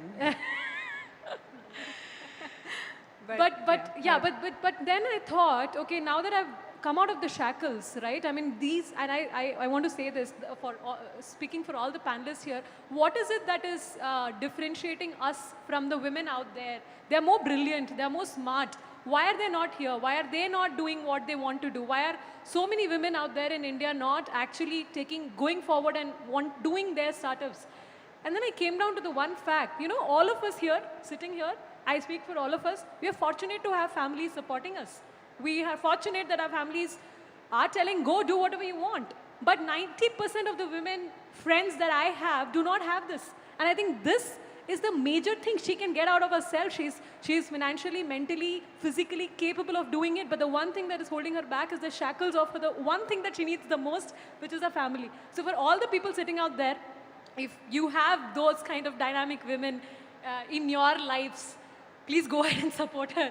Please go wonderful ahead and input. push her. I think that is the only difference that the women here with me and the women out there have, to be very frank. So this is what I want to leave. Thank you. That's wonderful. Chandralika. So nicely said. I would say I definitely need more gentlemen out there, like my dad and my husband and everyone else. Definitely, all of you are there. Much more is required. And I just want to tell every woman out there is, I know we love our families. We're always going to give importance. But okay, you get married, you have kids. You don't have to end your career. Please come back. I need more women. We all need more women. Stop being so timid. You can be bold. You don't be proud. Don't be apologetic. You have the right to say no in a most professional, nice, gracious way you can. But please come up and follow your dreams. If you don't take the first step and you just think if you've been going to be lazy, you cannot achieve your dreams. You have to be bold, get going, work very hard. And yes, obviously, we all have gentlemen out there. Thank you. So male allies, that's a good one. Yeah, I think I agree to all the three of them. But along with that, I believe having knowledge is very powerful. So continuous learning is something, whether you are a male or a female, man or a woman, continuous learning is very much essential for every one of us, no matter what age you are at. Whatever dreams you want to achieve, if you put your heart and soul, whether you do the mentorship, you get the mentoring, or you take the continuous learning path, if you upskill and reskill yourself, I am 100% sure that you will be able to position yourself either as an entrepreneur or you can land in corporate jobs, but you can do wonders. But you should never give up learning. At least every day for 30 minutes, you should learn something that you are dreaming about. And then you become subject matter expert by continuous learning, because knowledge is so powerful, gender will never be able to take it away. That's fantastic. Well said. You asked how we can make this environment more inclusive. I think the last 10 years, whether it was copy pasting, whether it was innovative ideas, we've done a lot to build for, they say India 1. But who is best equipped to build for the rest of India, right? Like India 2, India 3, etc. And I think there's this huge cohort of fresh college grads who are the first time graduates in their family because of the social reforms that we've had. Because of India Stack, now they're so comfortable with UPI, WhatsApp, etc. They all have their boat headphones and their Android phones and stuff like that. I think that is a group, if given the right tools, not just as middle management, which right now seems unattainable for them, but as entrepreneurs as well. I think that would really be unlocking a lot of power and bringing a lot of fresh perspectives into the ecosystem and building for a much larger part of the economy that we need right now. That's a very useful input. I agree. Nobody better than the actual user to build for themselves.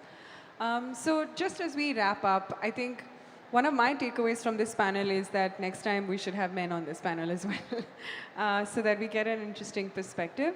But in the spirit of time and punctuality is politeness of queens, we'd like to call this to a close. Thank you so much for joining us this afternoon. We have 1 minute to spare, and I hope you learned something. I hope you leave a little bit curious. Please reach out to any of us if you want to support our work. There's some great founders to fund, engage with, and partner with. And if you want to learn more about what the government's trying to do for women entrepreneurs, feel free to reach out. Thank you, everyone.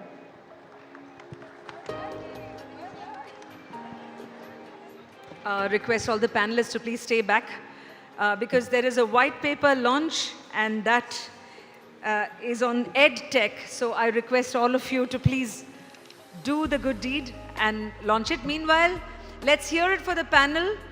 Such raw and real observations, right from being asked a husband's NOC to actual lack of self-belief that can really hurt your business, to so much more covered. Thank you so much. And please, let's hear it for the panel that you heard just now. And they're launching the white paper as well on EdTech. You are going to find the QR code on the conference kits in case you want to delve deep. And therefore, once again, thank you. You wish to hold it up? Yes. Thank you. And I would like to request the moderator, that is Sanjana, to please give tokens of gratitude and appreciation to all our panelists. Niveda, starting from Niveda, RM founder, TrashCon. Wonderful, wonderful sharing. I was listening to you from the audience and some of it was so relatable. Thank you, people. Niveda, founder, TrashCon. Next to Chandralika Hazarika, MD and co-founder, Big Things.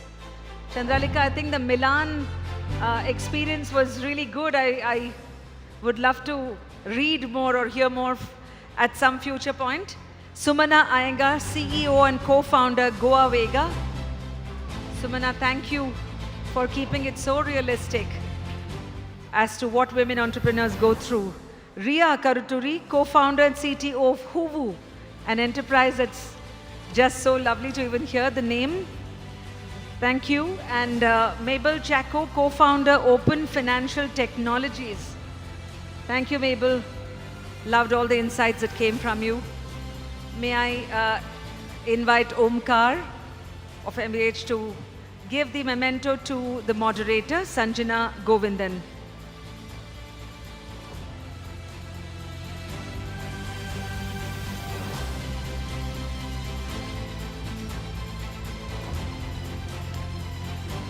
Thank you once again. Inclusive Innovation Journey of Women Founders. That's what we just heard at the G20 Dia Summit. Very, very, takeaway-filled sessions for sure. In the interest of time, let me inform the audience that there is going to be a product demo now. The demo is on commerce and culture in Metaverse. And presenting it would be Rajesh Mijankar, MD, Kia.ai. Please join me in welcoming Rajesh. You heard him on the panel earlier, and now it's a demo.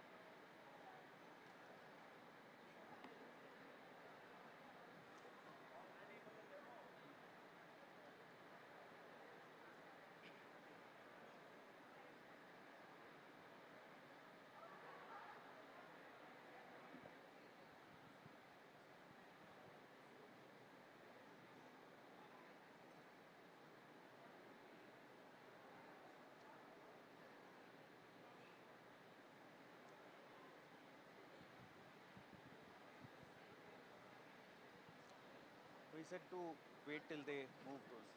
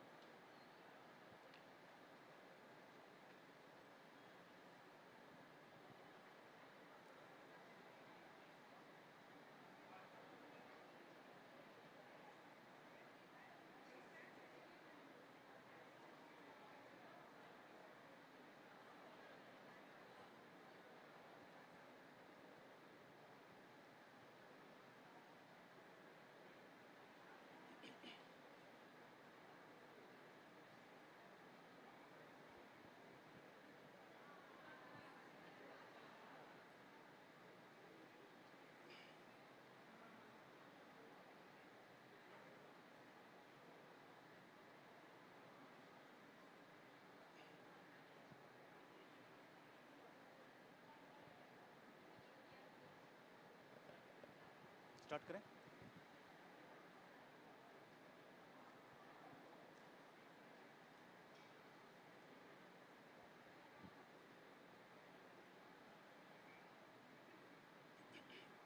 Can you start? Yeah.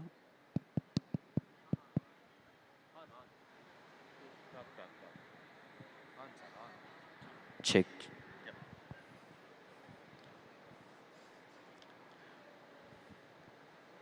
Good afternoon, everyone. And Namaskaro, Bengaluru. I want to start with thanking Meti Startup Hub for this opportunity to showcase what we call as a metaverse built for Bharat, Bharat Meta. The whole concept of metaverse as we imagined it has been one where we are able to have cultural interactions.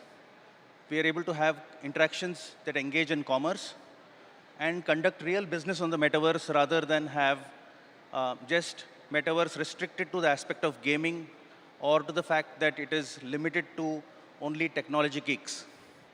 So one of the aspects that I'm covering this presentation today is a few snapshots of a demo of what Kiever's platform is and to highlight what we brought in different as a value proposition in Kiever's than what you see as the definition of metaverse in general. So if we were to look at what we developed as technology components within Kiever's was the aspect of low-code, no-code metaverse platform, where businesses are able to create their own shops on the metaverse with the capability of, one, creating a shop that they want to have as the ability to have racks, ability to put inventory in there, and be able to trade goods with ease. The second one was with regards to having a hybrid cloud compatibility, which means that if you were to create a typical Web3 environment where assets would lie and database would lie with the individual owners to have truly a creator economy, that capability to have a hyper or a hybrid cloud compatibility. Most importantly was making sure that there are multi-user interactions, creation of zones as well as schedulers for activities, a customer journey configurator, because when you have businesses that create their own shops on the metaverse, each business would have their own journey for their customer. So there is no need for a coder to sit and write code, but you simply create customer journeys on the fly and have, importantly, a digital identity around a blockchain solution. This would entail that the data privacy aspect of the customer is always guaranteed. Here again, we are compatible to any other digital identity solution. And lastly, the conversational AI humanoid. This is to ensure that you have a robot available to every shop that they can have for addressing product queries. Now, when we looked at the concept of what was different for India in a metaverse platform than what is generally created as a metaverse platform for others, is that India is today blessed with what you see as the digital public infrastructure. Digital public infrastructure that gives you ability for online payments. So there is no need for cryptocurrency necessarily to have payments being done for goods or for transactions that are done on the metaverse. The second part is with regards to digital identity. India already has a stack for digital identity, so you could clearly use that. And we are further looking at other digital public infrastructure like language, like buyer-seller interactions, etc., all being done through the metaverse by utilizing what is readily available as DPI, rather than look at creating something that is proprietary. So when we reimagined the metaverse for India, it was to create a metaverse that is not just elitist, restricted to people who have VR headsets and augmented reality headsets, but it is to extend the metaverse to someone who needs help with running customer journeys down to the rural areas, which means that you can have a platform where an artisan sitting in a tier 3, tier 4 city, village could make sure that they could use Bharat Meta to create their own shop and sell goods. So what is Bharat Meta about? It's a platform that renders culture and events. It provides for banking. It provides for real estate. And when I say real estate, it is not about buying virtual land on the metaverse, but it is being able to visualize real estate from real spaces that you would buy in physical world to be able to then tokenized on the metaverse. Then to have education, because the whole concept of education on metaverse is truly rendered with the augmentation of generative AI. And lastly, from a shopping perspective, being able to provide low-code, no-code spaces that someone could create their own shop on the fly and being able to add inventory that they want to sell. So we'll go through a few examples here. What we have launched today in Bharat Meta is a low-res virtual world. And this is one of the first examples that we had, where we celebrated India's Independence Day, 75th Independence Day, Azadi Ka Amrit Mahotsav last year on the metaverse, where we hoisted the Indian national flag on the virtual asset of the Red Fort. And this was the first instance of a national flag hoisted on the metaverse. This was done last year, and again this year, on our 77th Independence Day, we again celebrated Azadi Ka Amrit Mahotsav. We had a fly past, being able to make sure that every user who visits Bharat Meta is able to enjoy a different experience, but in a lifelike experience as they would see in the real world. Now, what's the difference here with regards to watching this on television versus this? When you view this on Oculus, you are feeling you are at the Red Fort or wherever the flag hoisting has happened. You are able to hoist your own flag as well. That's an option we gave now. And you are able to get a certificate to say you hoisted the flag on the metaverse. This is to ensure that the younger generation or anyone who uses Bharat Meta is able to culturally be associated with the concept of Bharat in whatever shape or form that Bharat renders itself in each one's imagination. So when we looked at the aspect of culture, if someone said that we don't have, in a particular city we have crackers being banned, then we said we'll go down on the metaverse and allow people to celebrate Diwali. If it was said that, on a particular day you have security restrictions on a particular monument that you want to visit, you are able to here go down virtually to that monument. For example, go to the place that the Prime Minister hoisted the national flag from and go and salute the flag from that place. That's everybody's dream wanting to be true on the 15th of August, and that's something we realized. So the reimagination of metaverse on Bharat Meta was something which allows people to have lifelike experiences in a virtual world, but in a much better way. Now, this is just reimagining cultural events, but in the same way, we have started imagining business experiences as well. So I'll give you a few examples here.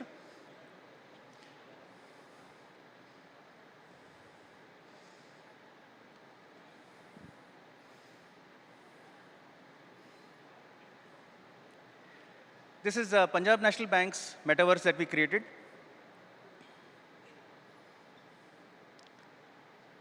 Now here, this is live. If you go to Punjab National Bank's website, you'll get the link to this metaverse. A customer of the bank can visit Punjab National Bank, go down to the virtual branch, and conduct any other product queries that they have. Here, the bank is able to put their own messaging. You have a robot being available, and then you can answer queries. So what we've done here is use generational AI. And being able to take data that is ready for the customer and being able to provide that as options. The first phase is product information. But in future, what we look to do is to say, get down to the point of being able to onboard a customer, get down to the point of being able to offer online product design to the customer to design their own product as they obtain it from the bank, and eventually do transactions as the regulatory approvals come in for that process on the metaverse.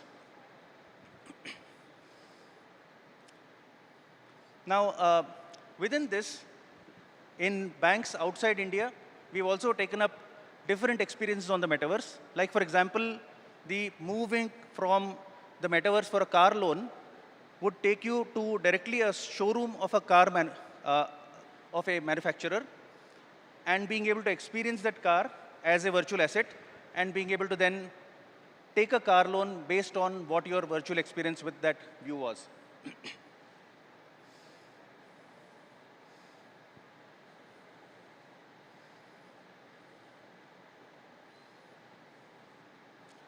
This is another example of the other bank on Bharat Meta, Bank of Maharashtra.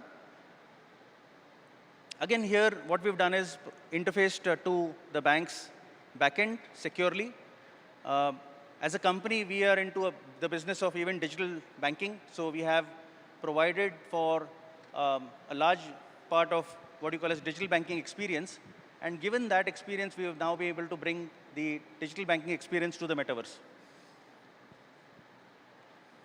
So here, again, the experience is that you go talk to an avatar, get information on the product. But the important part is there is the aspect of the avatar remembering what you did last time and to be able to continue the journey from there on. So there are no broken journeys per se. It is journeys that can be carried forward from where you left off last time. And we also created a partner zone. The partner zone was created for the corporate customers of the bank. So the corporate customers of the bank are able to put out their offers within the virtual branch of the bank and be able to have these offers being then utilized. In future, what we intend to do is, as these partners are onboarded on Bharat Meta, the concept is to say that you would move from the virtual branch of Bank of Maharashtra or whichever bank to then getting into their own spaces. So this is how the future is going to be when we look at a Web3 environment. And that is why at Kia.ai, when we reimagined banking in the new era, we said that it is necessary to look at the fact that you could have people moving from one world to the other in an interoperable manner freely.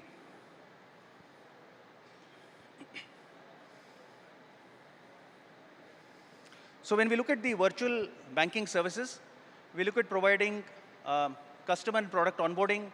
There's the aspect of investment and wealth management tools, because the avatar that is used and the generational AI allows people to provide information on portfolios, analyze portfolios and give observations, create portfolio proposals and provide that to the customer online.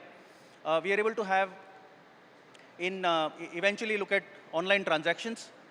But importantly, when we look at visualization for loans, like I said, the car loan example, similarly, we have tie-ups being currently in place and soon to go live with real estate firms. So if someone was looking for a home loan, you are able to visualize the house as is in real, as it is visual in real world to the virtual world, and then conduct a complete process of a customer journey to get a home loan. Otherwise, you can also have aspects like trade finance and marketplace. If you look at trade finance, for example, we have seen various options of blockchain coming across in trade finance. And if you look at the number of transactions done on trade finance versus the number of transactions done today in the retail world, the reason why trade finance transactions would be lower, in my view, on the blockchain is possibly because there is no visual interface to the various stakeholders in the game. What we've done differently on the metaverse is being able to provide a visual world to the buyer, the seller, the buyer's bank, the seller's bank, the insurance company, the logistics firm, all of them being visible on the metaverse, where you're able to conduct various journeys from planning your consignments to getting insurance for the shipping to knowing when the shipping is likely to reach the other port, visualizing where the goods are during the transition, all of that. The key aspect that we address within the metaverse on Bharat Meta is the aspect of financial literacy as well. So one of the reasons why the take-on of Digital India has been so successful, if you compare that to anywhere in the world, is because the whole process of a digital transaction for UPI or whether it was for earlier other aspects of digital banking was made very simplified. Whether it is just about scanning a QR code or if it was looking at ensuring that you had a tap and pay, these were the things that made digital payments more popular.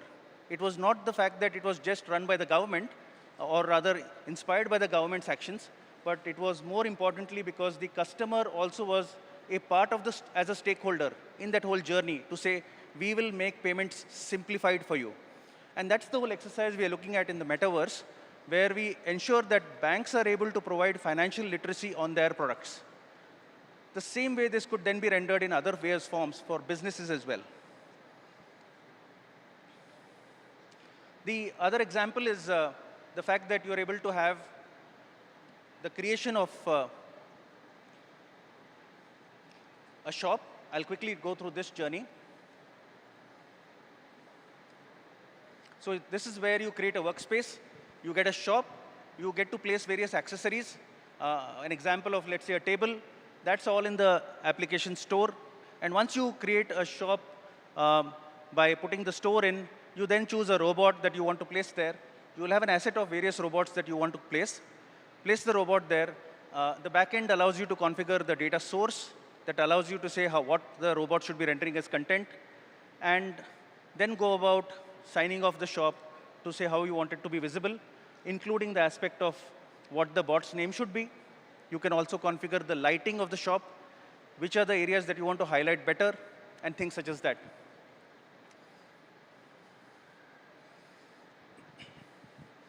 So at this point, I want to also say that we have been involved in close discussions with a global venture fund on creating a joint venture that will be India's largest commerce and entertainment hub on the metaverse. The whole purpose is to ensure that large conglomerates have the convenience of being able to create their own spaces on the metaverse and be able to do the aspect of commerce on the metaverse through this joint venture that we propose. Now, this is an example where somebody could go in and buy a coffee on the metaverse.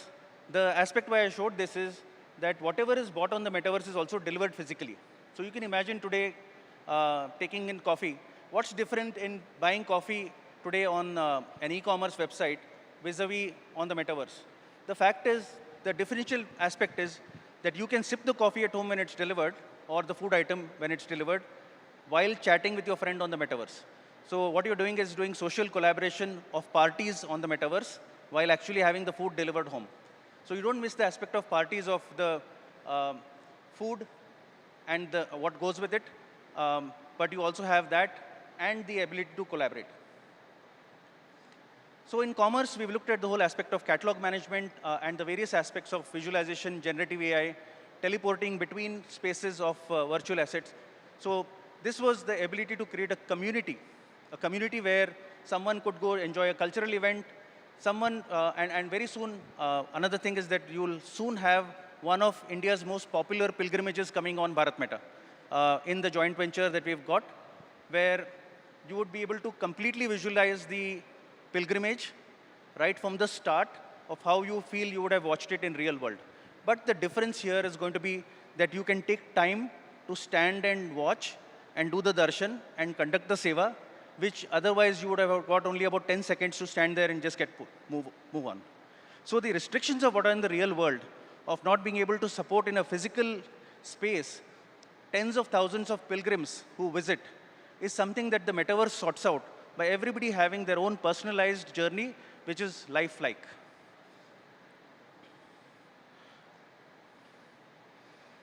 We've also done aspects on workforce collaboration for companies, like for example, in our own company, we are launching the aspect where it has my avatar, it has the avatar of my management, and anyone is able to come and discuss grievances, have collaboration with us. All our events that will happen in the company, like birthdays or new employee joinees, welcoming, all of that. Those are going to be conducted for the global workforce across the company. Since we do business in 57 countries and 11 global offices, this allows us to interact better with the employees. But we are working with a bank, for example, in South Africa, where we created the entire journey of the experience for them for creating wellness pods, where somebody who needs counseling can go and sit there and then have discussion with specialist counselors who are then having access to the metaverse. Lastly, I'd like to cover the benefits of metaverse. One is about the enhanced customer experience. It allows you to create new revenue streams, allows cost savings because whatever you want in a product journey to be bought in, you don't need to create physical environments or physical spaces for that. You can multiply that in virtual spaces, enhancing customer experiences and creating better data insights to say what's customer behavior and being able to respond to that digitally on the fly, real time. So that's about Bharat Meta. Thank you for your patient hearing. And you will soon be seeing Bharat Meta along with the joint venture live with the multiple islands soon. What we have today is bharatmeta.in, where you can go and visualize the flag hoisting. You can do the flag hoisting. It's going to be on for the next 2 days. You can hoist your own flag, get a certificate, and eventually, even for Diwali, you'll be able to celebrate Diwali and the various functions that come up in Bharat's cultural ecosystem is something that we look forward to celebrate on Bharat Meta, other than making sure that we are able to conduct businesses successfully. The future for Bharat Meta is about creating partnerships, is about creating a community of, a vibrant community of what Bharat stands for, and being able to conduct business in what you call as the futuristic aspect of a Web3 environment on the metaverse. Thank you, everyone.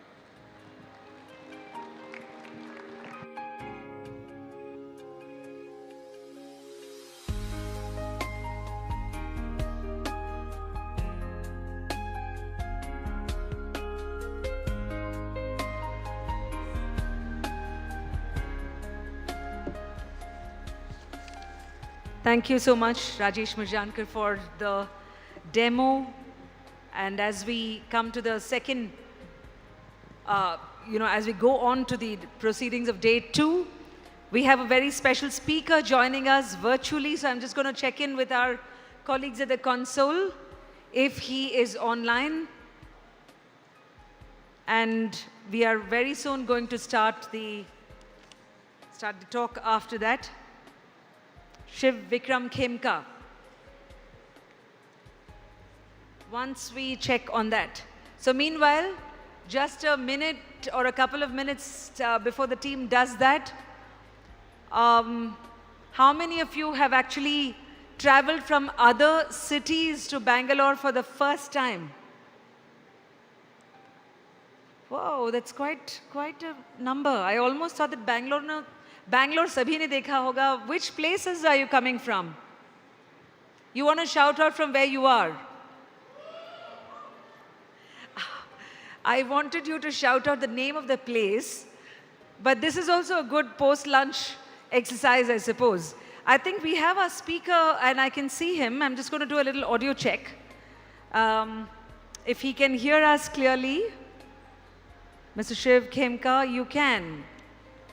All right. Are you able to see us? Are we largely invisible?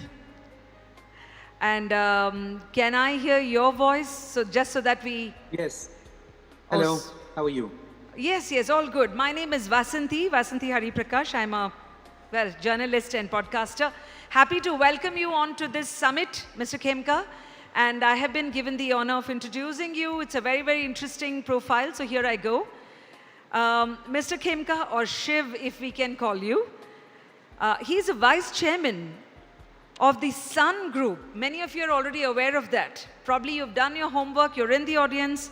It's a 120-year-old family enterprise active in asset management, natural resources, green infrastructure, and technology investments around the world. Shiv is also the executive chairman of the Global Education and Leadership Foundation. We know it as TGELF, which has trained over 25 million students worldwide and organizes a global entrepreneurship challenge that has reached over 1 million entrepreneurs and curated almost $1 billion in perks and rewards.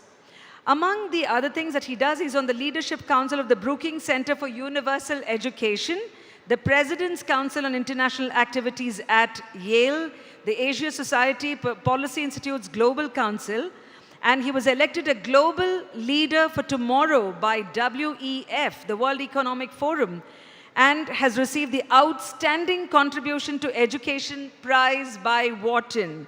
Shiv studied at Eton College Brown and the Lauder Institute. He speaks 7 languages, and these include Russian and Portuguese, some of which he's going to use, I hope, in his speech to us. Will he? Let's wait and watch meanwhile. Also something which I found very interesting amongst the things that he does is that he was conferred a black belt by the Japanese Aikido Federation. I hope I got that pronunciation right. And he's a regular meditator. He has recently translated the ancient Yoga Sutras of Patanjali from Sanskrit to English. He's married to Urvashi Rana from Nepal, I'm told, and they have 3 daughters, Bhavani, Jayashri, and Gayatri. Very, very wholesome personality. Ladies and gentlemen, I present to you our next speaker, Shiv Khemka. Over to you. Good afternoon, everyone. Thank you very much. It's a great honor and pleasure for me to be on this call with all of you. I'd first like to thank the organizers, Minister Ashwini Vaishnav, Minister Rajiv Chandrasekharji, Shri Alkesh Kumar Sharma, Secretary, Government of India, Akash Tripathi ji, Joint Secretary, MEITI, and Jitendra Vijay ji, who's the CEO of the startup ecosystem that is hosting all of us today. The MEITI team, the FICCI team, and the NASCOM team, all of you, thank you so much for all the work that's gone into pulling this all together. I just want to say that it's really a privilege to be here because we have in this room some of the most incredible entrepreneurs around the world. And to me, it's always very exciting to be with a group of entrepreneurs. Myself, I come from an entrepreneurial family. And when I look at the world today, I see the challenges, the geopolitical challenges, as the world starts to, confront itself in different ways and restructure its geopolitical architecture, the challenges of economic growth fueled by, all kinds of other geopolitical challenges, energy inflation, food inflation, the climate challenges, which are huge and enormous. And we're seeing more and more climate situations around the world, from forest fires in Hawaii to, we see all kinds of issues all over the planet, which we would never have expected, to floods and, the highest temperatures ever recorded in history, etc. I think we're facing some very big challenges. And we have, of course, the great opportunity of technology, but also the challenges of technology which lie ahead. Artificial intelligence, bioengineering, and these kind of things will give us great opportunity to solve many of these problems, but will also create many challenges unless we deal with them in a responsible way. And I think entrepreneurs play a critical role in this. And I believe entrepreneurs are going to be one of the most important factors in helping solve these issues over the years to come. My own journey as an entrepreneur, I left India as a young man to go and study abroad. I went to study in France, then I went to study in England, then I went to college in the US. Then I lived and worked and started some businesses in Latin America, in Venezuela, Brazil, Argentina, Colombia, Mexico, where I spent about 5 years working in my 20s, went back to Wharton, did my MBA at business school, and then I moved to Russia and lived in Russia, Ukraine, Central Asia, and worked in that whole region for many years. Did a lot of work all over Africa, and especially West Africa, and then did a lot of work in China and Asia as well. So I've had a very nomadic life all my life, and I've enjoyed my journey as an entrepreneur. And I think that entrepreneurs, in a way, bring together resources in unique and creative ways to solve problems that exist. And if you're focused on solving the problem and serving others, serving the market, then the business tends to do well. And I think there's no more incredible opportunity for all of you as entrepreneurs right now. There are no greater challenges and there are no greater opportunities foisted upon you through the advent of technology and technology innovation, which is speeding up every day, faster and faster and faster. And I think AI and quantum and biotechnology and these industries are going to be where the future lies in terms of solutions and potential challenges as we look ahead. I know that entrepreneurs from 29 countries have been selected. The best entrepreneurs have come to India. And I'd just like to say a few words about India. You know, India, when I was at Wharton, I organized a study tour to India. And at that time, this was 1989, India wasn't really even on the map as a country, as a destination for a study trip. Today, of course, India is at the center of much of the discussion about global entrepreneurship, global technology, and has become one of the largest startup hubs on the planet. You know, I am very proud of that personally, but I think it's just the beginning. I think India has the benefit of tremendous human capital, a strong education system, which is being strengthened every day.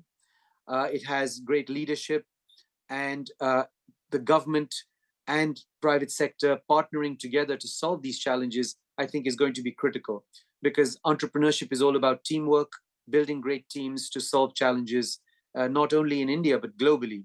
And I think that is the challenge that lies ahead to us. And I think that India can play an important role, given India's tremendous demographics of a young population, when much of the world is much older and faces challenges that will be unique to those demographics. The Indian diaspora is another huge advantage we have, with Indians living all over the world, including, of course, in the tech hubs of the planet, including Silicon Valley, and many of them leading companies in those jurisdictions that are world leaders in their areas. And I think, again, that Indian diaspora connecting back to India and India connecting to that diaspora and connecting to the rest of the world can act to help and solve problems at scale around the planet. I just came back from Israel. I was in Israel last week. And for those of you who know the story, I will be telling you nothing new, but it's a very, very interesting example of how a very small country, you know, the total productive population in Israel working in business and in tech and in the productive economic sector is probably less than 2.5 million people. That is like one small neighborhood in Bangalore or in Delhi. That small population has generated a GDP for Israel of 567 billion US dollars, just to give you the productivity of that nation. They have a very strong technical education system. They have a very strong system of everyone having to do service, whether it's in their military system or in social system. And that service culture has built a tremendous team building and leadership energy in the country. And of course, they've built the ecosystem and the infrastructure so that everyone can become productive citizens. And I think those three are foundational elements that have made Israel succeed. And I think India and other countries around the world should look at examples like Israel. Although they are much smaller, I think some of the basic building blocks are things that we can imitate, emulate, copy, and learn from. And I think we can do a lot. Of course, the United States is the center of global entrepreneurship, and you know, Silicon Valley, everyone knows, and there's a strong link between all of you in this room probably and companies in the Valley, because you use their tools, you use their systems. The platform on which the judging is happening right now, One Valley, is from Silicon Valley. So Silicon Valley plays a role in every single person's lives.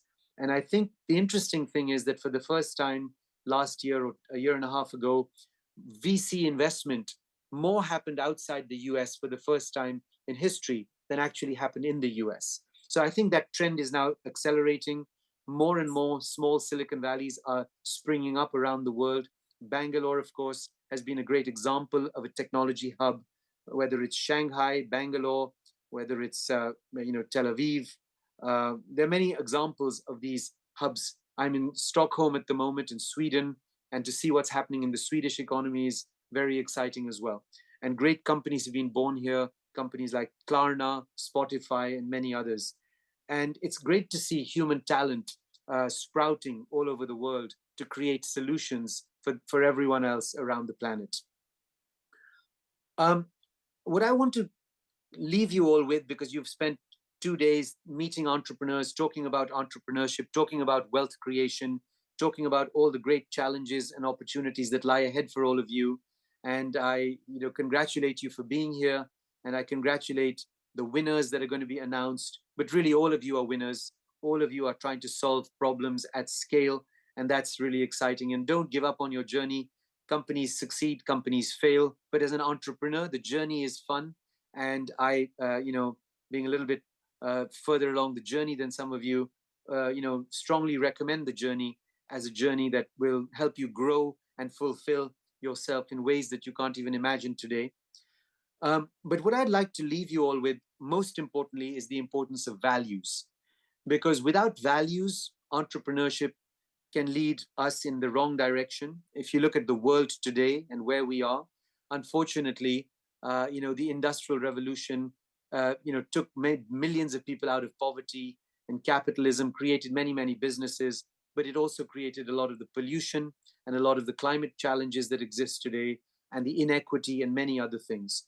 So I think we need a new capitalism. We need a capitalism 2.0, or a free enterprise 2.0, which allows us to reach our to fulfill our capacity as human actors, to solve problems at scale. But we need a more conscious capitalism that is focused on addressing challenges of the commons, addressing the United Nations Sustainable Development Goals, that is more concerned about society as a whole, where we are concerned about the inequity in society, but we use capitalism and free enterprise and the ability to solve problems as human actors, working together in teams and rallying resources together to do it together as a team. And I think it's really one world that we live in, and our ancient culture in India, and the G20 motto is all about how it's one planet, one world, one future, one human race. And I think we need to take the best of that philosophical positioning to really serve and have a service mindset in the entrepreneurship we bring. Our foundation, TGELF, has a curriculum about ethical altruistic leadership. We believe great leaders are based on 4 pillars of leadership: leadership skills, the skills it takes to be a great leader; decisive action, to be risk takers; but more importantly than that, to be ethical in what we do, and to treat others the way we want to be treated ourselves; and finally, altruism, caring about everyone as though they are part of our one human family. So our mantra is LEAD: leadership, ethics, altruism, and decisive action. And we believe that LEAD framework should be at the base of the entrepreneurial mindset, which can allow us to solve problems at scale. Mahatma Gandhi is someone that I have great respect for and look up to as a great leader. And he said something very beautiful. He said that the world has given us enough for our needs, but not enough for our greed. And so when we think about that carefully, it really tells us that our personal needs are our needs for our families and our loved ones. Once those are met to a certain level, really our life energy should be spent on dedicating it to help serve those that don't have many of the things that we have been very privileged and fortunate to receive, such as our parenting, our education, our teachers, our friends, our investors, our support systems, our health, and all those other things. And I think it's extremely important for us to have a mindset that is a mindset of service. And when you look at great entrepreneurs around the world, we often find that. I had this morning a meeting with the Wallenberg family from Sweden. And Raoul Wallenberg was a great leader. He saved many, many millions of Jewish people during the Second World War, and was an entrepreneur, created a great business. It's one of the largest businesses in this part of the world today. They have a huge foundation, and they do a huge amount of work to actually alleviate the challenges for people around the world. And it's great to see that this is not just something that is a new thing. It's been happening for centuries. Entrepreneurs giving back And I urge you to think about your entrepreneurship challenge and your giving back and not in sequence, but in synchrony. And think about the entrepreneurship you do as being something that's positive and imbued with conscious capitalism and a service mindset, but at the same time, give back to those that need, through your philanthropic activities. I am really honored and privileged to be with all of you. I admire all of you immensely, and I know that you will succeed on this great journey ahead. And thank you for joining us in India. And we are proud of our country, and we believe that connecting with all these countries around the world and you connecting with us will only make all of us stronger and all of us better. So you're always welcome, and we look forward to doing much more together. Thank you very much.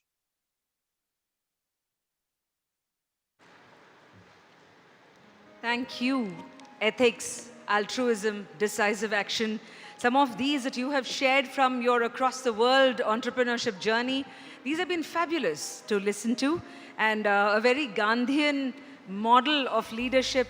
I think many of these are very significant takeaways for the audience. Let's hear it once again for Mr. Shiv Vikram Khemka, Executive Chairman, the Global Education and Leadership Foundation. Thank you so much, Mr. Khemka. Thank you. Well, so many different thoughts and perspectives coming from people through their lived journeys. I think that's been one of very, very special things at this summit. I hope you're enjoying this. I hope you also are carrying many new, let's say, relationships that have formed professionally beneficial and personally enhancing. On that note, we have a 15-minute break at the moment, I'm told, so make the most of it. We will reconvene to listen to the next speaker. I'll see you very soon. Thank you.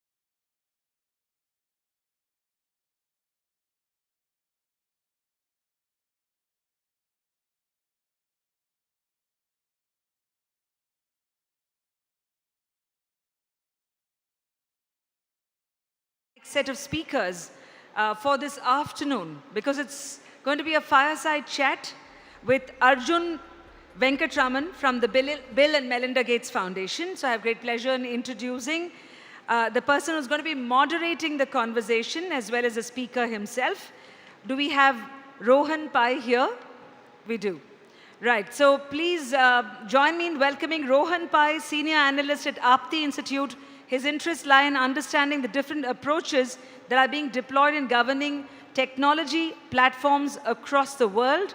Rohan closely tracks developments to the India stack and is interested in understanding how digital public infrastructure can be adopted by countries for inclusive digital transformation. Now, for the speaker, Arjun Venkatraman, Program Officer, Digital, Bill and Melinda Gates Foundation. May I request the audience to join me in welcoming Rohan and Arjun to this chat. Over to you both. Hi everyone, yeah, I hope I'm audible. So I'm Rohan from Aapti Institute, and at Aapti we are a research firm that tries to understand how technology is impacting society. So we try to understand how we can build access to technology both through offline and online pathways. And it's a pleasure to be here at the METI Startup Hub. I'm pleased to have with me Mr. Arjun Venkatraman from the Bill and Melinda Gates Foundation. The Bill and Melinda Gates Foundation, with a steadfast belief in the equal value of every life, strives to improve people's health and empower them to overcome hunger and extreme poverty, particularly in developing countries. At BMGF, Arjun Venkatraman is Program Officer for Digital, and his work is focused on digital programs in areas of gender, equality, livelihoods, agriculture, and financial services for the poor. So welcome, Arjun. I'd like to hand it over to you for any opening remarks. Thanks, Rohan. Hi, it's a pleasure to be here in this amazing conclave of some of the best innovative minds in the world. So I'd love to thank the METI Startup Hub and Mr. Jitendra Vijay, who's invited us very kindly to be the global partner for this event. And BMGF has had a very long and very fruitful partnership over the last 20 years with the government of India in a number of areas across public health, financial inclusion, and many, many others. So just to give you a flavor of some of the things that we've worked in over the last few years, one, we've been working on the frontline health worker ecosystem, the ASHAs and the Anganwadi workers. So in partnership with the Ministry of Health and Family Welfare, we've been able to support some of these programs in building job aids for these frontline workers who actually go onto the ground and work with individuals and families to support them in getting their health entitlements and benefits. So that's been one of our key areas. So there are some interesting platforms there like TECO, and now with the Ministry of Rural Development, LocOS or Sakhi.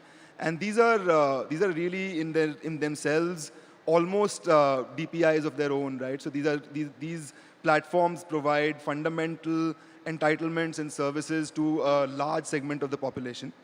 In addition to this, we've also worked on things like disease or like medicine adherence or technologies that will essentially help you to monitor how drug adherence is going in areas like TB. So 99 Dots, Nikshay, these are programs that, again, we've worked with the government of India on scaling up and helping meet the goal of eradication of TB in India by 2025.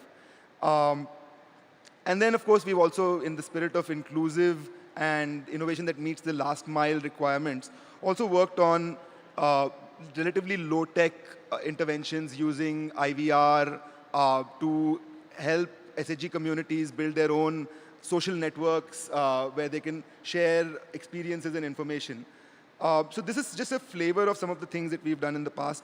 As we go into the future, we are now looking at some of the emerging technologies such as NLP and generative AI, where it's very important to keep that inclusion lens at all times. I think India has been, in that sense, very ahead of the curve in enabling public service delivery using digital systems. We are considered a use case across the world. or a great example across the world of how foundational systems in identity like Aadhaar, which is now being taken all over the world in the MOSIP format. Similarly, UPI is a revolutionary digital payments system. The Honorable Prime Minister's support for cashless economy has really made that system go to every household, to the point where even the smallest vendor in India today will accept a UPI payment. And so some of these things, we really feel that as we look to the future and as more and more of the digital infrastructure becomes a part of our daily lives, it's really, really important to ensure that we are keeping a very close eye on inclusion and making sure that it reaches every last person. So there's a famous proverb, if you want to go fast, go alone. But if you want to go far, go together. And in that spirit, I hope to, in this conversation, share some of the areas that we've been thinking about and that we hope to continue to collaborate in. Thanks.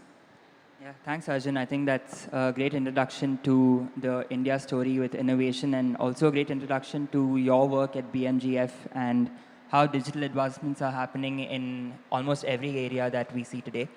But I think what I'd like to double-click on is understanding how digital public infrastructure in India can be leveraged to create an environment where innovation thrives, keeping in mind values like inclusion.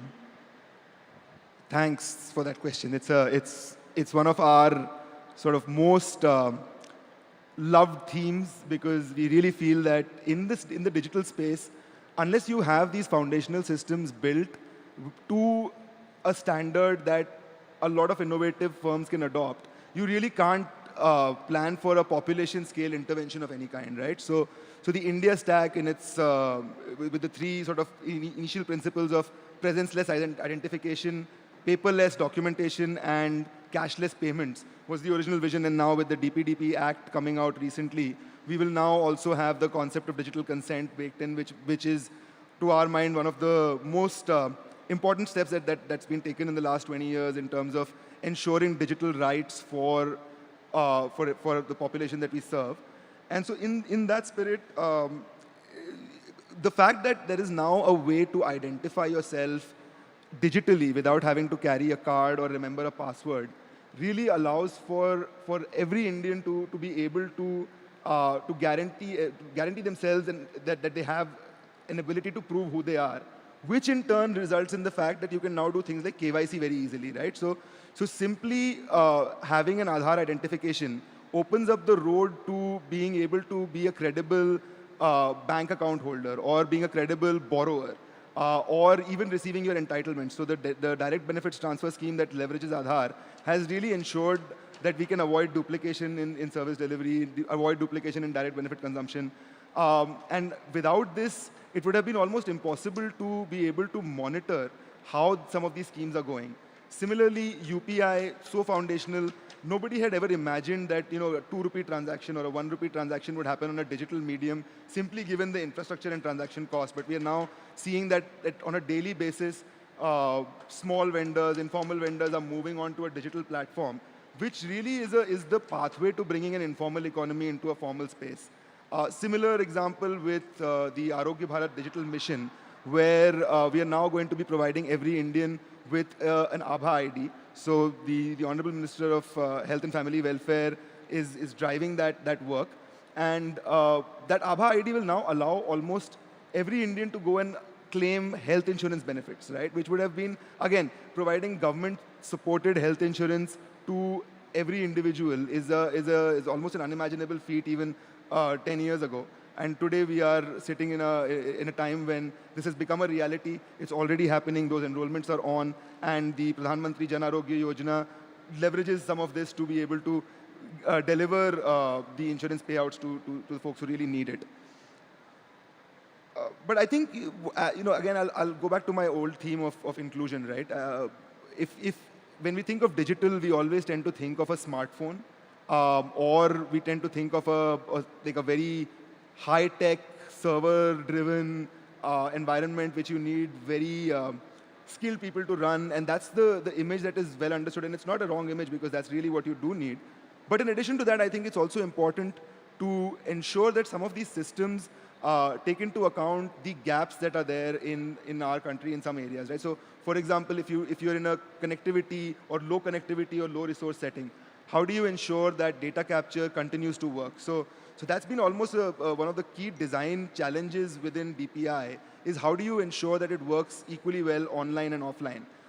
That specific problem actually taps into computer science's theorem of consistency, availability, and partition tolerance. I don't know, I'm guessing there's a few computer scientists in the room, but essentially it's a hard problem to solve. You cannot have networks that are consistent, available, and partition tolerant, but we are daily seeing Indian digital public infrastructure systems and their endpoints solving this problem by having an offline and online mode. So some of the work we do with the ASHA and the Anganwadi cadre, it works, those applications which are run by the Digital India Corporation run offline, right? So you'll be able to enter all your data. When you come into connectivity, it'll sync up and that data will be consistent.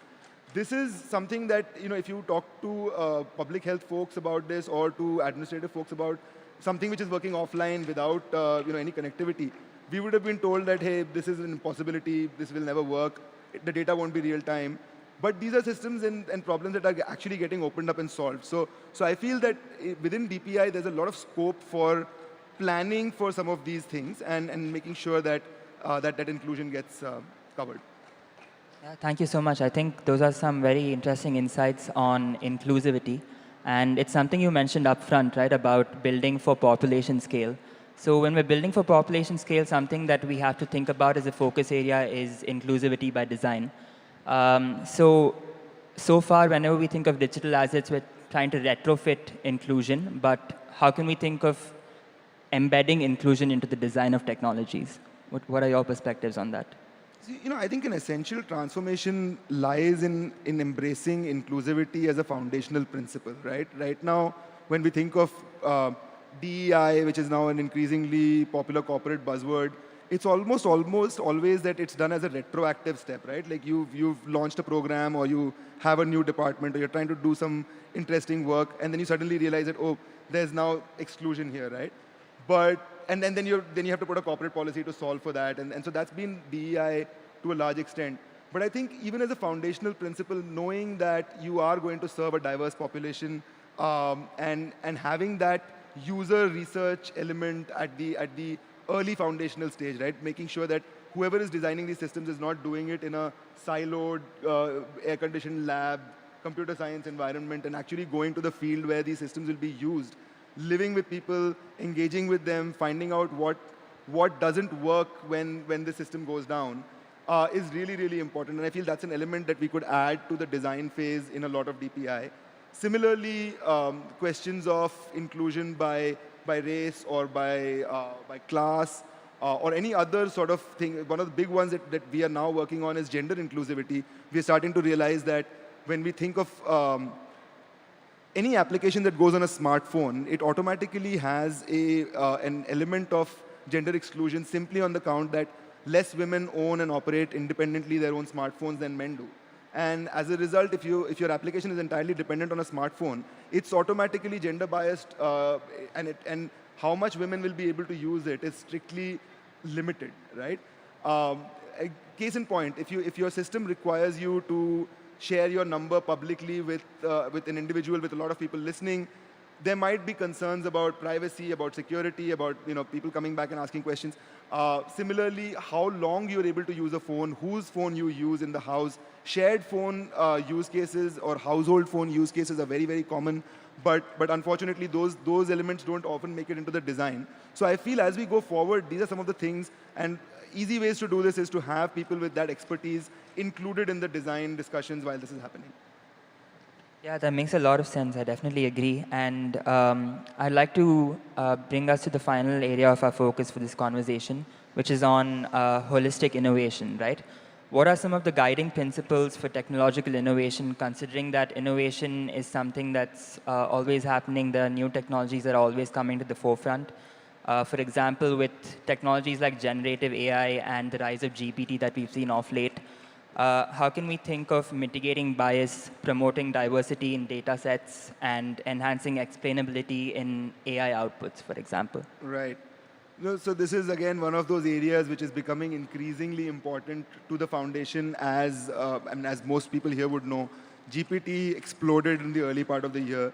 It's had the most rapid adoption of any digital platform ever, right? So 100 million users in less than a month, unheard of traction. But that comes with its own costs, right? So there has been discussion about bias in the outputs in terms of gender, in terms of race, in terms of class, and that shows up in how GPT responds to things. And it's simply a function of what it was trained on, right? So it's, for us, what we are seeing is that there's one piece of work, entire area of work that is important to do. And again, there we look to the global partnership on AI that again, Meti is chairing, where some of this work is just starting out, where we're seeing, okay, English language is what has dominated this space for the longest time, right?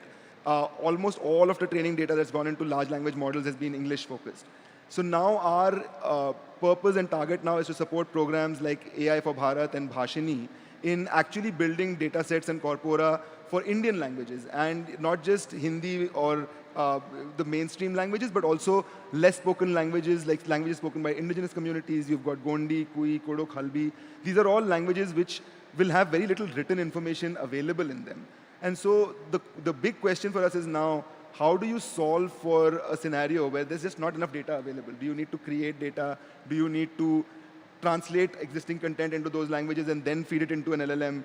But of course, that brings challenges that, now translation itself is not unbiased, right? So it's a challenging area. I feel India's done an amazing work in framing responsible AI principles without stifling innovation. I think that's been it's quite an innovative approach to regulation in that sense, where you have a lot of countries which are trying to limit what you can do with AI. India has taken a forward-facing approach, and we are really trying to ensure that we have innovation, but not at the cost of inclusion or damage, right? So that's that's been one of our areas. We are now working with some of the innovators in this space, including OpenAI and the other folks who build these. But we also work with other firms who are trying to solve this from a more grassroots approach. So case in point is Karya Incorporated. They've been recently on the cover of Time as well. So there,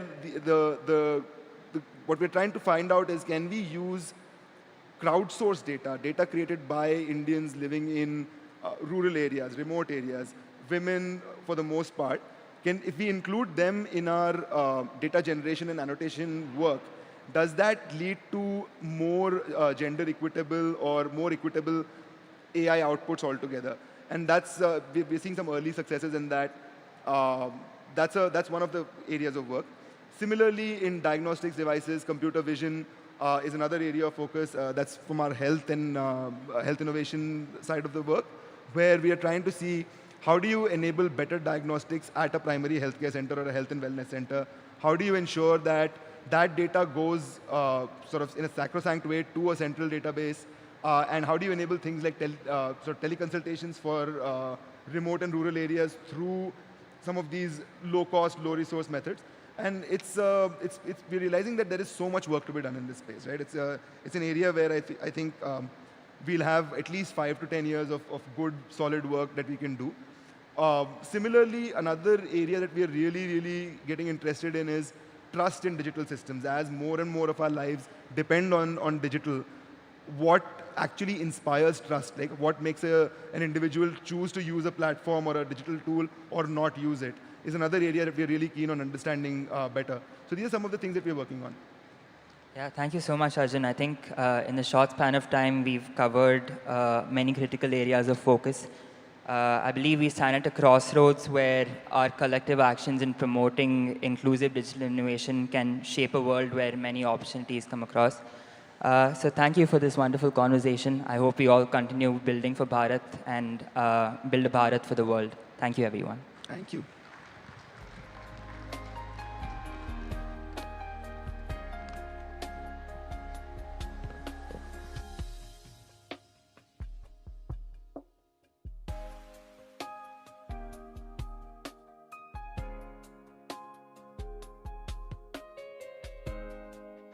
Thank you so much for this chat.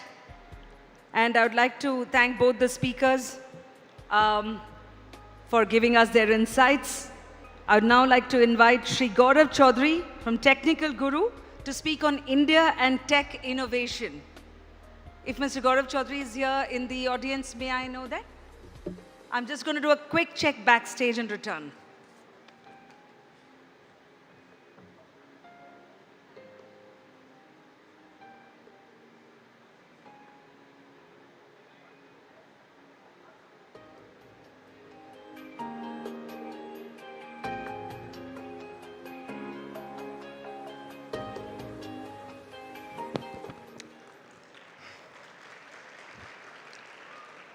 Good evening, everyone. I think I should start just by thanking the organizers for getting me this stage to be able to talk about India and tech innovation. So many brilliant minds right in front of me, all the dignitaries. Let me start by innovation, because the topic is India and tech innovation. You might think it's a very recent thing. It just started recently, last few years or last few decades. But no, that's not the case. We, as in like we Indians, we have been the innovators right from the beginning.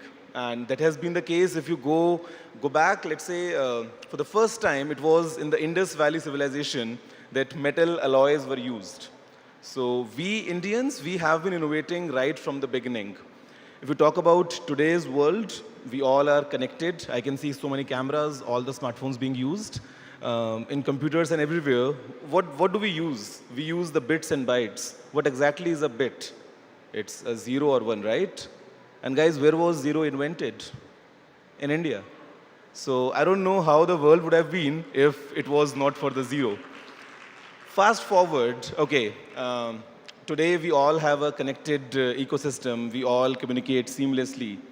It was all thanks to the pioneer innovation, how it all started. Dr. J.C. Bose, the pioneer of wireless communications. Otherwise, I don't know where would have been. Fast forward. Today, we have such a connected world. Everything is connected. Globally, we feel that we are all one. And it's all thanks to the network of thousands and thousands kilometers of fiber optics. Any idea who invented fiber optics? Or who do we call the father of fiber optics? It was Nrinder Singh Kapani, an Indian. So that's how deep we all are invested in terms of tech innovations. I'm sure you all charge your phones, right? You all do. You all use in multiple peripherals with your computers. Any idea who invented Universal Serial Bus, or USB as we call it? Of course, an Indian, Ajay Bhatt. So that's how our history has been. And if you talk about today, the current scenario, I think we are the leaders globally. Look anywhere, look around you, the phone that you are using or the software that you are using, who are the people sitting in the top positions? It's us, Indians. So the way we have been innovating, the way we have kind of achieved this position, it's a no-brainer that we have always been the deserving ones, considering our efforts, considering our knowledge, considering the skill sets, considering the adaptability, taking into account the talent that we got, taking into account how quick learners we are, taking into account how much of accountability we bring in, it has been quite evident. Now, speaking of digital, because today it's all about the Digital Innovation Alliance, the world is moving quite fast. The world is, moving fast in the digital space. Everything is going online, everything is well connected. But at the same time, what we experience globally is a digital divide. And it's not me, it's the ITU who says that approximately 1/3 of the global population, which is around 2.9 billion people, they suffer from a digital divide.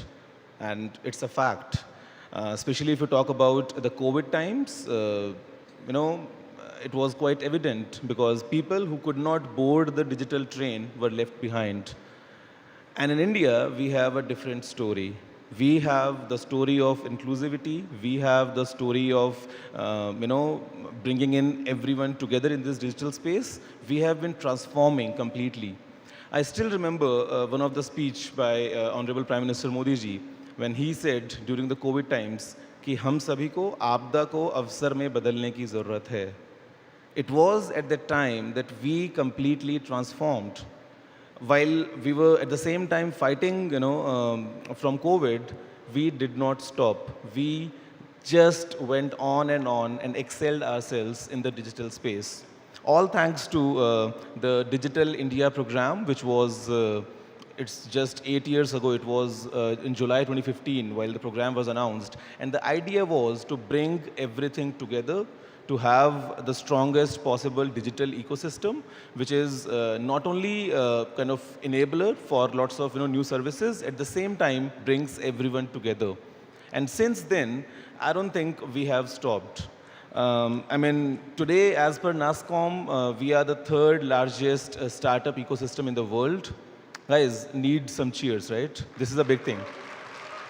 So, now, being in the position, and I'll tell you one interesting incident which Honorable Minister Rajiv Chandrasekhar told me while I met him, I think 2-3 weeks ago. He told me that once he was in the UK with a delegation of all the entrepreneurs from India, and while he was in UK, I mean, he got this information that many of the UK ministers want to meet him. And he told me that he was surprised that what exactly is the scene, why exactly everyone is trying to meet him. But the reality, he told me, was that everyone was trying to meet the entrepreneurs who flew in from India. And they were curious to know that what is the secret sauce of this successful entrepreneurship journey in India. And in response, he told that, there's no secret sauce. I think it is the brilliant minds, at the same time, the enablers, the kind of, different schemes from government, the way the Indian market is, the way the Indians are. I think it's all about, just doing the right things and the success will come in. So this is how, we all started, and this is how we are right now. And speaking of Digital India, I think multiple government schemes definitely helped in. Starting with the, let's say, the BharatNet, the program which, with the idea of bringing everyone online, making sure that we have the last mile connectivity, we have it. At the same time, we also have the e-hospital app, which is very useful in terms of delivering the right healthcare to the people maybe living in the remote areas. We definitely have it. At the same time, making sure that the internet stays secure, we also have the Cyber Swachhta Kendra, just to make sure that the internet is clean and it's free from any kind of malwares and different attacks, let's say. At the same time, how many of you have tried the e-rupee? Is there anyone tried e-rupee? Feels nice, right? You have your digital rupee in the screen of your phone, yeah? You can choose different currency notes and feels like a different feeling altogether. Like instead of wallet, you have the money in a digital form in your phone. So these are a few of the things that we have seen all around. Aadhaar-enabled payment system, for example, was such an enabler. We have the Prime Minister's Jan Dhan Yojana, bringing everyone online. And I'll tell you something personally. While I was growing up, now I'm not too old, I'm just 32, but while I was growing up, I always had this thing that, earlier back in the days, we used to hear statements like if the center releases 1 rupee for the benefit of the people, it's only how many paisas would reach? Anyone? You all have heard this, right? 15 paisa. So that's like 15% of the benefits. But today, because we have such a strong digital network, which is, I think, pretty capable to identify the beneficiaries and is able to deliver the benefits directly to them, today that 1 rupee is, I think, translated to exactly 1 rupee. So this is the kind of world that we are living in. We have QRs everywhere, I mean, all around us. There's not a single place, I mean, you can go to a small stall street side, a guy selling coconut water, he would definitely have a QR sticker just for the one-tap payment. So I think the way that we have adapted, the way that we have transformed, it's completely mind-blowing. The simple fact being that we have a population of 1.4 billion.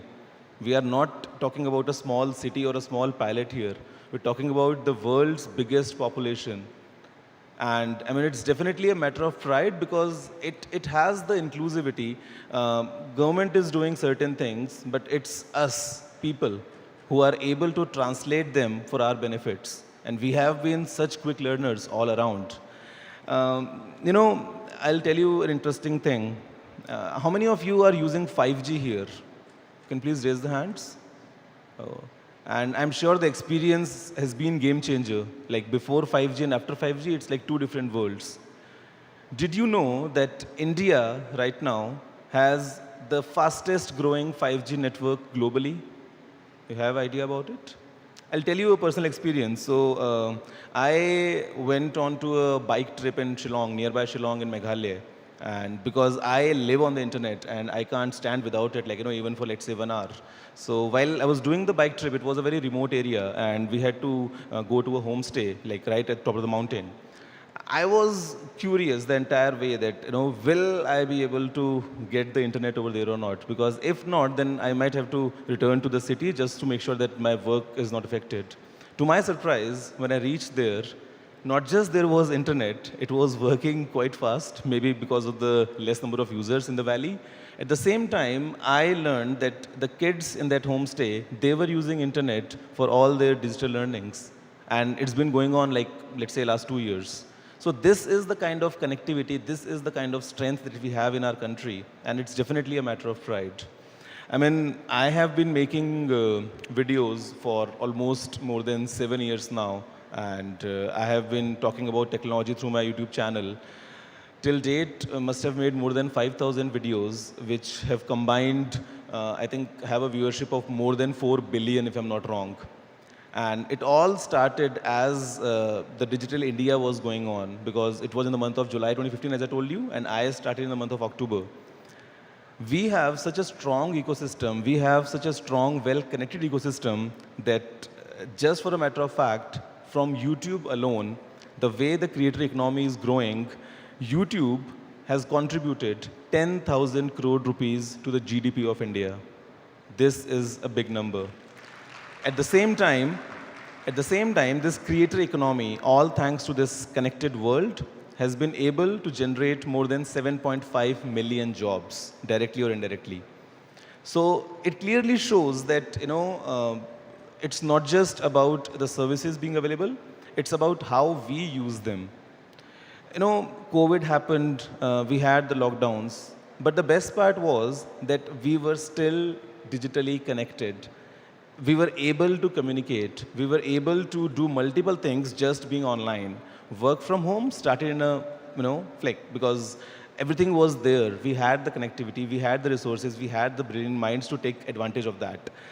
And today, it's not just about being well connected. It's about how much of services we are getting online. I was talking about my trip to Shillong. Unfortunately, in the same trip, I had my wallet, fell in the valley, and there was no way for me to recover it. To your surprise, I didn't get a new wallet for approximately 6 months. The reason? There was no need for it. I mean, I instantly thought that, oh no, all my IDs are gone, all my cards are gone, there was a bit of cash as well. Now what to do now? But because I was using DigiLocker, instantly, in just a matter of few clicks, in my phone, I had my driver's license, I had my Aadhaar card, I had my PAN card, I had my vehicle registration certificate, everything, including the mark sheets from my 10th and 12th standard. Everything in DigiLocker, working flawlessly. Now, while traveling, I'm sure you all, like at least some of you must have tried the Digi Yatra, right? Is it like, flying business class, I think? I mean, the way the check-in works, the way the security works, all you need is just your face to be scanned, and that's it. In one click, you breeze through security, all thanks to this strong digital network. So things like the DigiLocker, things like Digi Yatra, they have truly enabled us to be able to live in this digital lifestyle. And I don't think there is any divide in this, because it's all inclusive. Everyone has got an Aadhaar card. It's a random 12 digits number, which kind of, has your own identity. And because everything is built on top of the layer of Aadhaar, everything is very well connected together. So it just feels like very, casual. You just push in 2 clicks and it's all set. In India, for example, we have the ONDC as well. Anyone tried ordering from ONDC? Good discounts, right? Good pricing. because all thanks to the Open Network for Digital Commerce. There are so many things. I mean, I'm just touching on some of the basic ones, but the way we have transformed digitally, I could never imagine 10 years ago कि मैंने कभी सोचा भी होगा, one day would have this kind of a future. I'm sure you guys rarely go to any banks these days. No lunch breaks, no nothing. Don't need to go to bank, right? Everything is with you. So, while I heard our Prime Minister talk about cashless economy, at that time, to me, it was a surprise that is it really possible? Because in India, the way the country worked, it was all cash. Many people didn't have their bank accounts. Many people, were all just doing the cash business. But the quick adaptation or the quick transformation of everyone, coming online at the same time has helped us, create this strong cashless economy. Now, I think there was a time in the past wherein the center of tech was limited to only a few places globally. But today, as I speak, I think everyone wants to come to India. Everyone wants to explore what's special with this country and how we are able to transform in this digital world. India is slowly and steadily kind of right now is becoming the center of technology and especially in the digital space globally. Now I travel a lot and whenever I go to any top event somewhere or globally whenever I travel, I always feel kitne piche hain wo log. This is my personal thing, especially in this digital domain, because the way that we have been growing up, the way that we have seen how our lives have been changing over the last few years, it's difficult to digest how a few parts of the world still function the old way. They still have everything offline in a physical form, wherein I have everything in my phone working flawlessly for me. I'll tell you, now it was for the first time I saw this and it was in Chennai. I think you can find the same thing in Bangalore as well. Go to the airport, look for any vending machine. I'm sure that machine might have a QR code. Where in world would you find a machine with a QR code? No need for any cash, no need for any transaction in terms of change and stuff, no cards. It's just pay through UPI and you can get your beverage. So this is kind of something which is baked in. No matter who you talk to, everyone, for payments, it's just a simple QR. Either you send it or you receive it, whatever. So right now, I think India is the suitable candidate to take lead and, to be the guiding light in terms of how exactly the digital solutions work. And India, for example, G20 is a very important and a very significant moment right now that India can take the lead and teach the world, teach the G20 members, for example, how to use the power of digital in terms of bringing everyone together and taking away all the digital divide. How many of you know that India right now assumes the chair for the Global Partnership on AI? How many of you are aware of? Let me tell you something very interesting. While the voting was going on, it was in favor of India with 2/3 majority. And the simple reason for this 2/3 majority for the first preference that India got was because India is a trusted partner. India has always been a trusted partner. Guys, clap for yourselves. We are all Indians. So, because India has always been this trusted partner and has always been in support of ethical usage of technology for the betterment of public, we deserve this. And today, I think every major tech company, could be a startup, could be a big giant, wants to come to India, or maybe they already have a presence in India. Make in India started in 2014 and uske baad se we have seen that almost any major giant you talk about, they are making mobile phones in India, they are either doing R&D in India, they are doing their, let's say, some other kind of designing in India. So India has been the attraction for the world. The reason I see right in front of me, you guys sitting there, we got the best talent in the world, without a doubt. We got the best resources. we got the best environment, we got the best enablers coming in from the government, that this becomes the place for anyone to come and enjoy because of the fact that we have everything under one roof. And what better example than Bangalore? I think it's right to say that this is the startup city of India. No matter what idea you have, no matter what kind of app you want to develop, you just need this city to do the testing. You will get the best feedback from your consumers. You'll get the best reality of whatever idea you might have, because this is the city which adapts like fastest way possible. I've been talking about payments. I've been talking about DigiLocker and everything. But the journey of Digital India is a complete 360-degree approach. It's not limited to just a few sectors. For example, you talk about EdTech, we are really strong. You talk about healthcare, health tech, we are there. You talk about agri-tech, we are there. FinTech, of course. So this kind of puts us in the strongest possible position, because we have been utilizing the power of digital for the benefit of the people. And, internet at times might be too scary for some. And because we know the consequences, because we know the reality, the way internet works, at times you'd want to feel secure while you're online. You all must be aware of the latest DPDP Act, right? The Digital Personal Data Protection Act. Now, I had a chance to meet Honorable Mr. Rajiv Chandrasekhar sir, and he explained the way the act works.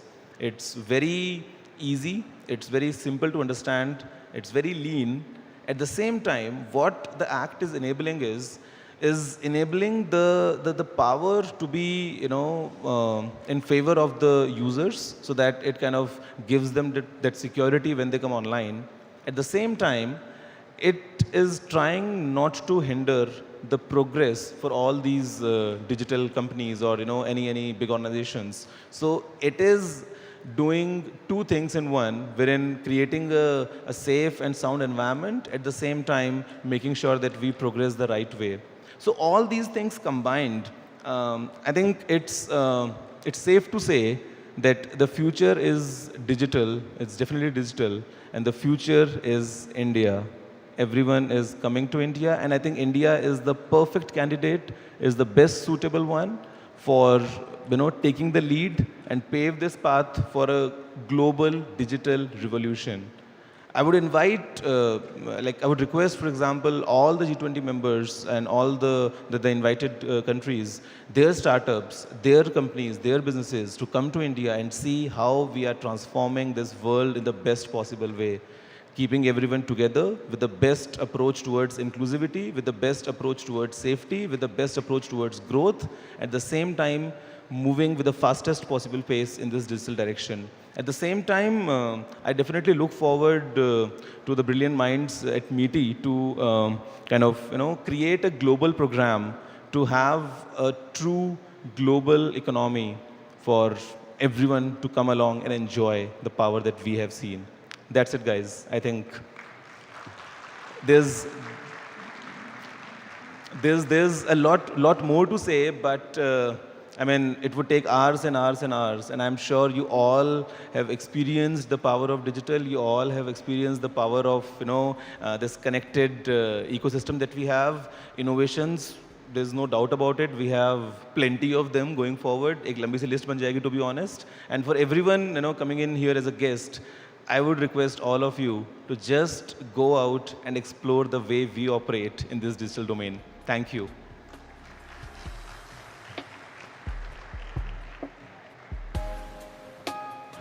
I request Gaurav to stay back. Gaurav, आ जाइए. एक तो आपके लिए तालियां भी. The technical guru needs some more love, people. May I request Aditya Singh, Head of Strategy at Kia, to please step up and give a token of appreciation for such an authentic talk.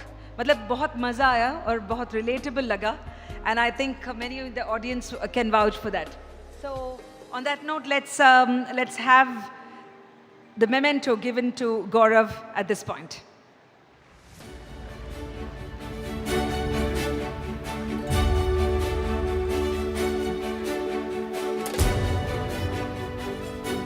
Well, a massive YouTube following, but a very, very grounded YouTuber.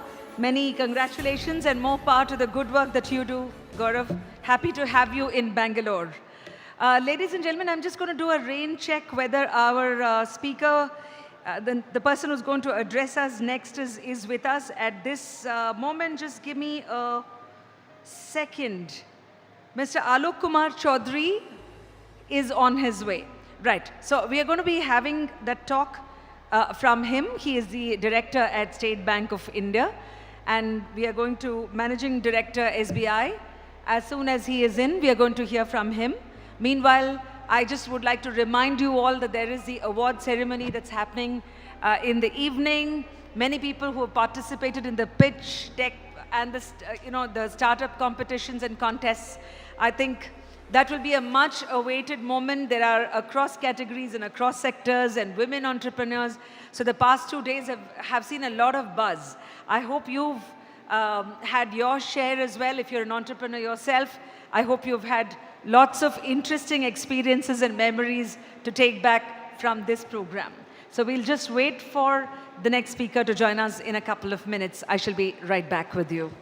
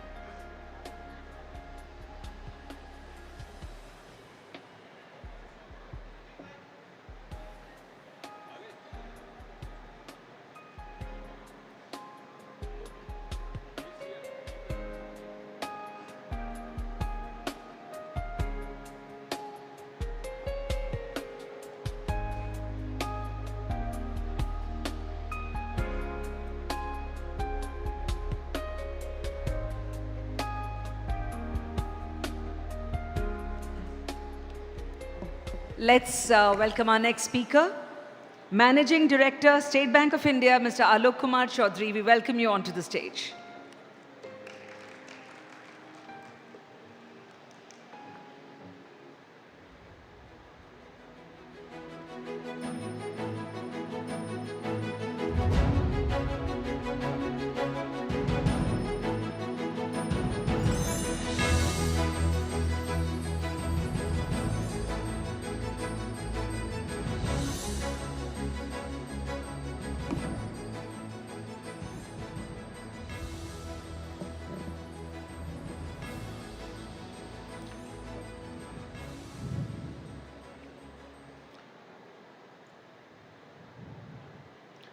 Good evening to all of you.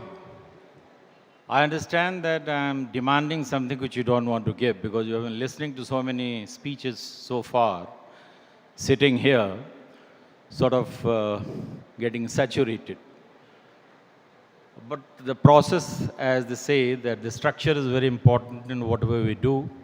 So as a part of this structure, I am the speaker of the moment. So I would like to beg some time of yours. Maybe many things which I say is already known to you, but then as they say, repetition is the mother of memory. And as we repeat the same concepts, the thought processes, probably something new comes up. And as innovators and startup people who have founded startups, we understand that all this knowledge which you gather, the different bits, pieces of knowledge, understanding from here and there, through the process of permutation, combination, something known, some unknown, and suddenly a new thing happens. This is what startups do. So with this perspective, our respected guests today, the innovators and creators, and the entire startup ecosystem, I am privileged and honored to be here with you because whatever I have seen here, whatever I have listened and whatever I have absorbed, probably it has enriched my own understanding instead of your understanding I can enrich. And the understanding also will lead to more actionability on the part of the bank as an institution which is necessary for all the growth in the country. So MITI, as we know, this digital innovation, this DIA alliance which has been launched by MITI, has a huge amount of importance.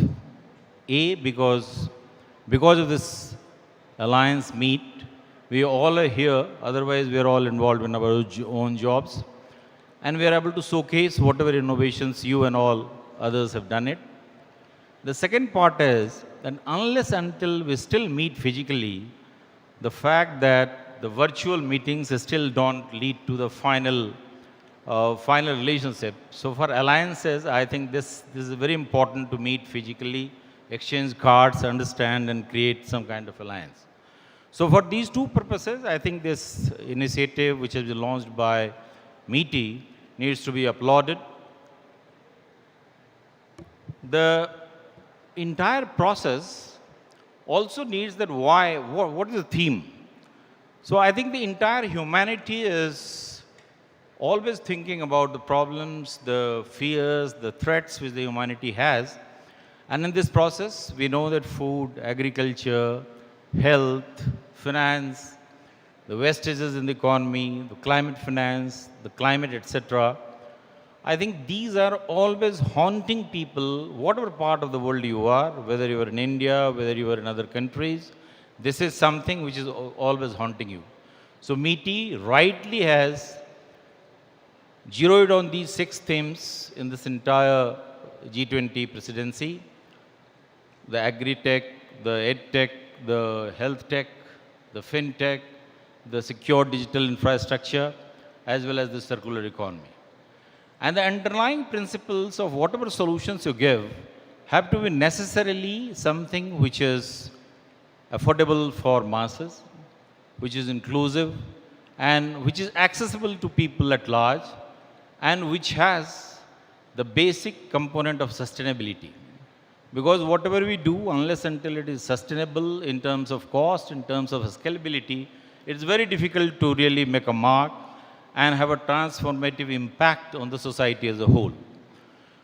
We in the State Bank of India, which is the dominant bank of this country, we are committed to this particular theme because it is our ethos to do whatever we do in this country for the last, we were established in 1806. So you can imagine that for the last 217 years, we have been reinventing ourselves in all phases of economy and have always been trying to be relevant to the country.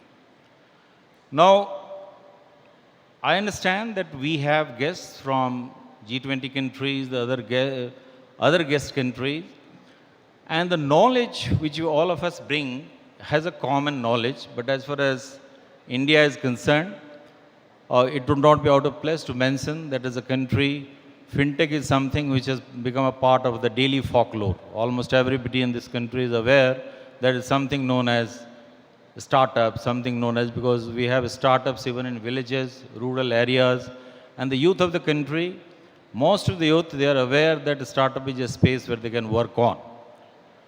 Now, with this, the fact that we are the third, as far as the startups are concerned, more than 6.5 lakh startups in this country we have. DPIIT registered, if you ask, then we almost a lakh of startups which are doting around in the entire country. All 663 districts, 30 states, 7 union territories, all of them are working at different places. So as a country, I think that some of the lingo which suddenly develops in a particular phase of history, a startup has already become a part of lingo, and the country understands this. Now, coming to the growth centers, we are already in Bangalore, which has the highest number of unicorns, and the entire startup ecosystem consisting of startups, investors, mentors, the institutions who create public digital goods, and the institutions who really regulate all these. I think everybody is in sync and it's a well-orchestrated system. Now, in the startup space, we understand that there are a lot of different areas in which startups work, whether it is agri-tech or reg-tech or health-tech or wealth-tech or many other techs you can add in so many ways. Now, I'll be talking about the fintech space because we in India, we have something known as dharma, arth, kam and moksha. We understand that everything revolves around money. So for us, fintechs are a very important part of the entire existence, and almost 2,100 fintechs we have. Now the question arises, I thought that why do fintechs in India, they thrive? And not only in India, but in all other countries, the way fintechs are thriving and increasing its influence, I have found that there are three reasons for this, whether any country it is, and the reason is the same. One, there has been a re-engineering of consumer thought. The second re-engineering has been re-engineering of aspirations. And the third thing which has happened in the entire world is the possibility of performance. Whatever desire at any point of time, the fact that this desire, somebody is already working on it, just to give you a tangible sense of fulfillment of desire. Now these three things, just to recap, the re-engineering of thought, re-engineering of need, aspirations, and the possibility, these have led to such a strong ground for any creativity, any product. Because human lives will always be inadequate. There will always be pains, fears, uncertainties, and startups or any person who has a creative understanding of human processes will always try to find a solution. So under this, if you see that what has happened as a bank, 217 years history, we find entire banking and the financial system itself has changed. So something which was never thought, even in this country, you were aware that taking loans was something which was not appreciated, except for a single person in our Indian history or say mythology, other than Charvak, who said, Rinam kritva ghritam pivet, there was nobody who said that taking loan is good. But the entire change of mindset is such that you need to buy today and may pay later. It's an accepted fact of life. The entire capital, the fixed assets which is being created is because of this loan system. So now this change in attitude. Second thing, the need for convenience. Now people are ready to pay anything. Life itself has become a bit of complicated in the sense that people are engaged in creating wealth. People are engaged in finding meaning out of life. As such, they don't have time for financial transactions. They want convenience. So what they want everything on a platter. Integration of payment systems, integration of investment platform, integration of budgetary tools in a single platform so that they can spend little time on this and can pursue their own dreams, find out their own meanings of life, because that has become very important. The third point is, today itself you might have seen some of the Honorable Prime Minister's tweet and the LinkedIn note, where two things have been quoted. One was SBI research. The SBI research, and another was Mr. Anil Padmanabhan's article. It's today, just an hour ago, hour or so, this tweet was there, which says that the country from 4 lakh median income, it has gone to 13 lakh median income within a space of 8-9 years. And the fact, Mr. Anil Padmanabhan says, which has been quoted by our Honorable Prime Minister, that the expanse or the width of people who are in the income tax space, that has increased. Now, because wealth creation has become very important in each person's lives, financial planning has assumed a huge amount of importance. That is why people would always like to have some systems where they can manage their finances in a much better, cheaper, faster, and more scientific method. Now, the fourth thing which has happened is that people have understood previously when we were young bankers, we found that coming to a bank was very important because people used to socialize and the cash was very important. But now the entire thought process is that coming to, as all of you know, that many people in the past, some of the illustrious people said that banks are not necessary, banking is. From that perspective, the concept of embedded finance has become so much important that in the entire process, there is a huge space for startups and fintechs to work. And we think that in the years to come, as study said, that by 2030, the entire revenue out of the fintech space would be around 200 billion US dollars, and they'll be managing AUM of around 1 trillion Indian rupees. Now, in US dollars. So from that perspective, I think these three things, which I still repeat, the entire re-engineering which has happened has led to emergence of fintechs, and whatever country you are, there is a huge amount of space. Countries in general, and India in particular, have created such regulatory encouraging, enabling and nurturing environment for startups that it has become a quite, if you are ambitious, if you're intelligent, curious, with an experimentation streak in your mind, it is very easy to become a startup founder, easy, easy registrations, income tax concessions, your carry forward of losses, the easy exit thing, and the fact that if you have failed in your startup or in any of your experimentation, the social stigma part, which was there as a failure, probably that is also diminishing. Under these circumstances, the India's robust ecosystem of startups, all fueled by youngsters like you and people who think that experimentation is necessary and the sine qua non for human evolution, has really been helped, and it is helping the country. Now, with a country where we understand that jobs in organized sectors are getting less and less every day, for informal, employment and employment creation, that has become very important, and the government and the society understands that startups have a very important role to create jobs instead of seeking jobs, in which a lot of success has already been achieved. Now, in this space, where do banks find themselves and where do we find ourselves? So the way startups think that they zero in on a problem, they zero in on some unmet need.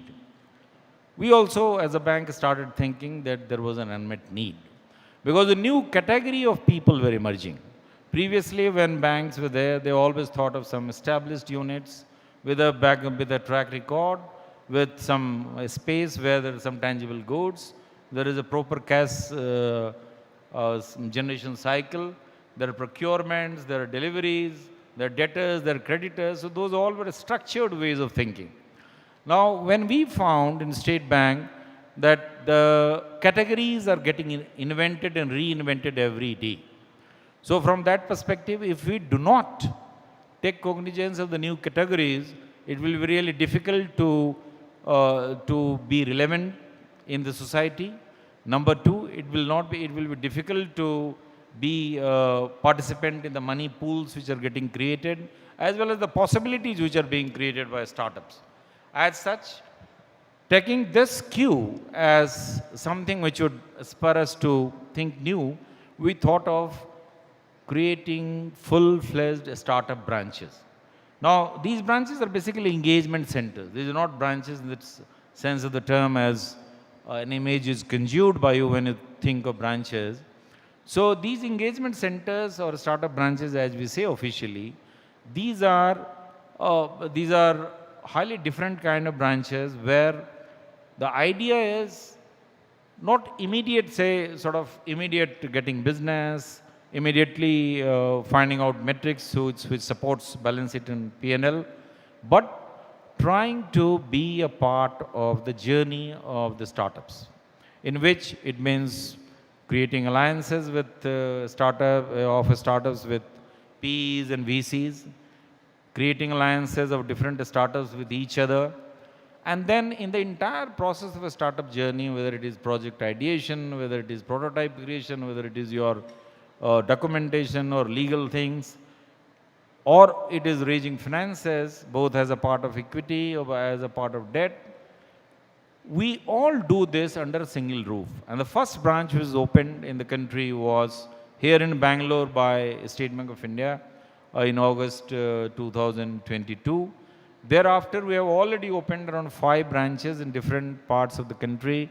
Chennai, then you have Mumbai, then Bangalore, then we have Delhi, and we have Hyderabad, and some of the other places which we think are hotbeds or nurseries of startups. We have also plans for opening these branches there.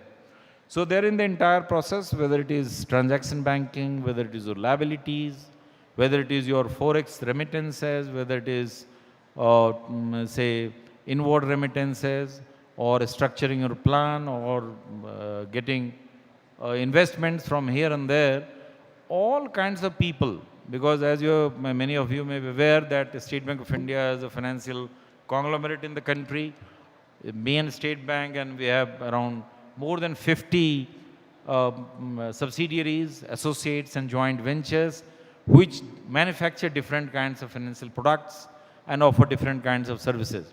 So under a single roof, these facilities are provided because people from the different subsidiaries and associates and JVs, they are also available there. And besides these 5 branches, we have also around more than 800 SME branches in the entire country which deal with SME specifically. So there in around 13 branches we have created corners, the startup corners. And in these corners, if there are some complex issues, then the main startup branches, the support. So it's a kind of hub-and-spoke model where the startups are facilitated in doing the jobs. This particular thing here also gives immense impetus to the startup ecosystem. By selecting people, selecting ideas, selecting their prototypes and selecting their delivery points from all over the country and rewarding them, awarding them in this particular meeting, is something which is a kind of catalyst for the entire startup ecosystem. I am sure that all of you create a good, robust ecosystem, help the country, because after all, whatever you do and I do, the entire effort gets crystallized into a single crux, whether we have been able to solve human pain, whether human suffering has been somehow lessened. If we do, whatever role you do, you are a startup, I am a banker, somebody is doing something else, but the essential motto of all of us will essentially be wiping out tears from the eyes, either from hunger or from health issues or from educational inadequacy or from climate-related disasters and from any other thing. So I hope that such meetings surely generate a sense of commitment towards this common goal. And all of us are aware the way ESG and climate finance are taking center place in the entire discourse. Whatever you do these days, this particular topic surely comes. I would also urge all of the startups to think on those lines as to how the disasters can be sort of eliminated. Just taking the disasters which have happened in certain parts of the country due to floods, landslides, I am sure there are a huge number of pain points where all of you can contribute and help the country. So with these words, I'm thankful again to you because you have given me your precious thing, which is more important than money. Probably you could have given money and relieved yourself from listening to me. So I think that's a more, the gift which you have given to me by giving your time to listen to me. It's a pleasure which I'll surely treasure and would like to be a part of your journey.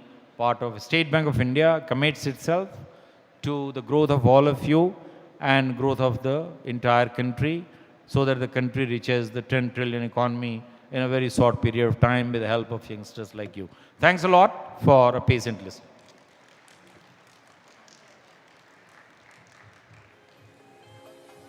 I'd request you to stay back, please, on the stage.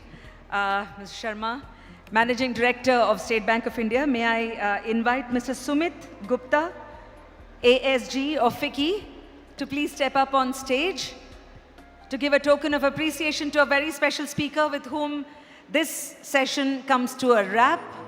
So thank you so much for your address and for your insights as well.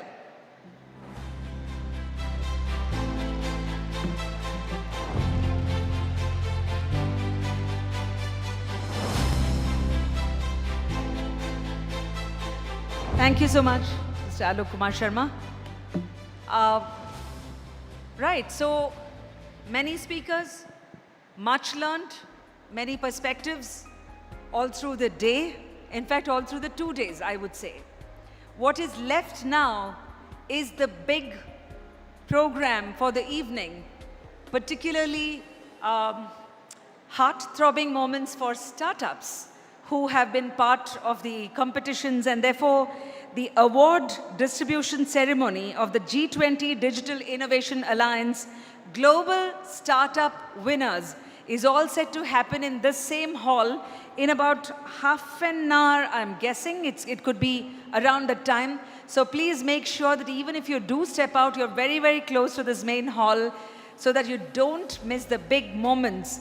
And you and I will play cheerleaders to everybody who has participated, who are walking away with those accolades, and we will be right here. So with that, it's time for me, Vasanthi Hari Prakash, to sign off from this and to come to you one final time in a few moments from now when we have the award ceremony. Namaskara for now.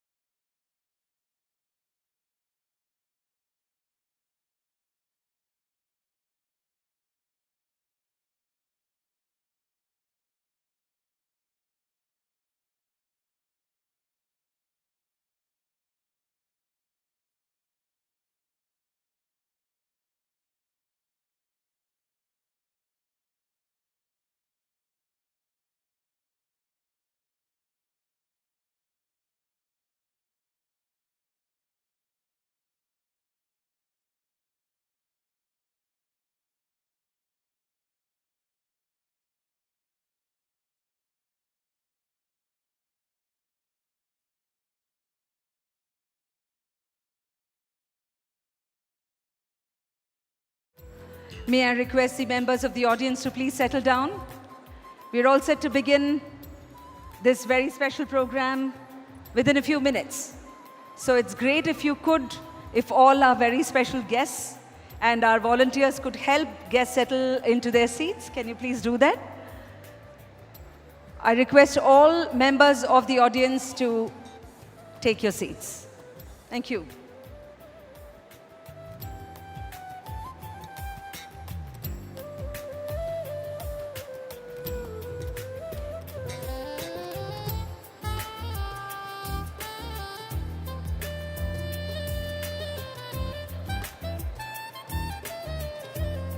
The Honorable Minister has joined us in the gathering.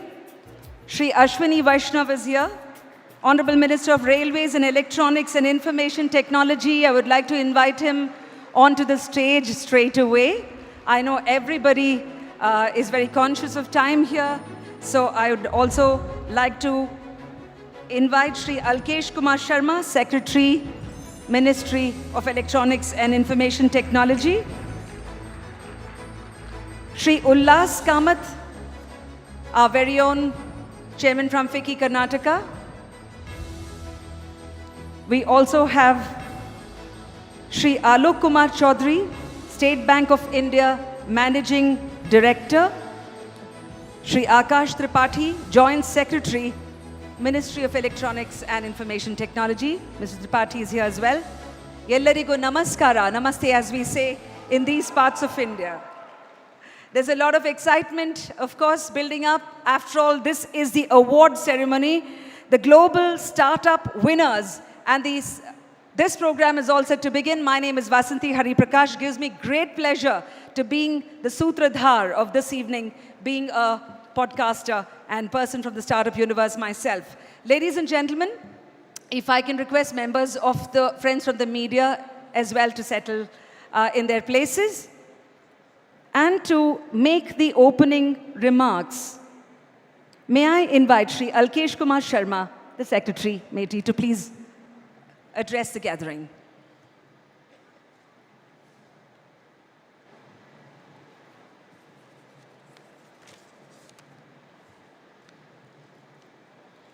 Good evening to each one of you. Honorable Minister for Electronics and IT, Communication and Railways, Shri Ashwini Vaishnav sir, FICCI Karnataka Chairman Shri Ullas Kamath, MD of State Bank of India Mr. Alok Kumar Chaudhary, my colleague Akash Tripathi, distinguished delegates who have come from 23 countries, startup community, young students, budding startups, ladies and gentlemen. It is indeed a matter of great privilege and honor for me to be here this evening in the award function of Digital India, Digital Innovation Alliance Summit, which has been going on since yesterday morning. As you are aware, the Digital Innovation Alliance was launched on 28th of December last year by Honorable Minister. The whole objective was that let's see that the best of startups working in any parts of the world, especially G20 and the guest countries, they should be able to come and showcase some of their best startups in 6 identified themes, right from education technology to edtech to agri-tech to health tech to fintech, circular economy. So multiple sectors we have actually made them to come here. There have been a huge response on our request, and we found there were nearly 4,000 to 5,000 applicants who had applied for this, out of which 118 could make it to this venue from 23 countries. And out of those, the top 30 have been selected. I think that has been quite an amazing kind of a work. It was not only the startups who have showcased, we also had last 2 days a set of distinguished panelists who had also shared their experiences, whether they were the PE holders, whether they were venture capitalists, whether they were working in startup systems, incubators, they have all come and actually shared their experience with the young and budding startups. So it has been an amazing event. While India is leapfrogging in digital India transformation journey, I would not like to dwell upon that because most of you know that in 9 years, what India has done, we have really made India as one of the global digital public infrastructure country in the world, and everybody, including some of the developed nations in the world, they are looking at India in a big way. With this, I would also like to acknowledge the presence of some of our distinguished guests here. We have Srimati Mrs. Fadnavis here. So I would like to acknowledge and welcome Madam and some of the distinguished ministers and dignitaries who have come from different parts of the world to participate in our G20 Ministerial Summit tomorrow. I welcome each one of you, and I also welcome the young community. With this, once again, I welcome and I would like to congratulate all the award winners, and I would also like to thank each one of the participants for their overwhelming, enthusiastic participation in the Digital Innovation Alliance. Thank you.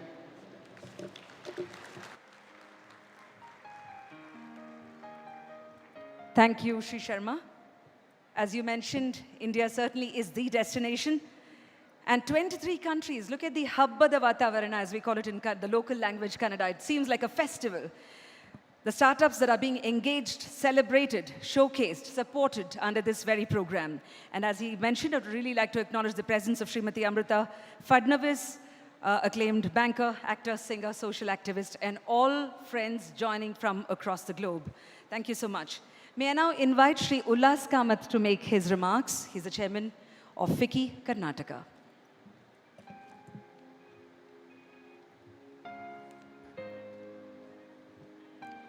ಎಲ್ಲರಿಗೂ ನಮಸ್ಕಾರ. Shri Ashwini Vaishnav, Honorable Minister for Railways, Electronics and Information Technology. Shri Alkesh Kumar Sharma, Secretary MeitY, Government of India.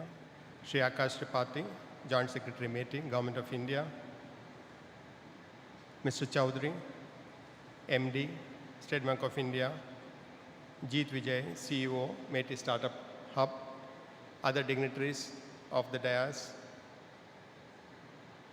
students, delegates, exhibitors from all over the world, and the startup community, ladies and gentlemen. India has emerged as one of the most dynamic and innovative startup hubs in the world, with a growing number of successful startups in every variety of industries. The Indian startup ecosystem has emerged as a vibrant and dynamic landscape attracting attention on both national and global fronts. We have emerged as the #3 largest ecosystem in the startup globally, with over a lakh of DPIIT recognized startups across 670 districts of the country as of last month. It's also expected that India will have more than 250 unicorns by 25-26 from 100 plus now. It's unbelievable that over USD 130 billion total capital has been raised by our own startups in India between 2014 and 22, and the value of that investment today stands at $450 billion US. Indian startups have also played a very pivotal role in propelling the growth of India's digital economy, which is the first time we are seeing that after many, many, many long years. As a businessman, I can say that our life in business has become so easy to transfer the money to every part of the country and to every salesman with whom we work with instantaneously. And innovation to job creation, from technology to advancement of digital inclusion, their influence is felt across various dimensions, shaping the landscape of the technology, innovation, and economic development. The Digital India program has also significantly bolstered the digital public infrastructure of India, ushering in a new era of technological advancement and connectivity. Through a comprehensive array of initiatives, policy reforms, and investments, Digital India has played a pivotal role in transforming the nation's digital landscape. In fact, very recently, the Union Cabinet has approved the expansion of the Digital India program with an additional outlay of 14,000 crore. FICCI would like to thank and congratulate the government for this remarkable step, as this expansion of Digital India program will further catalyze the growth of India's startup ecosystem. From fintech to agri-tech, from health tech to edutech, Indian startups are revolutionizing the industries, propelling us towards the more inclusive and sustainable future. Initiatives like this G20 Digital Innovation Alliance, which aims to recognize and support the innovators that have digital solutions for various world economies, a welcome step by the industry and by the startup community. And I would like to state that Subrakant Panda, our Honorable FICCI President, could not make it today because he is unwell. He has expressed his disappointment for not being present here and has conveyed his best wishes to all the winners of the global startup competition here. He also congratulates METI Startup Hub and all other organizers for this momentous Dia event. Finally, I would like to thank Government of India, METI, for the opportunity given to FICCI to be a part of this wonderful event. Thank you, everyone.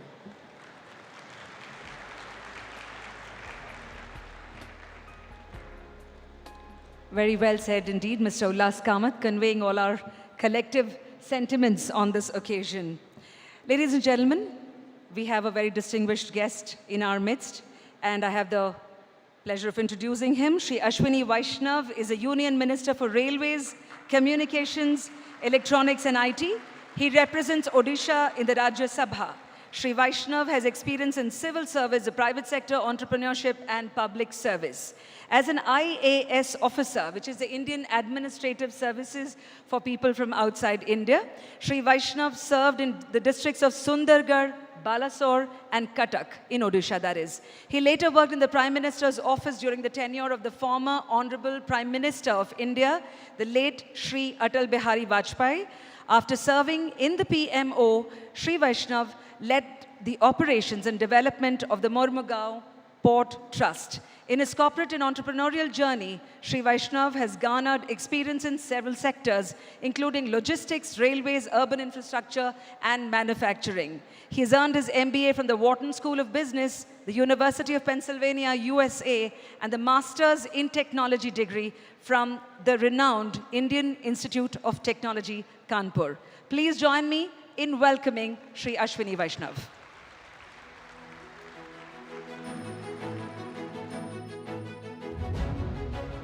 So how many are from Bangalore? How many of you are from Bangalore? Bangalore. Namaskara. Hegidiri. You didn't have lunch. Hegidiri. Hegidiri. Yes. So when in Bangalore, say Namaskara. That's the advice to all my international friends. This is a beautiful city. Bangalore is a city full of life. Right? Bangaloreans? Yes. Thoda aur josh. Little bit more. Full of josh. Yeah. Full of energy. Full of innovation. And full of startups. Okay, so we'll start with a small quiz. 10 years back, how many startups did India have? 10 years back, not far off, just 10 years back. How many startups did India have?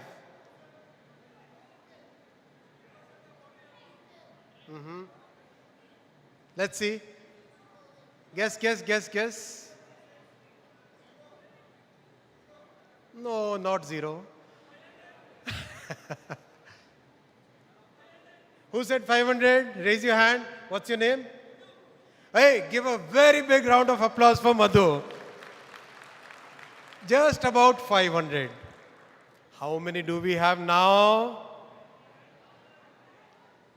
Guess, guess, guess. Uh-huh. 99,800. Somebody is very accurate, trying to be very accurate.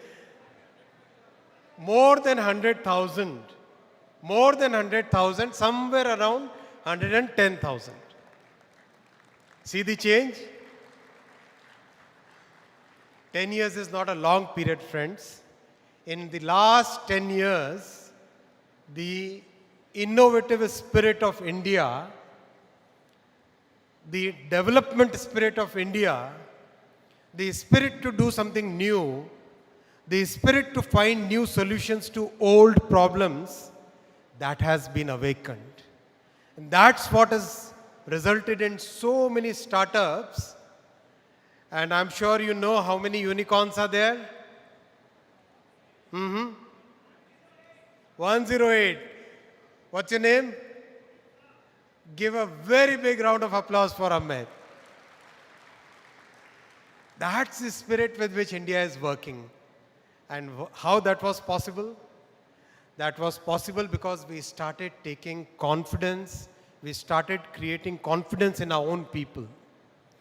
This is the city which is developing the best solutions for every big company in the world. Bengaluru, every big company in the world has a tech center here. We are designing for the world. Why can't we design for India? Why can't we create those solutions for our own country? Why can't we create solutions for a population scale? That is the fundamental change in thinking that the man that you see there, take a look that side. That side. Our Prime Minister Narendra Modi ji, he's brought that change in our thinking. He's brought that change in the way we look at ourselves. He's brought that confidence in our own abilities. That's the fundamental change which has happened in the last 9 years. If you look at sector after sector, you'll find that change clearly visible. 10 years ago, if you thought of a world-class 2017, PM said, let's develop our own world-class train. First thing people did was to immediately book flights and go abroad, got beautiful presentations, made a long 1.5-hour presentation to PM. PM said, no imports. When our people in Bengaluru are able to design trains for the world, why can't they design a train for India? Can we do that, guys, from Bengaluru? We can. And we did. We developed Vande Bharat train. How many of you have traveled by Vande Bharat train? What's the experience? Excellent? Awesome? That side? Any experience from that side? Any international participant you have traveled by this train?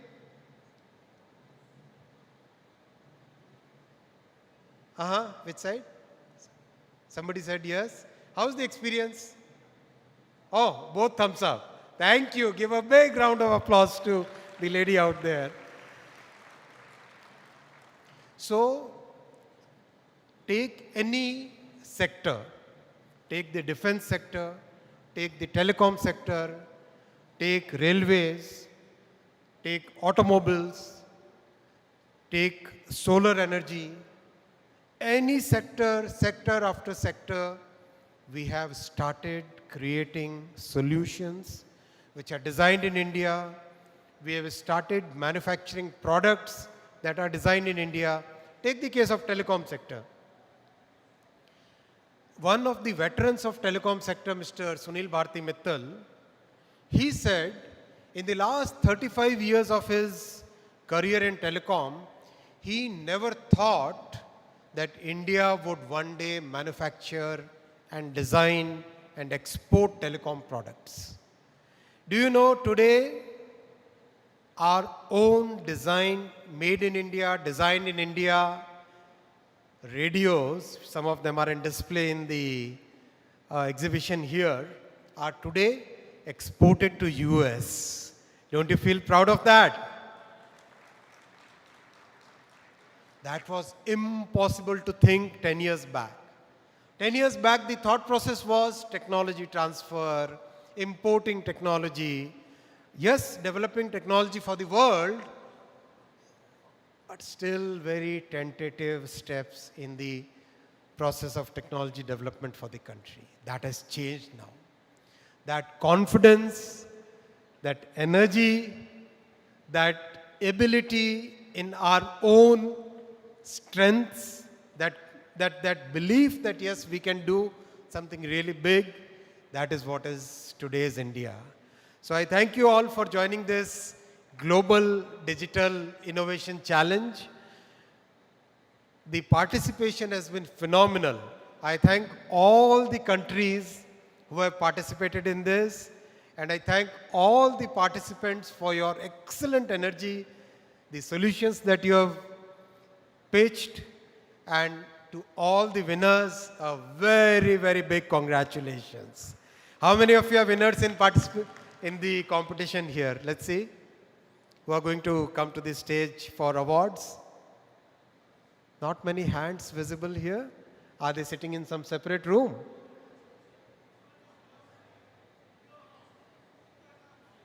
Okay. Oh, the names have not been announced. Ah, okay. Good. So there should be some suspense, some surprise. But I must say the quality of participation has been huge, and I'll request all the G20 dignitaries present here, honorable ministers who have joined from different countries, and the heads of delegations. Let's make this an integral part of our G20 meetings every year. This will be a great opportunity for people to show their solutions beyond their own boundaries. Thank you very much once again, guys. Thank you.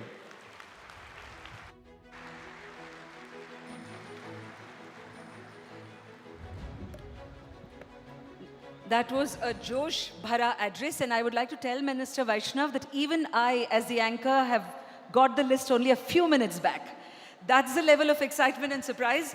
Sachivaru Shri Vaishnav avaru Josh test madidru Bengalurige, and the moment has come for the award distribution ceremony. I know a lot of throbbing hearts at the moment. Let's go straight into this. And of course, first begin by congratulating all the startups who have participated. But I will start calling out the names first for the second runner-up in each of the 6 sectors, and they can all join together. And the very first name that I would call out, in the agri-tech sector, the award goes to Iratani, Indonesia. In the edtech sector, goes to Philo, India.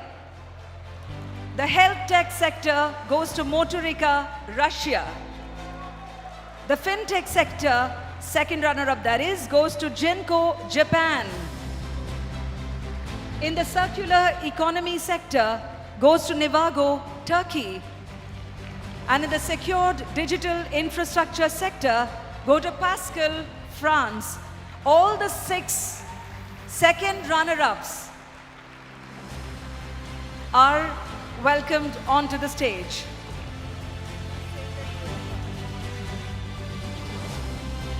Once again, taking the names of the 6 winners in the second runner-up category in each of these sectors: agri-tech, ed-tech, health-tech, fintech, circular economy, and secured digital infrastructure. Iratani, Indonesia; Philo, India; Motorica, Russia; Jinko, Japan; Nivago, Turkey; and Pascal, France.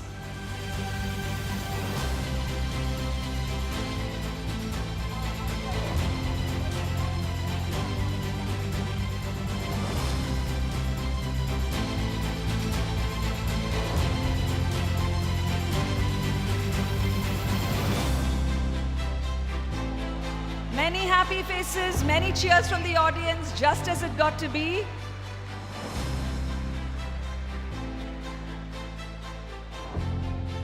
Very special moment indeed. And those of you who have been part of the summit since yesterday. There's been palpable excitement in the startup pitches as well. I guess it's now time to move to the first runner-up in each of the categories. Ladies and gentlemen,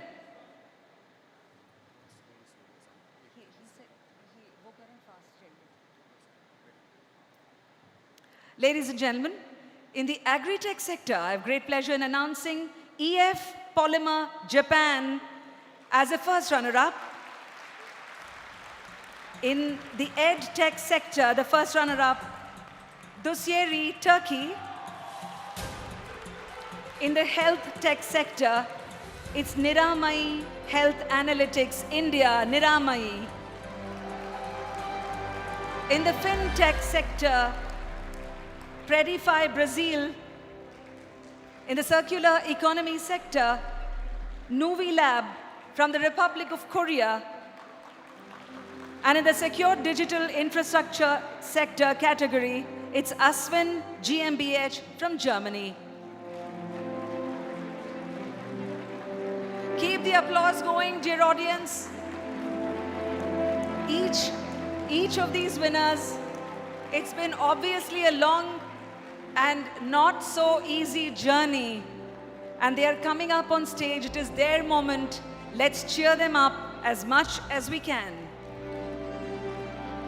From EF Polymer Japan, Dosieri Turkey, Niramai Health Analytics India, Predify Brazil, Nuvi Lab Republic of Korea, Aswin GmbH from Germany. Many congratulations. Please put your hands together once more in congratulating these startups.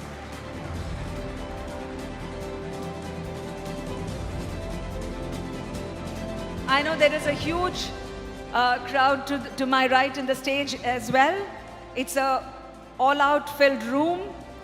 It's wonderful to see this excitement for this award ceremony.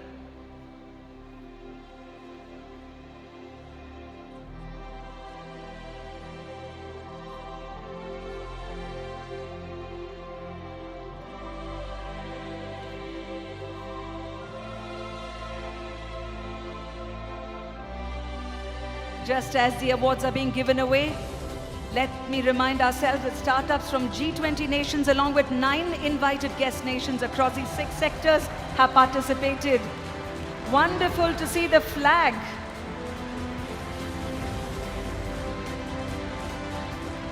Many congratulations once again.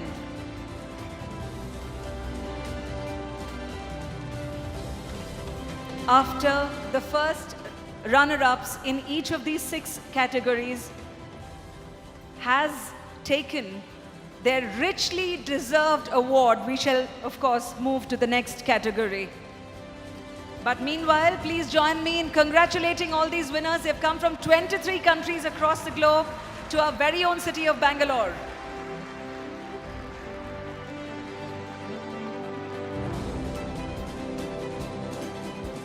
Many of you have met these startups up close and personal during the pitching session.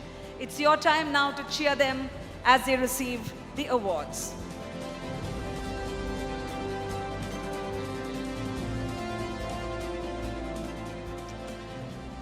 Right. Looks like it's time to go to the winner part of this award ceremony.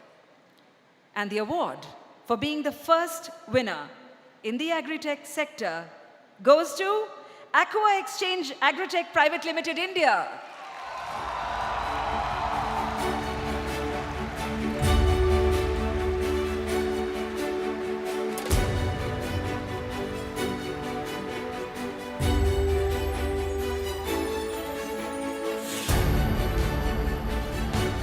Wonderful. Many congratulations, Aqua Exchange Agritech Private Limited, India.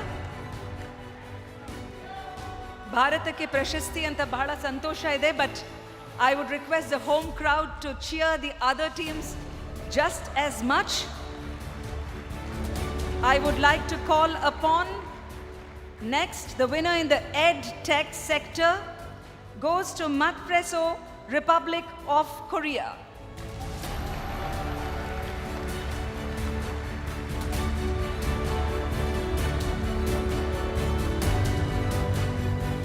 Republic of Korea.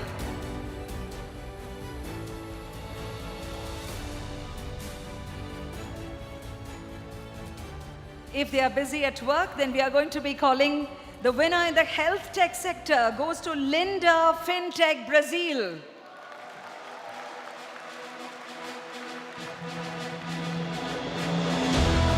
Almost coming to the stage with fist thumping the air. Look at the energy.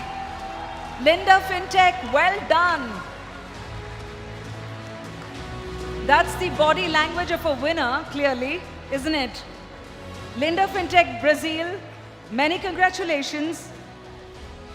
In the interest of time, may I invite the winner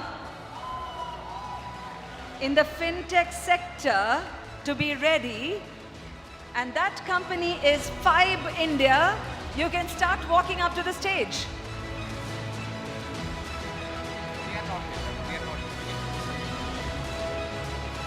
The flag is out in all glory. Brazil has claimed its prize. After Fibe, I'd like to call upon the first winner in the circular economy sector, and that award goes to Environ Sense Singapore.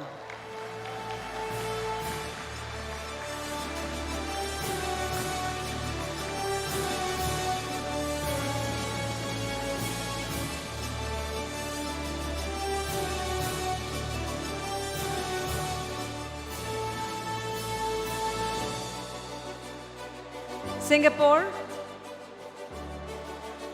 Are the people from Korea here?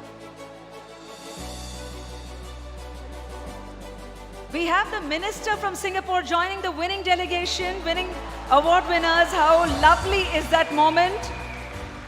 That's what clearly makes Singapore, Singapore.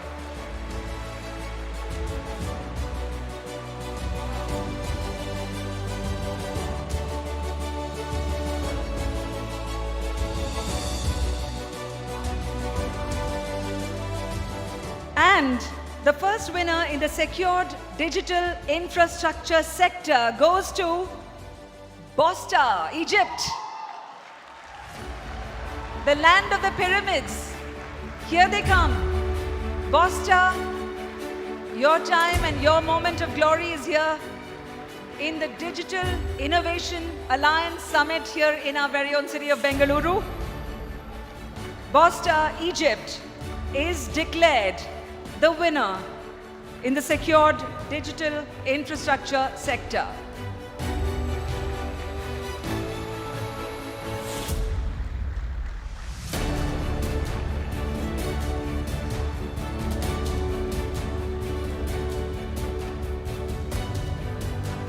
There's a lot of people-to-people love, and Egypt, of course, is a favorite destination. And with that, we come to a wrap of this category.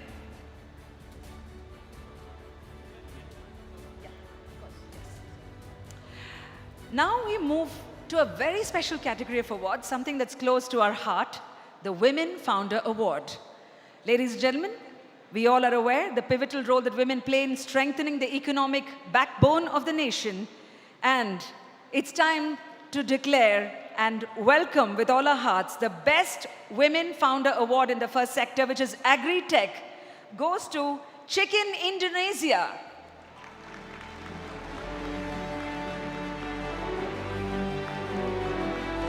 CHICKIN. Chicken Indonesia, the very first Women Founder Award in this category. That's the name we are taking. In the interest of time, I'm going to call upon the next sector, Ed Tech sector, Women Founder. Best Women Founder Award goes to Cogna Learn Singapore. Cogna Learn, if you are in the audience, you can come up to the stage. You had your minister join just a few moments back. And therefore, we invite Cogna Learn. In the EdTech sector, they walk away with the Best Women Founder Award.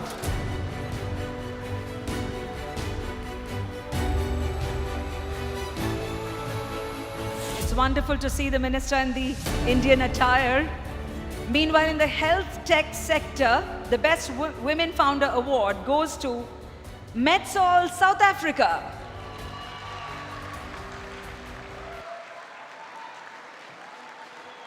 There's a lot of cheer, there's lots of hugs that we are seeing.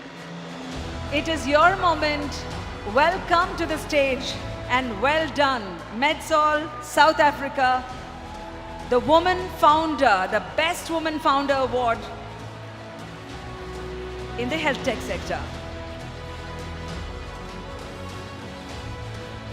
Look at the men coming to cheer the person who has won the award. This is so endearing a picture. May I invite, meanwhile, for the fintech sector, the Best Woman Founder Award goes to Youthful Savings, United States of America, USA.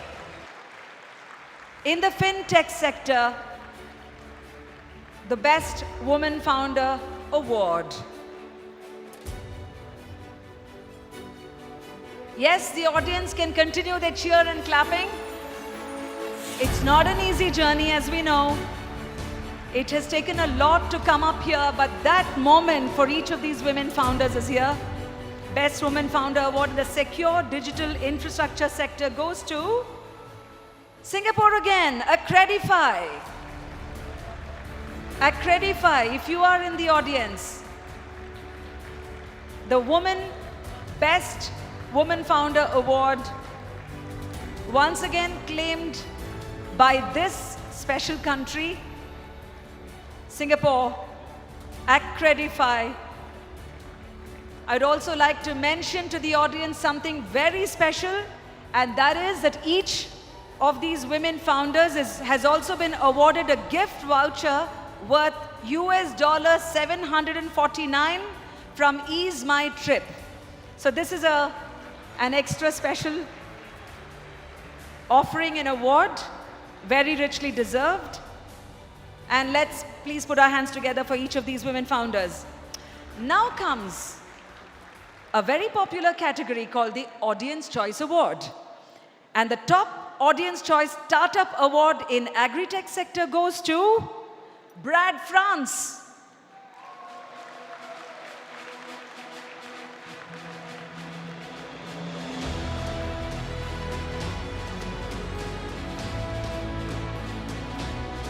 French is such a favorite language to pick up amongst Indians, and today we are seeing one representative from that country walk up to claim the top Audience Choice Startup Award in the Agri-Tech sector.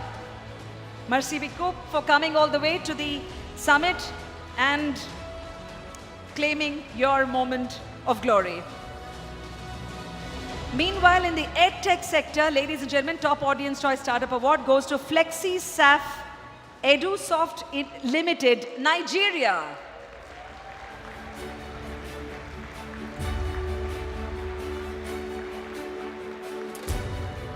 A country with such rich culture, FlexiSaf EduSoft Limited, congratulations for being the top audience choice in the EdTech sector.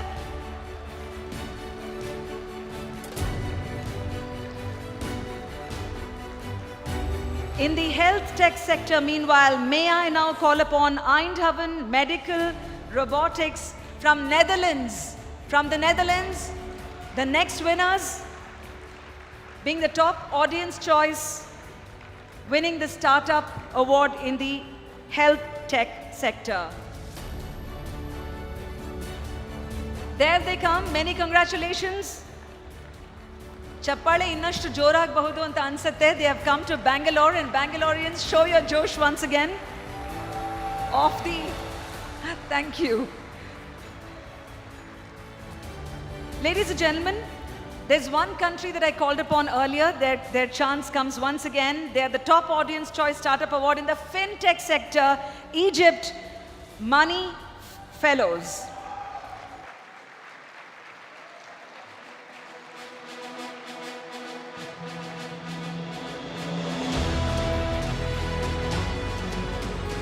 Please join me in congratulating once again Money Fellows from Egypt for being the top Audience Choice Startup in the FinTech sector.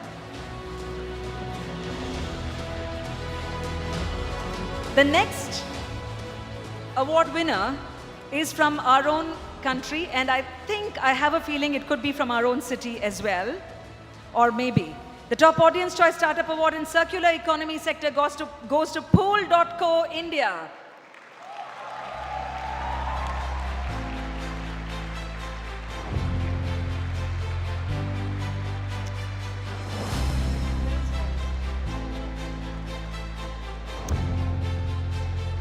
Wonderful to see this company make its mark as a top audience choice startup in the circular economy sector. Pool.co, many congratulations, बहुत सारी बधाइयाँ आपको. And we come to the final name that I have on my list. The top audience choice startup award in secure digital infrastructure goes to T-Second Generation Technology Private Limited, India. You are the winner.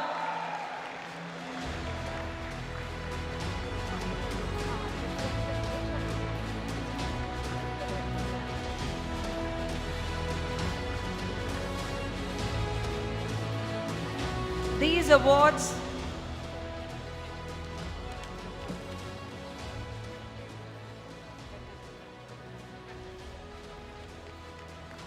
awards are so inspiring and motivating for the rest of the startups as well, I'm sure. There is one country, one company that was not able to make it on time, and therefore I'm going to invite them now. And they were the winner number 1 in the ed tech sector, Mati Preso, Republic of Korea. Please come. Many congratulations from all of us. And this is your time. If I can invite people from Mati Preso, Republic of Korea.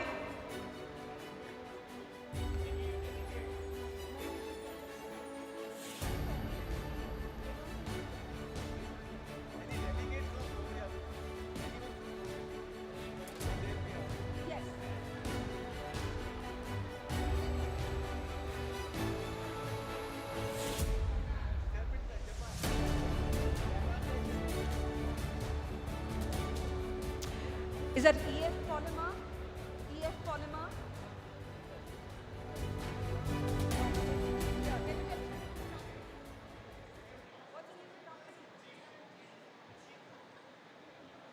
Okay, yes, finally located. The second runner-up in the fintech sector, Jinko Japan. That's who are here. Many congratulations. You waited for your time, and here it is, Jinko Japan. A country much admired, as much for their values, as much as for their efficiency. And this country, this startup, Jinko, has walked with this honor of being the second runner-up in the fintech sector.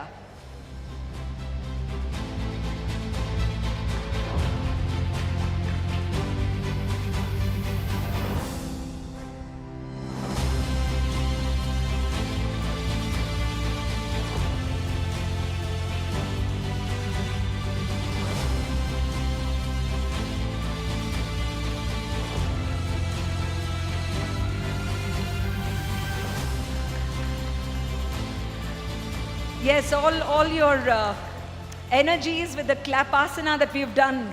And I'm going to be inviting Mr. Jeet Vijay because he seems to have a couple of more surprises up his sleeve. Over to you, Mr. Vijay. Thank you so much, and congratulations to all the winners and our Honorable Minister and Secretary, sir. We have a special prize announcement for all our winners.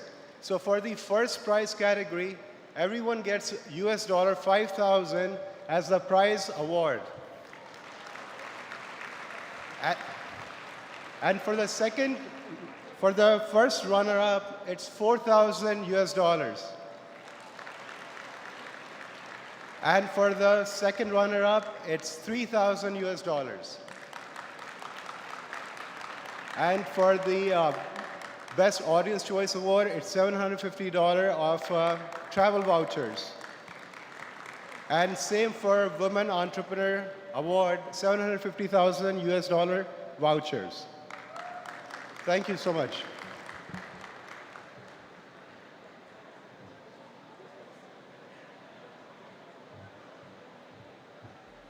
Thank you. It's the time to say dhanyavada for everybody and congratulations. It is Abhinandane for all the winners with that Innovation Alliance Summit. Once again, for the spirit of every winner in this room and every participant, may we have the loudest round of applause. May the celebrations continue. May the spirit of innovation continue to be there. May the ecosystem grow. And this is what we want. We have had our minister here in our midst, and thank you so much for joining us. There is a rich cultural program that awaits you all. There is Yakshagana, there is Konakol. There are very, very wonderful and great artists who have come all the way and have been invited to place their performance. Meanwhile, I know you all will go tonight with happy memories. It's been a pleasure for me to be the anchor for this part. It's time for me, Vasanthi Hariprakash, to sign off. Namaskara, namaste.